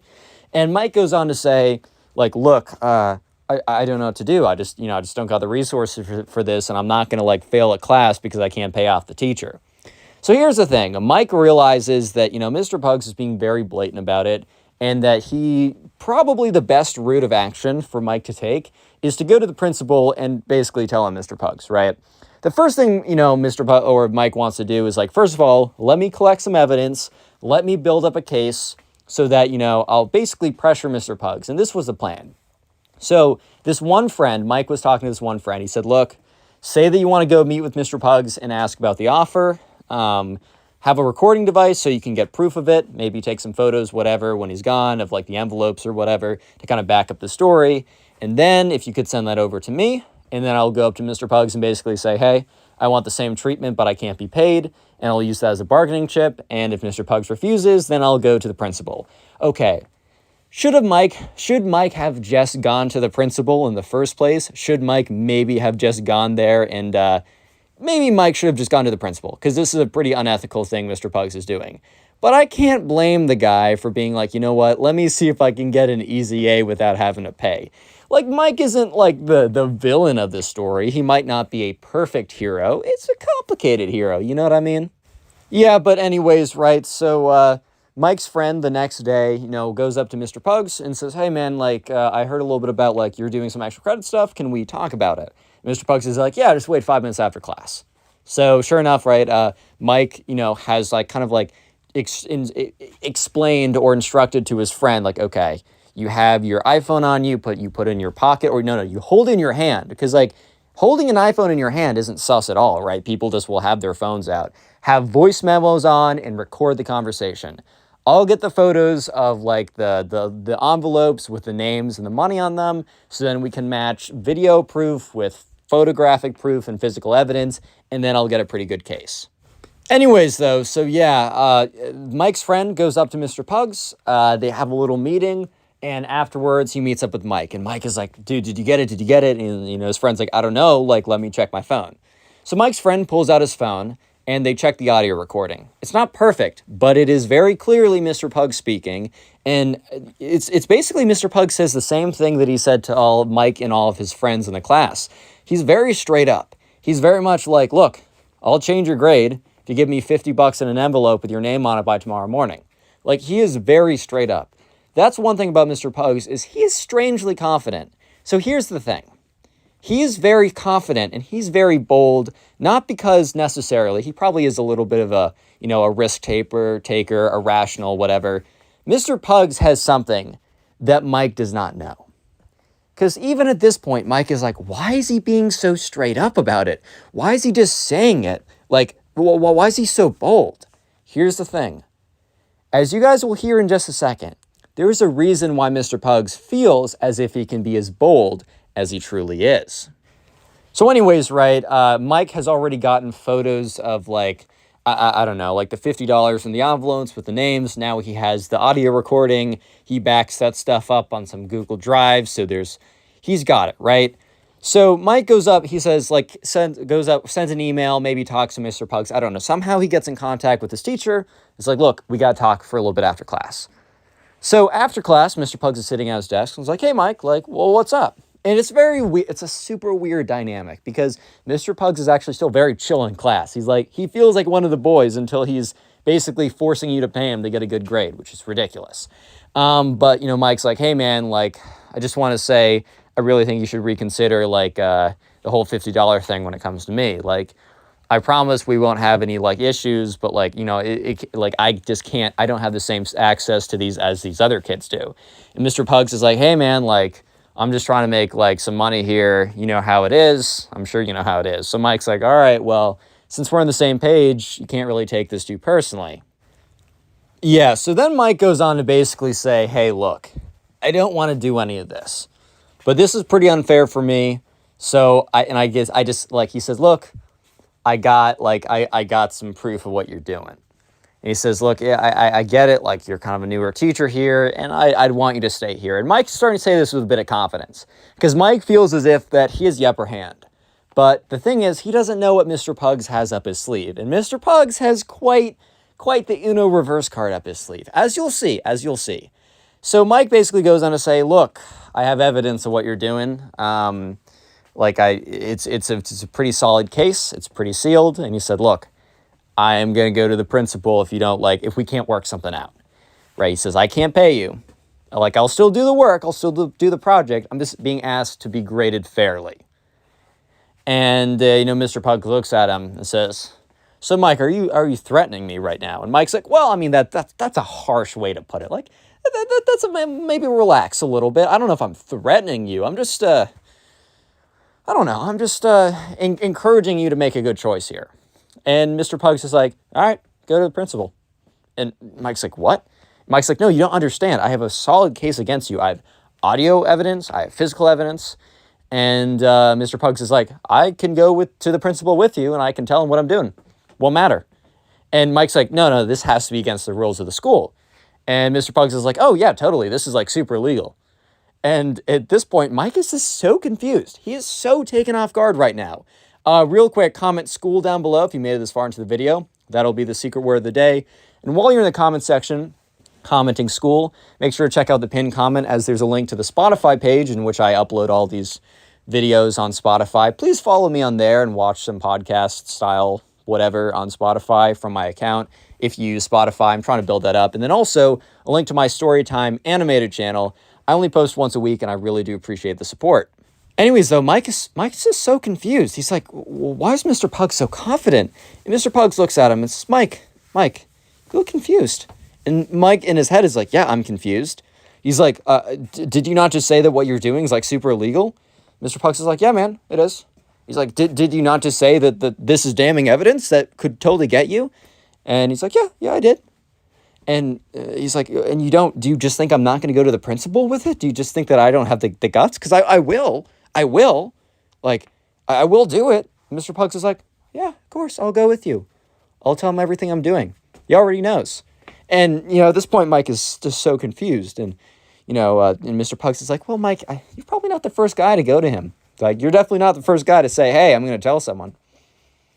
But it really doesn't matter. Because, Mike, I want to let you know something. Human beings are complicated individuals. We have a lot of good. We have a lot of, questionable motives. Look, I'm a school teacher. I think I'm a pretty chill guy. I came to the profession. I want people to learn. I think you guys learn a lot in my class. I really do. But the other thing is school teachers, we don't get compensated that well. And I know I'm getting paid a bit more than public school teacher, but still not enough for, the sacrifice I'm making. So I'm just trying to make a little more money, man. I know this is not the most ethical way, but I just want to let you know, if you know enough about someone and you know someone for a long enough time, and in the principal, I've known him for quite a long time, man. I've known him for a long time. And when you know someone for long enough, you start to realize that they are just like everyone else. They have their upsides, they have their positives, but man, they also have their drawbacks. They also have the skeletons. And let's just say that the principal probably wants to keep those in the closet. Those skeletons, they're not going to be unearthed. We have a little relationship. We have a little bit of a deal going on that he lets me do my thing and I let him do his. So go ahead, Mike. Go tell him. Go ahead. Yeah, I'll go with you, man. I'll go say that I did it too. I'll tell him everything. I'll say, Mike got me. Look at that. And I guarantee you, Mike, you will not get the result that you wanted.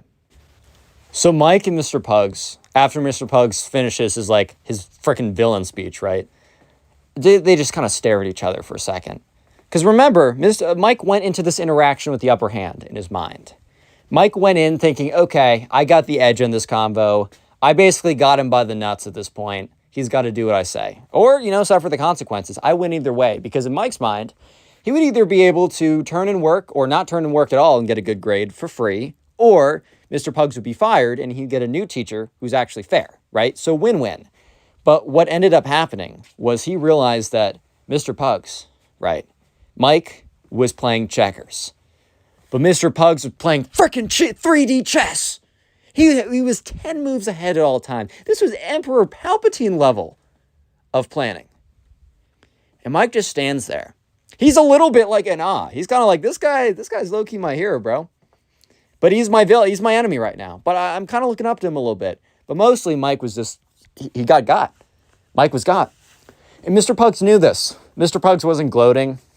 He wasn't smiling too heavily or anything. He wasn't like dancing, doing a little Fortnite default dance or something. But Mr. Pugs kind of just stood there with the same air of confidence as he's always had. And now that confidence made sense to Mike. Now Mike understands why Mr. Pugs is so confident. Because Mr. Pugs realized that he's good. Mr. Pugs could hit a teacher hit a student over the head with a textbook. Being like, wrong answer. Let me beat it into you. Wouldn't matter, right? And Mike was like, all right, I see. Mike gets up and leaves. Mike goes back home, feeling absolutely defeated.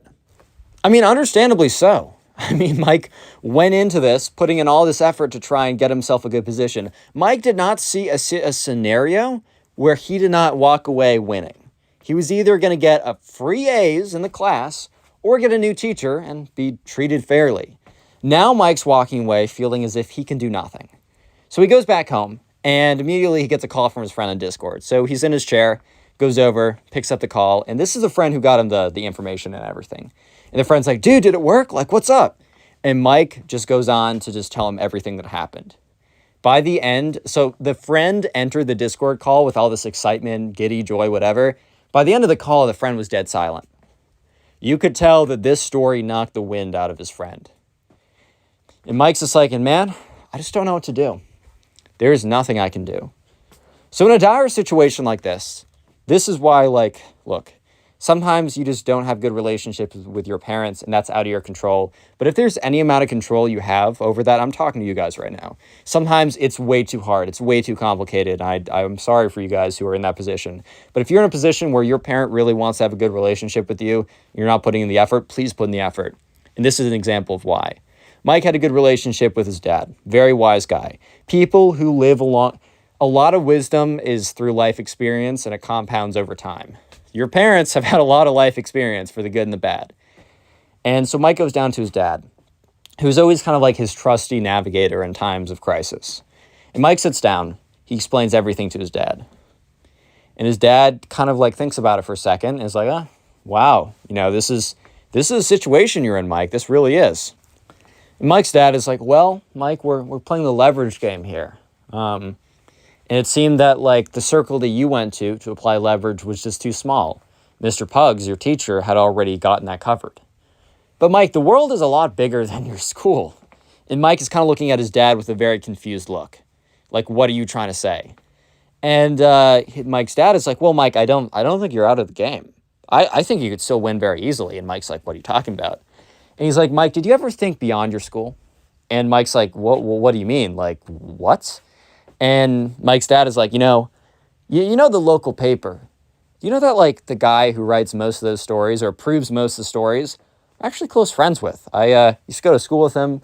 You know, we were fraternity brothers together, and we just ended up in the same time. The same neighborhood. And I get coffee with him once a month. We catch up. Actually, I was going to see him in a couple days. I think you should let your principal know that, you know, you have a pretty good relationship to the local press here. And that a story like this is a story that they're looking for. They're looking for something like this. In the era of click-through rate and you need really exciting news stories, well, this is pretty exciting. And that's when Mike realized, instead of applying pressure against the Mr. Pugs, he now has to apply pressure against the principal. So anyways, the next day, Mike sends an email to the principal, asks to get a meeting. Principal's very like, yeah, of course. Like, come on in.